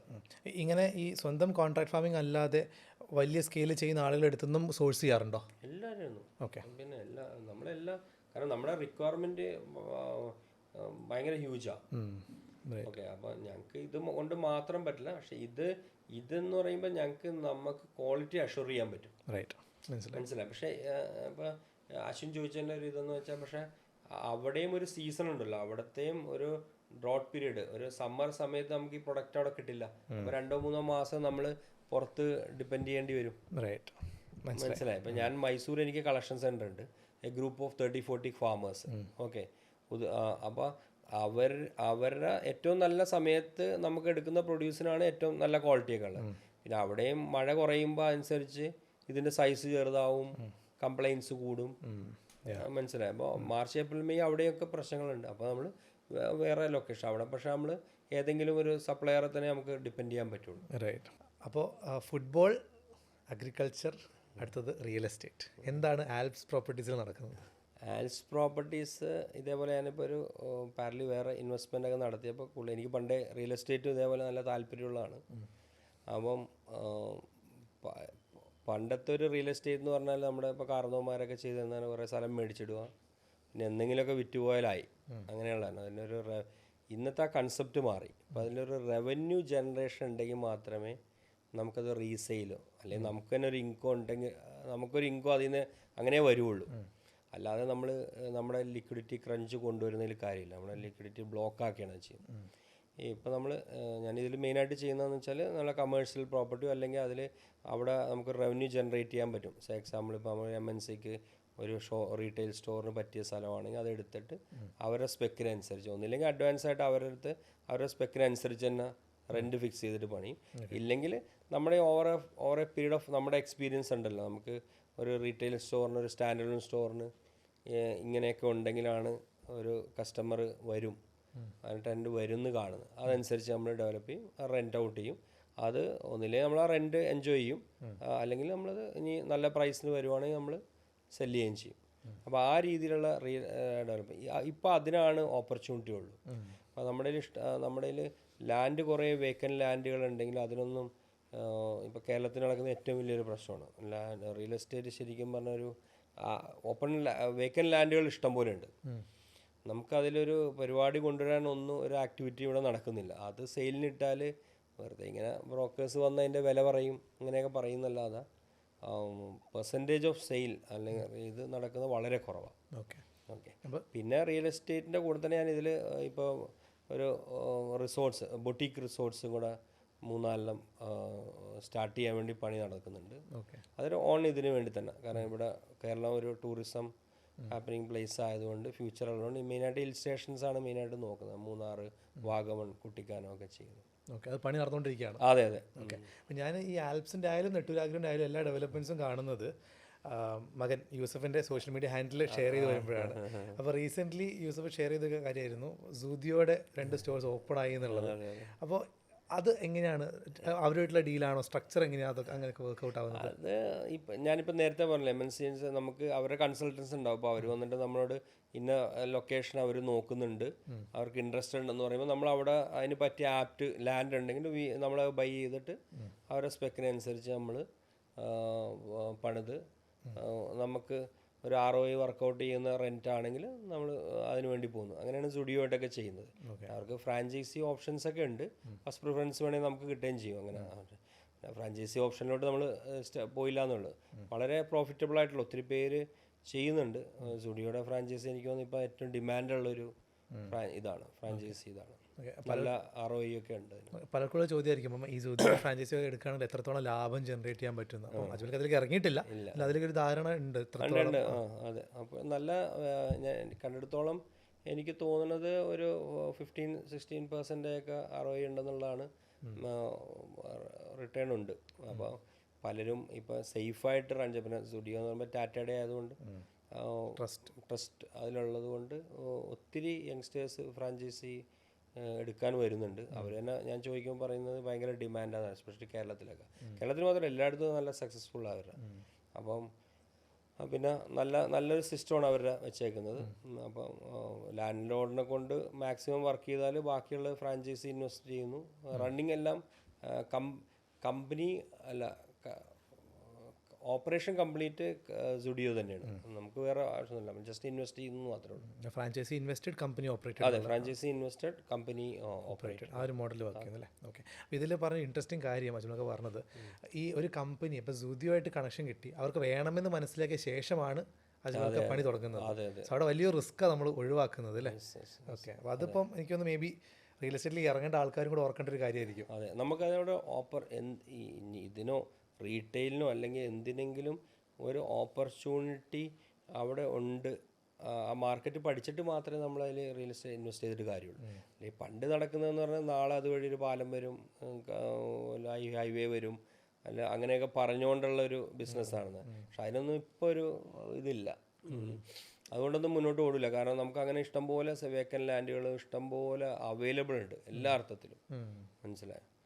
അപ്പം റവന്യൂ ജനറേറ്റ് ചെയ്യാൻ പറ്റുന്ന കോൺഫിഡൻസ് ഉണ്ടെങ്കിൽ മാത്രമേ നമ്മൾ റിയൽ എസ്റ്റേറ്റിൽ ഇൻവെസ്റ്റ് ചെയ്തിട്ട് കാര്യമില്ല. കാരണം ഒന്നില്ലെങ്കിൽ നമുക്കൊരു റെൻ്റായിട്ടെങ്കിലോ എന്തെങ്കിലും ആയിട്ട് നമുക്ക് അതിന് റിട്ടേൺ വരണം. ഇല്ലെങ്കിൽ നമുക്ക് റവന്യൂ ജനറേറ്റ് ചെയ്താൽ നമുക്കത് സെല്ല് ചെയ്യാൻ ഈസിയാണ്. ബൈ ചെയ്യാൻ അതിനേ ആളുള്ളൂ, എൻക്വയറി പോലും അതിനേ ഉള്ളൂ. ഓക്കെ. അപ്പോൾ ഇത് രണ്ടും നോക്കിയിട്ടല്ലാതെ നമ്മൾ നമ്മുടെ ലിക്വിഡിറ്റി നമ്മൾ കളയുന്നതിൽ അർത്ഥമില്ല. അപ്പോൾ ഈ അടുത്തൊരു വീഡിയോ വൈറലായി ഉണ്ടായിരുന്നു, നമ്മുടെ കോൺഫിഡൻറ്റ് ഗ്രൂപ്പിൻ്റെ CEO പുള്ളി പറയുന്നൊരു, നമ്മുടെ ആവേശത്തിലെ രംഗണ്ണൻ പറയുന്ന പോലെ, പണ്ട് ബാംഗ്ലൂരിൽ 350 കോടി 6,000 രൂപ സെന്റിന് വാങ്ങിയിട്ടു, ഇന്നത് 18 ലക്ഷം രൂപയായി എന്നുള്ളൊരു കഥ ഉണ്ട്. അപ്പോൾ അതൊക്കെ അങ്ങനത്തെ ഒരു ഓപ്പർച്യൂണിറ്റി കേരളത്തിലുണ്ടോ, അല്ലെങ്കിൽ ഇനി കമേഴ്ഷ്യലിനാണ്? അങ്ങനെ ബാംഗ്ലൂരിലെ കണ്ടേക്കുന്ന പോലത്തെ ഒരു ഫാസ്റ്റ് ഗ്രോയിങ് ഇത് കേരളത്തിൽ ഇല്ല ശരിക്കും പറഞ്ഞാൽ. അത്രയും ഒരു ഡെവലപ്മെൻറ്റ്സ് കാണുന്നില്ല ഇവിടെ. ഓക്കെ. ഇപ്പോൾ അവിടെ നിന്ന് ഇപ്പോൾ നിങ്ങൾക്കറിയാം, ഇപ്പോൾ IT മേഖല അതേപോലെയാണ് ഭൂമി ചെയ്യുന്നത്. അതുകൊണ്ടാണ് അവിടെ അത്രയും ആളുകൾ അങ്ങനെ വന്ന് പോപ്പുലേഷൻ തന്നെ അങ്ങനെ ഡബിൾ ചെയ്താൽ പോകുന്നത്. ഇവിടെ അത്രയ്ക്കുള്ളൊരു മൂവ്മെൻറ്റ് കണ്ടിട്ടില്ല, ആരും അങ്ങനെ ഇൻവെസ്റ്റ് ഇല്ല. പിന്നെ കൂടുതൽ എനിക്ക് തോന്നുന്നു ഇവിടെ ഒരർത്ഥത്തിൽ പറയുവാണെങ്കിൽ പണ്ടത്തെ ഈ ഗൾഫ് മണിയിലാണ് എല്ലാവരും ഇവിടെ ലാൻഡൊക്കെ മേടിച്ചിട്ട് അവർ നമ്മുടെ ആൾക്കാർക്കും കുറേ പ്രശ്നങ്ങളുണ്ട്. ഒന്നും ഒരു പുതിയൊരു അതിലൊരു ഡെവലപ്മെൻറ്റ്സ് അവരായിട്ട് കൊണ്ടൊന്നുമില്ല. ലാൻഡ് തന്നെ മറിക്കാനാണ് എല്ലാവരും നോക്കുന്നത്. ഓക്കെ, മനസ്സിലായി? ഇങ്ങനെ കിടന്ന് അതിനൊരു വില കൂടുമ്പോൾ എന്തെങ്കിലും വിൽക്കാം എന്നുള്ളത്. അതൊരിക്കലും ഒരു നാടിനൊരു ഡെവലപ്മെൻറ്റ്സ് കൊണ്ടുവരുന്നില്ല. ഒരു കൺസ്ട്രക്ഷൻ ഇതെല്ലാം വന്നാലേ ഉള്ളൂ. അല്ലെങ്കിൽ എന്തെങ്കിലും ഒരു കമ്പനിയോ അങ്ങനെയൊന്നും ആരും വരുന്നില്ലല്ലോ. വളരെ ലിമിറ്റഡാണ്. വരുന്നില്ല എന്ന് പറഞ്ഞാൽ ഒന്നുമില്ല എന്നല്ല, പക്ഷേ ബാംഗ്ലൂരൊക്കെ വെച്ച് നോക്കുമ്പോഴുള്ളൊരു സ്പീഡ് ഇതിനില്ല. ഓക്കെ, അതുകൊണ്ടാണ് ഇപ്പോൾ നടക്കുന്നത്. എന്താണ് ഇപ്പോൾ കൂടുതലും ഇവിടുന്ന് കാശ് ഗൾഫിലോട്ട് മാറാൻ ദുബായിലേക്ക് പോകാൻ തുടങ്ങി. ഇവിടുന്ന് വിറ്റിട്ട് ദുബായിൽ റിയൽ എസ്റ്റേറ്റ് ചെയ്യുന്നവർ ഇഷ്ടം പോലെയായി. കാരണം അവിടെ റിട്ടേൺ കൂടുതലാണ്, ടാക്സ് ഇല്ല, ക്വിക്കായിട്ട് സെല്ല് നടക്കുന്നു. അപ്പം അത് ഒരു ഇമ്പോർട്ടൻറ്റ് ഇതാണ്. ദുബായിലെ ഓപ്പർച്യൂണിറ്റിയിൽ അജ്മൽക്കയുടെ ഒപ്പീനിയൻ എന്താണ്? നല്ല ഇതാണ്. ഞാനും ഒക്കെ ഇൻവെസ്റ്റ് ചെയ്തിട്ടുണ്ട്. ഇവിടെ വെച്ച് നോക്കുമ്പോൾ കമ്പാരിറ്റീവ്ലി പെട്ടെന്ന് അവിടെ ടേൺ അറൗണ്ട് പെട്ടെന്നാണ് നടക്കുന്നത്. പിന്നെ അതൊക്കെ എത്ര കാലം ഉണ്ടെന്നൊന്നും നമുക്കിതൊന്നും പ്രെഡിക്റ്റ് ചെയ്യാൻ പറ്റില്ല. ഇപ്പോൾ പല ഈ റിയൽ എസ്റ്റേറ്റ് എപ്പോഴും പലതിനെ ഡിപ്പെൻഡ് ചെയ്തുകൊണ്ടാണ്. ഇപ്പം തന്നെ അറിയാം, ഇപ്പോൾ ഇറാൻ ഇസ്രായേൽ വാർ തന്നെ എത്രത്തോളം എഫക്റ്റ് ചെയ്യുന്നുള്ളതൊന്നും നമുക്കറിയാൻ പറ്റില്ല. അങ്ങനെയൊക്കെ വെച്ച് നോക്കുമ്പോൾ സേഫ് നമ്മുടെ നാട് തന്നെയാണ്. പിന്നെ മനുഷ്യരെല്ലാവരും ഇങ്ങനെ ക്വിക്ക് മണിയുടെ പുറകെയാണല്ലോ. എവിടെയാണ് അപ്പോൾ കൂടുതൽ കിട്ടുന്നത് അങ്ങോട്ട് ചാടുന്നു, ഇതാണ്. പക്ഷെ ഇവിടെ ആസിറ്റീസ് ഇപ്പോൾ പല കാരണങ്ങൾ കൊണ്ട് റിയൽ എസ്റ്റേറ്റ് സ്ലോയാണ്. നാളെ മാറില്ല എന്നൊന്നും പറയാൻ പറ്റില്ല അത്. ഓക്കെ, പക്ഷെ ഗവൺമെൻറ്റൊക്കെ അതിൽ കുറേയും കൂടെ ഇനിഷ്യേറ്റീവ് എടുക്കണം. അപ്പോൾ ഈ നമ്മുടെ ഹൈവേ ഒക്കെ ഒരു വലിയൊരു മുതൽക്കൂട്ടാണ് NH-66 ഒക്കെ. അതൊക്കെ ഡെവലപ്പ് ചെയ്ത് കഴിയുമ്പോഴും ടൂറിസത്തിന് നല്ല രീതിയിൽ ഏറ്റവും ഇമ്പോർട്ടൻസ് കൊടുക്കേണ്ട ഒരു ഇതാണ്. IT ഒക്കെ ഇവിടെ എനിക്കൊന്ന് വളരെ ലിമിറ്റഡ്. ഇപ്പോൾ ട്രിവാൻഡ്രത്തോ കൊച്ചിയിലൊക്കെ ഉള്ളു. അതൊന്നും അത്ര നമ്മൾ ഉദ്ദേശിച്ച രീതിയിലുള്ള പുറത്തുനിന്ന് ആളെയൊന്നും അധികം കൊണ്ടുവന്നിട്ടില്ല. ഒരു ലിമിറ്റഡ് ഇത്. ഇവിടെ യൂത്ത് മുഴുവൻ ഇവിടുന്ന് പുറത്തോട്ട് പോവാണ്. അപ്പോൾ ഇവിടെ നമ്മുടെ ശരിക്കും ജിയോഗ്രഫി ഏറ്റവും നല്ലത് എനിക്ക് തോന്നുന്നത് ടൂറിസം തന്നെയാണ്. എല്ലാത്തിനും പറ്റും. മൺസൂൺ ടൂറിസം നല്ലതാണ് ഏത് സമയത്തും. അപ്പോൾ അതിനെ സപ്പോർട്ട് ചെയ്യുന്ന കാര്യങ്ങളിലോട്ട് സർക്കാർ കൂടുതൽ ഫോക്കസ് ചെയ്യണം. ഫോക്കസ് ചെയ്താൽ മാത്രമേ നമ്മുടെ യൂത്തിനെ ഇവിടെ നമുക്ക് പിടിച്ചു നിർത്തിയിട്ട് ഹോം സ്റ്റേ അങ്ങനെ ഇപ്പോൾ ഇഷ്ടംപോലെ തറവാടുകളൊക്കെ അവൈലബിൾ ആണ്. പുറത്തുനിന്ന് ഇപ്പോൾ യൂട്യൂബൊക്കെ സോഷ്യൽ മീഡിയക്ക് ഇത്രയും ഇതായതുകൊണ്ട് കേരളത്തിൻ്റെ ഭംഗി ലോകം മുഴുവനും എല്ലാവർക്കും അറിയാം. കണക്ടിവിറ്റി എല്ലാം ഉണ്ട്. ഇനി അതിനെ നമ്മൾ മാർക്കറ്റ് ചെയ്യുന്ന മാത്രമേ ഉള്ളൂ. അതിന് സർക്കാരിൻ്റെ സൈഡിൽ നിന്നുള്ള ഇത് ഭയങ്കര ഇമ്പോർട്ടൻ്റ് ഇതാണ്. അതിനെ സ്പീഡപ്പ് ചെയ്യണം. ഇൻഫ്ര ആണെങ്കിലും എല്ലാ അർത്ഥത്തിലും ഒരുപാട് ഓപ്പർച്യൂണിറ്റി ഉണ്ട്. പക്ഷേ അത് നമ്മൾ കംപ്ലീറ്റ്ലി ടാപ്പ് ചെയ്യുന്നില്ല. ഇല്ല. ഓക്കെ, ഫാം ടൂറിസം ഏറ്റവും നന്നായിട്ട് കേരളത്തിൽ ചെയ്യാൻ പറ്റിയാണ്. ഫാം ടൂറിസം എങ്ങനെയാണ് വർക്ക് ചെയ്യുന്നത്? ഫാം ടൂറിസം ശരിക്കും പറഞ്ഞാൽ മലയോര ഏരിയയിലോട്ട് പോയി കഴിഞ്ഞാൽ കൃഷി ഇഷ്ടം. ഇപ്പം ഞാൻ എൻ്റെ ആംഗിൾ വെച്ചോണ്ട് ഞാനിപ്പോൾ ന്യൂസിലൻഡ് പോയപ്പോൾ ഞാൻ ഒരു ഫാമിലാണ് സ്റ്റേ ചെയ്തത്. എനിക്ക് കൂടുതൽ ഇഷ്ടം അങ്ങനത്തെ ആയതുകൊണ്ട് അങ്ങനെ ഇതെല്ലാം ഉള്ള ഒരു ഫാമിൽ സ്റ്റേ ചെയ്തു. 2 ദിവസം അവിടെ നിന്നു. അപ്പോൾ നമുക്ക് അവിടുത്തെ ഒരു കൾച്ചറും നമുക്ക് ഇതാക്കുന്നു. അത് എൻജോയ് ചെയ്യുന്നു. അങ്ങനെ ഇഷ്ടപ്പെടുന്ന കോടാനുകൂടി ആൾക്കാരില്ലേ ജനങ്ങളിലെ. ഇവിടെ വന്ന് ഇടുക്കിയിലോ അല്ലെങ്കിൽ മൂന്നാർ പോകണമെങ്കിൽ ഇടുക്കിയിലൊക്കെ വന്നിട്ട് ഒരു ഫാം ഇപ്പോൾ 10 ഏക്കറോ അല്ല 5 ഏക്കർ എല്ലാ കാര്യങ്ങളും കൂടെ ഉള്ള എല്ലാം കൃഷി ചെയ്തേക്കുന്ന ഒരു ഈസി ആയിട്ട് വന്ന ആൾക്കാർ താമസിക്കില്ല. ഇഷ്ടപ്പെടുന്നവരില്ലേ 2 ദിവസം ഏറ്റവും പീസ് മൈൻഡായിട്ട് വന്ന് താമസിക്കാൻ പറ്റില്ലേ. എക്സ്പീരിയൻസ് ചെയ്യാം, ഭയങ്കര എക്സ്പീരിയൻസ് ചെയ്യാം. അവിടെ നിന്ന് തന്നെ ഉള്ള ഫ്രൂട്ട്സ് എല്ലാം കഴിക്കാം. അവിടെ നിന്ന് 2 ദിവസത്തെ അതിൻ്റെ കൂടെ പല ആഡ് ഓൺസ് വേണമെങ്കിൽ ചെയ്യാം. ട്രീറ്റ്മെൻറ്റ് കൊടുക്കാം, ആയുർവേദ ട്രീറ്റ്മെൻറ്റ് കൊടുക്കാം. അപ്പോൾ ഇങ്ങനെയുള്ള പല കാര്യങ്ങളും നമ്മൾ ചെയ്തെടുക്കാൻ പറ്റിയൊരു സ്ഥലമാണ് കേരളം. പ്യുവർലി നമ്മളെല്ലാം കോൺക്രീറ്റ് ബിൽഡിങ്ങിലോട്ട് പോകണ്ട. ഇപ്പോൾ ഉള്ള നേച്ചർ നമുക്ക് തന്നേക്കുന്നത് വെച്ച് തന്നെ നമുക്ക് ഈസി ആയിട്ട് ഡെവലപ്പ് ചെയ്തെടുക്കാം. അതിനൊരു മൊമെൻറ്റമാണ് സർക്കാർ ശരിക്കും കൊടുക്കേണ്ടത്. ഓക്കെ, ഇപ്പോൾ നമ്മൾ റീസെൻ്റ്ലി ഞാൻ ഒരു ഫൗണ്ടർ കണ്ടിട്ടുണ്ടായിരുന്നു. പുള്ളിക്കാരൻ മെഡിക്കൽ ടൂറിസം മേഖലയിൽ ബിൽഡ് ചെയ്യുന്ന ഒരാളാണ്. അപ്പോൾ അതിനുള്ള ഓപ്പർച്യൂണിറ്റി ഭീകരമാണ് കേരളത്തിൽ. അപ്പോൾ ഇതെല്ലാം കൂടി ക്ലബ് ചെയ്ത് വരികയാണെങ്കിൽ ഹ്യൂജ് ഓപ്പർച്യൂണിറ്റി കേരളത്തിലുണ്ട്. അത് മേ ബി ആസ്പയറിംഗ് ആയിട്ടുള്ള ഫൗണ്ടേഴ്സിനും ഓണ്ടർപ്രണേഴ്സിനും നല്ലൊരു ഗൈഡൻസ് ആയിരിക്കും അങ്ങനെ ഫോക്കസ് ചെയ്ത് ബിൽഡ് ചെയ്യാന്നുള്ളത്. ഓക്കെ, അപ്പം ഞാൻ എൻ്റെ ക്ലയൻസിനോടൊക്കെ പറയാറുള്ളൊരു കാര്യമാണ് മ്യൂച്വൽ ഫണ്ട്സിലും സ്റ്റോക്ക് മാർക്കറ്റിലും ഒക്കെ ഇൻവെസ്റ്റ് ചെയ്യുക എന്നുള്ളൊരു കാര്യം. കാരണം നമുക്ക് ചെറിയ എമൗണ്ട് വെച്ച് സ്റ്റാർട്ട് ചെയ്യാം, വളരെ ഈസി ആയിട്ട് ചെയ്യാൻ പറ്റും. പക്ഷേ റിയൽ എസ്റ്റേറ്റിൽ നിന്ന് വരുമ്പോൾ നമുക്ക് മനസ്സിലുള്ള കാര്യമാണ് വലിയൊരു എമൗണ്ട് കയ്യിൽ വേണം, അങ്ങനത്തെ പ്രശ്നങ്ങളൊക്കെ. മിനിമം ഒരു എത്ര എമൗണ്ട് ഉണ്ടെങ്കിൽ ഒരു സാധാരണക്കാരൻ റിയൽ എസ്റ്റേറ്റിലേക്ക് ഇറങ്ങാൻ പറ്റും? അതൊക്കെ എന്ത് ചെയ്യാം ഒരു മിനിമൽ ക്യാപിറ്റൽ വെച്ചിട്ട്? അങ്ങനെ എന്തൊരു സജഷൻ ഉണ്ടോ? റിയൽ എസ്റ്റേറ്റിൽ ഇപ്പം ലാൻഡ് ബൈങ് ഇപ്പോൾ അറിയാലോ, ഇവിടെ ഭയങ്കര കോസ്റ്റ് വന്നേക്കുന്നതാണ്. ശരിക്കും നമുക്ക് ഈ പറഞ്ഞ പോലെ ഞാൻ ഈ പറഞ്ഞ പോലെ ടൂറിസം ബേസ് ചെയ്തിട്ടുള്ള ഇത് ചെയ്യുവാണെങ്കിൽ നമുക്കിപ്പോൾ റെൻറ്റിന് കൊടുക്കുന്ന രീതിയിലോ ഇപ്പോൾ ഒത്തിരി എന്താണ് തറവാടുകളൊക്കെ വേക്കൻ്റായിട്ട് കിടക്കുന്നുണ്ട്. ഇതൊരു 4-5 എടുത്തിട്ട് മെയിൻറ്റെയിൻ ചെയ്തിട്ട് ഇങ്ങനെ നമ്മൾ ഒരു വെബ്സൈറ്റ് ക്രിയേറ്റ് ചെയ്താൽ പോലും ഹോം സ്റ്റേ പർപ്പസിനൊക്കെ വരുന്നവർ ഇഷ്ടം പോലെ ഉണ്ട്. അത് ഇത്ര ഫണ്ട് പോലും വേണ്ട, ഒന്നും വേണ്ട. അത് മെയിൻറ്റെയിൻ ചെയ്താൽ മതി. നല്ല നീറ്റ് ആൻഡ് ക്ലീൻ ആയിരിക്കണം അല്ലേ? ഏറ്റവും നീറ്റ് ആൻഡ് ക്ലീൻ ആണ്, നല്ല വെൽ മെയിൻറ്റൈൻഡ്. ഒരിക്കലും നമ്മൾ ആരെയും ചതിക്കാൻ നിൽക്കരുത്. കാണിക്കുന്നത് അവിടെ വരുമ്പോൾ ഉണ്ടാവണം. അത് എൻജോയ് ചെയ്ത് പിന്നെ അത് വേർഡ് ഓഫ് മൗത്താണ്, മൗത്ത് പബ്ലിസിറ്റിയിൽ പിന്നെ അത് ഡെവലപ്പ് ചെയ്തിടും. അപ്പോൾ ഇതെല്ലാം ആലപ്പുഴയിലൊക്കെ പലരും ചെയ്യുന്നുണ്ട്. പക്ഷേ അതിന് ഇനിയും അനന്തമായ സാധ്യതകളുണ്ട്. കാരണം നമ്മുടെ യൂത്തോ അല്ലെങ്കിൽ മലയാളീസ് ഇല്ലാത്ത രാജ്യങ്ങൾ വേറെ ഇല്ല. അപ്പോൾ ഇവരുമായിട്ടൊക്കെ ഒരു കണക്ഷൻ വെച്ചാൽ, അങ്ങനെ ഒരു കണക്ടിവിറ്റി കൊണ്ടുവരണം. അവർക്കും അതൊരു ബിസിനസ്സാവും. അവിടെ പോകുന്നവർ ആരെങ്കിലും ഇപ്പോൾ ഫ്രണ്ട്സോ കസിൻസോ ആരെങ്കിലും ഒക്കെ ഉണ്ട്. അപ്പോൾ അവിടെ നിന്ന് ആൾക്കാരെ കൊണ്ടുവരാൻ പറ്റുന്ന രീതിയിൽ ചെയ്താൽ ഈ രീതിയിൽ തന്നെ ഹോസ്പിറ്റാലിറ്റിയിൽ തന്നെ നന്നായിട്ട് കയറ്റിയെടുക്കാൻ പറ്റും. അതിൽ വേണമെങ്കിൽ ഒരു ബ്രാൻഡൊക്കെ ബിൽഡ് ചെയ്ത് ഈസി ആയിട്ട് ഭയങ്കരമായിട്ട് എടുത്തെടുക്കാൻ പറ്റും. ഓക്കെ. അജ്മൽക്കയുടെ ഒരു പേഴ്സണൽ ഫൈനാൻസിലുള്ള ഐഡിയോളജി പറയുമ്പോൾ ഞാനൊരു ഫൈനാൻസ് ക്രിയേറ്ററാണ്, പ്രൈമറിലി നമ്മൾ ഫൈനാൻസ് എഡ്യൂക്കേഷനാണ് കൊടുക്കുന്നത്. അപ്പോൾ ഈ സ്റ്റോക്ക് മാർക്കറ്റിലൊക്കെ പാർട്ടിസിപ്പേറ്റ് ചെയ്യുന്ന ഒരാളാണോ അജ്മൽക്ക്? അല്ലെങ്കിൽ വളരെ ലിമിറ്റഡ്. അപ്പോൾ മെയിൻ എന്താ ചില കാര്യങ്ങൾ നമുക്ക് ഈ ചെറുപ്പത്തിലൊരു പേടി കിട്ടുമല്ലോ. അപ്പോൾ എൻ്റെ മൂത്ത ബ്രദർ ഷെയറിൽ നന്നായിട്ട് ഇൻവെസ്റ്റ് ചെയ്യുമായിരുന്നു.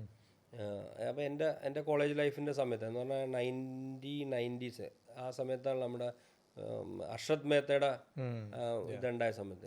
അന്ന് എൻ്റെ ബ്രദറിൻ്റെ കുറേ ക്യാഷ് നഷ്ടപ്പെട്ട്, കുറച്ച് ലാൻഡൊക്കെ വിൽക്കേണ്ടിയൊക്കെ വന്നു.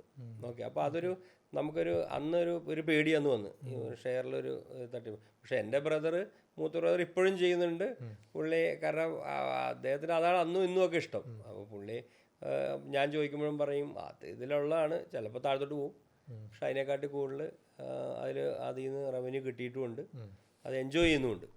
ഇതിലൊരു എൻജോയ്മെൻറ്റും ഉണ്ടല്ലോ. അതെ. അപ്പോൾ അതുകൊണ്ട് ഞാൻ ഈ അടുത്ത കാലത്തൊക്കെ തന്നെ കുറച്ച് ഇൻവെസ്റ്റ് ചെയ്തിട്ടുണ്ട്, അതിന് റിട്ടേൺ കിട്ടിയിട്ടൊക്കെ ഉണ്ട്. പിന്നെ അതിലിങ്ങനെ ഒരു ഓവർ ഫോക്കസ് ചെയ്ത് എൻ്റെ ഒരു ലീഗായിട്ട് എനിക്ക് തോന്നിയിട്ടില്ല അത്. ഓക്കെ, മനസ്സിലായി. എനിക്ക് കുറച്ചും കൂടെ ബാക്കിയുള്ള ഓവർ ഇൻവോൾവ് ആയിട്ട് ചെയ്യുന്നു. പക്ഷേ ഈ പറഞ്ഞ പോലെ അശ്വിൻ പറഞ്ഞ പോലെ ഒരർത്ഥത്തിൽ പറഞ്ഞാൽ നമ്മൾ ഓവറായിട്ട് റിയൽ എസ്റ്റേറ്റിലൊക്കെ ഇത് ചെയ്യുന്നതിനെക്കാട്ടും നല്ല ഇതൊരു ലിക്വിഡിറ്റി ക്രഞ്ച് വരില്ല ഇത്. നമ്മളതും എപ്പോഴും നോക്കണം. നമ്മൾ ഡിവൈഡ് ചെയ്ത് തന്നെ ഇടുന്നതാണ് ഏറ്റവും നല്ലത്. അപ്പോൾ ഒരു ആവശ്യം വന്നാൽ ഗോൾഡോ അല്ലെങ്കിൽ ഇനിയിപ്പോൾ റേറ്റ് താഴത്തോട്ട് പോയിട്ടാണെങ്കിൽ പോലും ഷെയറൊക്കെയാണ് എപ്പോഴും നല്ലത്. ഡൈവേഴ്സിഫൈ ചെയ്യുക പ്രോപ്പറായിട്ട് എപ്പോഴും വേണം. അങ്ങനെ ചെറിയ രീതിയിലൊക്കെ ഉള്ള ഒരു ഇൻവെസ്റ്റ്മെൻറ്റ് അതിൽ നടത്തിയിട്ടുണ്ട്. ശരി, ഓക്കെ. എനിക്കൊന്നു നമ്മുടെ പല മേഖലയിലും, ഇപ്പോൾ എല്ലാ മേഖലയും retail, real estate, agriculture, football, ഇങ്ങനത്തെ എല്ലാ മേഖലയിലും നമ്മളൊരു വലിയ ഇൻസൈറ്റ്സ് ആണ് കിട്ടാനുള്ള കോൺവെർസേഷൻ നമ്മളിപ്പോൾ ചെയ്തിട്ടുണ്ട്. എനിക്ക് അജ്മലെ കാണുമ്പം ചോദിക്കണം എന്നുള്ള ഒറ്റൊരു ചോദ്യം, നല്ല ആഗ്രഹമുള്ള ചോദ്യമായിരുന്നു. നമ്മൾ കഴിഞ്ഞ തവണ വീട്ടിൽ വന്ന സമയത്ത് ഞാൻ എൻ്റെ ചാനലിൽ ഒരു സ്റ്റോറി ഇട്ടു. അജ്മലക്കയുടെ വണ്ടി, ലെക്സസിൻ്റെ എല്ലാം മോഡൽ വണ്ടി എടുത്ത് ഫോട്ടോ എടുത്തിട്ട്, ഞാൻ നമ്പർ പ്ലേറ്റ് ഒന്നുമില്ല, എല്ലാം കവർ ചെയ്തിട്ട് ഞാൻ സ്റ്റോറി ചോദിച്ചു, ഇത് ആരുടെ അടുത്താണ് ഞാനുള്ളതെന്ന് ഗസ് ചെയ്തോളൂ എന്ന് പറഞ്ഞു. ഒരുപാട് പേര് മെസ്സേജ് അയച്ചു, അജ്മൽ ബിസ്മി എന്ന് പറഞ്ഞിട്ട്. സോ ആൾക്കാരെ വണ്ടിയായിട്ട് അസോസിയേറ്റ് ചെയ്ത് മനസ്സിൽ വെക്കുന്ന ആളുകളാണ് മലയാളികൾ. വണ്ടീനോടൊരു പ്രത്യേക ഇഷ്ടമാണ്. സോ ആ വണ്ടിയുടെ ഒരു സ്റ്റോറി ആണ്. കേരളത്തിലെ ആദ്യത്തെ മോഡൽ വണ്ടിയാണ്. സോ അതിൻ്റെ സ്റ്റോറി എങ്ങനെയാണ്? സത്യം പറഞ്ഞാൽ ഞാനൊരു അത്ര ഒരു വണ്ടിപ്രാന്തനല്ല. ഓക്കെ. ഇപ്പോൾ ഈവൻ എൻ്റെ വണ്ടികളൊക്കെ ഇപ്പോൾ എല്ലാം 55 നമ്പറൊക്കെ ഒരേപോലത്തെ നമ്പറൊക്കെ ഇങ്ങനെ ആക്സിഡൻ്റിൽ വന്നതാണ്. പിന്നെ ലാസ്റ്റൊക്കെ പിന്നെ എന്നാൽ അത് തന്നെ എടുക്കാമെന്നുള്ള ഇതാണ്. 5 എനിക്കൊരു ഇഷ്ടമുള്ള നമ്പറാണ്. വണ്ടികളോട് കൂടുതൽ താല്പര്യം എൻ്റെ സണ്ണിലോക്കാണ്. എൻ്റെ മോളുടെ ഭർത്താവിന് പേര് അവരൊക്കെ വണ്ടി ഭയങ്കര മലപ്പുറത്തുനിന്നാണ്, വളാഞ്ചേരി എന്നുള്ള, അവരൊക്കെ വണ്ടിയോട് ഭയങ്കര ക്രേസ് ഉള്ളവരാണ്. എനിക്ക് അത്രത്തോളം ഇല്ല. എൻ്റെ മകനും ഓക്കെ എന്നുള്ളതേ ഉള്ളൂ. ഈ വണ്ടി എന്ന് പറഞ്ഞാൽ ഇപ്പം എനിക്ക് കുറച്ച് ഒന്നാമത് ഇച്ചിരി ബോഡി വെയിറ്റ് ഉള്ള ആളാണ്. അപ്പോൾ എനിക്ക് സത്യം പറഞ്ഞാൽ SUV ടൈപ്പ് വെഹിക്കിളാണ് എപ്പോഴും താല്പര്യമുള്ളത്. പിന്നെ എൻ്റെ കയ്യിൽ ഓൾറെഡി വെൽഫെയർ ഉണ്ട്. വെൽഫെയർ ഞാൻ ആദ്യം എടുത്തതാണ്. അപ്പോൾ അതിൽ ട്രാവൽ ചെയ്തതെന്ന് പറഞ്ഞാൽ ഇപ്പോൾ റോഡ് ഇച്ചിരി മോശമാണ്, അല്ലെങ്കിൽ വണ്ടി വളരെ നല്ല ഇതാണ്. എന്താണ് ട്രാവൽ ചെയ്യാൻ ഏറ്റവും ബെസ്റ്റ്. ഒത്തിരി സ്ഥലത്ത് ഞങ്ങൾ ട്രാവൽ ചെയ്തിട്ടുണ്ട്. അപ്പോൾ അതിൻ്റെ ഒരു പ്രീമിയം വേരിയൻ്റ് എന്നുള്ള രീതിയിൽ വന്നുകൊണ്ടാണ് എല്ലാം ഫസ്റ്റ് തന്നെ ഞാനത് ബുക്ക് ചെയ്തത്. ഒരു 4 സീറ്ററാണത്. അപ്പം വൈഫിനാണെങ്കിലും ഒക്കെ നമ്മളിപ്പോൾ അങ്ങനെ ഒരു ലോങ് ട്രാവൽ ചെയ്യുന്നതുകൊണ്ട് ഇപ്പോൾ നമ്മൾ കാലിക്കറ്റോ അല്ലെങ്കിൽ ട്രിവാൻഡ്രോ ഒക്കെ പോകുന്നതുകൊണ്ട് ഇത് ഇനിയിപ്പോൾ ഈ റോഡും കൂടെ കഴിഞ്ഞ് കഴിഞ്ഞാൽ ഏറ്റവും നന്നായിട്ട് യൂസ് ചെയ്യാൻ പറ്റിയൊരു വെഹിക്കിളാണ്. ഓക്കെ. അപ്പോൾ അത് കണ്ടുകൊണ്ടാണ് എടുത്തത്. നല്ലൊരു ചോയ്സായിട്ടാണ് എനിക്ക് തോന്നിയത്. അത് എനിക്ക് തോന്നുന്നു ഒരു ഐഡന്റിറ്റി ആയിട്ട് മാറിയിട്ടുണ്ട് വളരെ ചെറിയ കാലഘട്ടത്തിൽ തന്നെ. ആ കളറും ഭയങ്കര യൂണിക് ആയതുകൊണ്ട് ഇനി അതുകൊണ്ട് കൂടി ആവാം അത് ഒരു പെട്ടെന്ന് ഇത് അജ്മൽ ബിസ്മിയുടെ കാറാണ് എന്നുള്ള ചിന്തയിലൊക്കെ. അപ്പോൾ ഇനി നമ്മളിപ്പം വൈഫിൻ്റെ കാര്യം പറഞ്ഞു. നമ്മൾ ഈ കോൺവെർസേഷനിൽ ഫാമിലിയുടെ കാര്യം അധികം പറഞ്ഞിട്ടില്ല. വൈഫ് ഇനീഷ്യലി ഐഡിയ പറഞ്ഞ് മാർക്കറ്റിംഗ് ഐഡിയ തന്ന കാര്യം മാത്രമേ പറഞ്ഞിട്ടുള്ളൂ. അപ്പം വീട്ടിൽ ആരൊക്കെയാണുള്ളത്? അവരൊക്കെ ബിസിനസ്സിൽ ഇൻവോൾവ് ആണോ? എനിക്ക് 2 മക്കളാണ്. വൈഫ് ഈ പറഞ്ഞ പോലെ ഇപ്പോൾ ഒരു ബൊട്ടീക്ക് ഉണ്ട് പനമ്പള്ളിയാറിൽ, നന്നായിട്ട് പോകുന്നു. മോള് കല്യാണം കഴിഞ്ഞ് ദുബായിലാണ്, സണ്ണിലോയും ബിസിനസ്സിലാണ്, ഓയിൽ ഫീൽഡിലൊക്കെ തന്നെ. അപ്പം മോള് ഫാഷൻ സ്റ്റൈലിസ്റ്റാണ്. ഇപ്പോൾ അവരൊരു ജന്ന എന്നും പറഞ്ഞൊരു കമ്പനി ഫോം ചെയ്തിട്ട് ഇപ്പോൾ ഒരു എക്സിബിഷനൊക്കെ കണ്ടക്ട് ചെയ്തിരുന്നു മറ്റേ അവന്യൂ സെൻറ്ററിൽ. നല്ല സക്സസ് ആയിരുന്നു. ഒരു 6 months ബാക്കായിരുന്നു ഫാഷൻ. അപ്പോൾ എനിക്ക് തോന്നുന്നൊരു 10-30-40 ബുട്ടീക്ക് അവർ ഒരു ഫാഷൻ ഇതായിരുന്നു കൊണ്ടുവന്നിട്ട് അതെ ബുട്ടീക്കാരെ കൊണ്ടുവന്നിട്ട് ചെയ്തതാണ്. ഭയങ്കര ഇൻസ്റ്റൻറ്റ് സക്സസ് ആയി. അപ്പോൾ ഇനിയിപ്പോൾ ദുബായിലാണ് അടുത്തത് ഷോ നടത്തുന്നത് 2 days നവംബറിൽ ഉണ്ട്. ബോംബെ പ്ലാൻ ചെയ്യുന്നുണ്ട്. അങ്ങനെ ഭയങ്കരമായിട്ട് അതിൽ ഇൻവോൾവ് ആയേക്കുന്നു. മോൾക്ക് അതാണ് കൂടുതൽ ഇഷ്ടം. ഫാഷൻ ഇൻഡസ്ട്രിയായിട്ടാണ് താല്പര്യം. പിന്നെ യൂസഫ് ഇപ്പം ഡിഗ്രിക്ക് എന്നാലും ബിസിനസ്സിലൊക്കെ നല്ല ആക്റ്റീവ് ഇൻവോൾവ് ആണ്. എല്ലാത്തിലും ഒക്കെ ഒരു സേ ഉണ്ട്, ഒരു അഭിപ്രായം പറയും, ഡീപ്ലി ഇൻവോൾവ് ആവും. അങ്ങനെ ബിസിനസ്സിനോടൊരു താല്പര്യം കാണുന്നു. അപ്പം എൻ്റെ ബിസിനസ്സിൽ തന്നെ വേണമെങ്കിൽ കണ്ടിന്യൂ ചെയ്യും, അല്ലെങ്കിൽ സ്വന്തമായിട്ട്, രണ്ടാണേലും നമുക്ക് സന്തോഷമുള്ളൂ. നല്ല രീതിയിൽ ആക്റ്റീവായിരിക്കുക എന്നുള്ളതാണല്ലോ കാര്യം. അപ്പം ഇപ്പം നെട്ടൂരാഗ്രഹയുടെ പല കാര്യങ്ങളും അതിൻ്റെ മാർക്കറ്റിംഗ് സൈഡിലൊക്കെ തന്നെ നന്നായിട്ട് ഇൻവോൾവ് ചെയ്ത് വന്നിരുന്നു. അത് യൂസഫ് തന്നെ ഇങ്ങനെ പോസ്റ്റ് കാണാറുണ്ട്, ലിങ്ക്ഡിനിലെ കാണാറുണ്ട്. ഞാൻ മെജോറിറ്റി കാര്യങ്ങൾ അങ്ങനെ അറിയുന്നത്. അതുകൊണ്ടാണ് ഇപ്പൊ അജ്മലോട് പറഞ്ഞത് ഇങ്ങനത്തെ കാര്യത്തിലൊക്കെ പുറകോട്ടാണ്. അതാ പറഞ്ഞത്, അജ്മൽക്ക് ഒരു സോഷ്യൽ മീഡിയ ചാനലൊക്കെ തുടങ്ങേണ്ട കാലം അതിക്രമിച്ചിരിക്കുന്നു. സത്യം. ഞാൻ പണ്ട് മറ്റേ കൊറോണയുടെ സമയത്തെ എനിക്ക് കുക്കിംഗ് ഭയങ്കര ഇഷ്ടമാണ്. സ്വന്തം കുറേ കുക്ക് ചെയ്യും. ഭയങ്കര നല്ലൊരു കുക്കും ഉണ്ട്. ഞങ്ങൾ 2 പേരും കൂടെ കുറേ കുക്ക് ചെയ്യും. അങ്ങനെ ഒരു ദിവസം കൊറോണ സമയത്താണല്ലോ ഈ സോഷ്യൽ മീഡിയ ഇങ്ങനെ വയറില്ല. അപ്പോൾ ആ സമയത്ത് ഞാനൊരു താറാവ് റോസ്റ്റ് ഉണ്ടാക്കിയിട്ട് വീഡിയോ ഇട്ടിട്ട് ഭയങ്കര ഹിറ്റ്. അങ്ങനെ 2-3 ഇട്ടു. അന്നെല്ലാം ഭയങ്കര ഹിറ്റ്. അപ്പോൾ എന്നോട് അന്ന് പറയലും ചോദിച്ചൊരു കുക്കിംഗ് ചാനലൊക്കെ തുടങ്ങുന്നതാണ് പറഞ്ഞത്. കൊറോണ കഴിഞ്ഞ് കച്ചവടത്തിനോട് പിന്നെ ഇതൊക്കെ നമ്മൾ അതിൽ നിന്നൊക്കെ കൊണ്ട് മാറി. കുക്കിംഗ് ചാനൽ തുടങ്ങാനുള്ള സമയമൊന്നും ഉണ്ടായിക്കൊള്ളുന്നില്ല, എന്നാലും ഒരു പ്രസൻസ് എന്തായാലും വേണമെന്നുള്ളതാണ് എനിക്കത് വ്യൂവേഴ്സിന് എല്ലാവരും ആഗ്രഹമായിരിക്കും. കാരണം ഇപ്പം നമ്മൾ ഏതൊരു ഫൗണ്ടറിനെ നമ്മൾ ഇൻസ്റ്റാഗ്രാമിലൊക്കെ തിരഞ്ഞെടുക്കാൻ തുടങ്ങുവാണെങ്കിൽ ഞാൻ കൃഷി സംബന്ധമായിട്ട് എന്തെങ്കിലും തുടങ്ങുള്ളൂ. എനിക്കിഷ്ടം അതാണ്. അല്ല നമ്മളിങ്ങനെ ഫാമിലൊക്കെ ട്രാവൽ ചെയ്യുമ്പോൾ അതിൻ്റെയൊക്കെ എടുത്ത്, കാരണം കുറേയും കൂടെ അതിൽ കുറേ പേര് ഇൻസ്പയർ ആയിട്ട് വരട്ടെ എന്നുള്ളതാണ് എനിക്കിഷ്ടം. കാരണം നാട്ടിൽ നമുക്ക് ഇഷ്ടം പോലെ ലാൻഡുകൾ കേരളത്തിലുണ്ട്. അത് എങ്ങനെയൊക്കെ ഡെവലപ്പ് ചെയ്യാൻ പറ്റുന്നുണ്ടെങ്കിൽ അതിനൊരു ഇത് സ്പാർക്ക് കൊടുക്കാൻ പറ്റുമെങ്കിൽ അതാണ് എനിക്ക് കൂടുതൽ താല്പര്യം. ഈ കുക്കിങ്ങിൽ താല്പര്യമുള്ളതുകൊണ്ട് നമുക്കൊരു റെസ്റ്റോറൻറ്റ് പ്രതീക്ഷിക്കാമോ? ഇടയ്ക്ക് കാണുമ്പോൾ ഇങ്ങനെ പറയും, ഞാനും വൈഫും കൂടെ പറയും റെസ്റ്റോറൻറ്റ് തുടങ്ങണം എന്നുള്ളത്. ചെയിനല്ല, നമ്മൾ തന്നെ നിന്ന് അല്ലെങ്കിൽ നമ്മുടെ ഒരു നല്ല ആക്റ്റീവ് ഇൻവോൾവ്മെൻ്റ് ഉള്ള ഒരു നല്ലൊരു നാടൻ റെസ്റ്റോറൻറ്റ് തുടങ്ങണം എന്നൊക്കെ ഭയങ്കര ആഗ്രഹമുണ്ട്. അപ്പോൾ നമ്മുടെ കുക്കിനോടും പറയും സമയം പോലെ. അതെ, എല്ലാത്തിനും ഒരു സമയമുണ്ടല്ലോ. ഇപ്പൊ നമ്മള് ഷെഫ് പിള്ളയൊക്കെ ചെയ്യുന്നത് കാണാറില്ല, ഓരോ ബ്രാൻഡ് ക്രിയേറ്റ് ചെയ്യാണ്. പനമ്പള്ളിയിൽ ആട് മാത്രം, അങ്ങനത്തെ ഒരു ബ്രാൻഡ്. അപ്പം നമുക്കൊരു സ്പെഷ്യാലിറ്റി ഉണ്ടാവും. ഉടനെ ഒരു റെസ്റ്റോറൻറ്റ് പ്രതീക്ഷിക്കുന്നു. ചെറുതാണെങ്കിലും അടിക്കണം, നാടൻ റെസ്റ്റോറൻറ്റ് അടിക്കണം, തുടങ്ങണം. ഓക്കെ, നമ്മൾ വെയിറ്റ് ചെയ്യുന്നു. ഞാനൊരു ഭക്ഷണപ്രിയനാണ്, അതുകൊണ്ട്. അപ്പോൾ നമ്മൾ എല്ലാ മേഖലയിലുള്ള ഒരുവിധം കാര്യങ്ങളൊക്കെ ചർച്ച ചെയ്തു. ആളുകൾക്ക് ഹെൽപ്ഫുൾ ആവുന്ന ഒരുപാട് ഇൻസൈറ്റ്സ് കിട്ടിക്കാണെന്ന് പ്രതീക്ഷിക്കുന്നു. കിട്ടിയിട്ടുണ്ട്, എനിക്ക് ഉറപ്പാണ്. നമ്മൾ ആ രീതിയിൽ ഇനിയിപ്പോൾ ഒരു കുറച്ചാഴ്ചയിൽ നമ്മൾ പോസ്റ്റും ചെയ്യും. അപ്പം എന്തായാലും താങ്ക് യു സോ മച്ച്. ഇത്രയും ഇൻസൈറ്റ്സ്, കാരണം ഇത്രയും വർഷങ്ങളെടുത്ത് ബിൽഡ് ചെയ്ത ഒരാളുടെ എക്സ്പീരിയൻസ് കിട്ടുക എന്ന് പറയുന്നത് ചെറിയ കാര്യമല്ല. ഓൾസോ ഒരു ബിസിനസ് ബിൽഡ് ചെയ്ത് തരുന്ന ആൾക്ക് ഒരുപാട് മിസ്റ്റേക്കുകളിലൂടെ കടന്നു പോകണം. അപ്പോൾ അതിലേക്ക് എങ്ങനെ കടന്നു പോകാതിരിക്കുക എന്നുള്ളത് നമ്മൾ പുസ്തകങ്ങളിൽ നിന്നും ആളുകളിൽ നിന്നാണ് മനസ്സിലാക്കുന്നത്. അപ്പോൾ അത് ഷെയർ ചെയ്യാൻ ഇവിടെ എത്തിച്ചേർന്നതിനും ആൻഡ് ഒരു മേജർ പോഡ്കാസ്റ്റ് ആയിട്ട് ആദ്യമായിട്ട് നമ്മളുടെ പോഡ്കാസ്റ്റ് വന്നതിനും വലിയ താങ്ക് യു. എല്ലാത്തിനും ഓൾ ദി ബെസ്റ്റ്.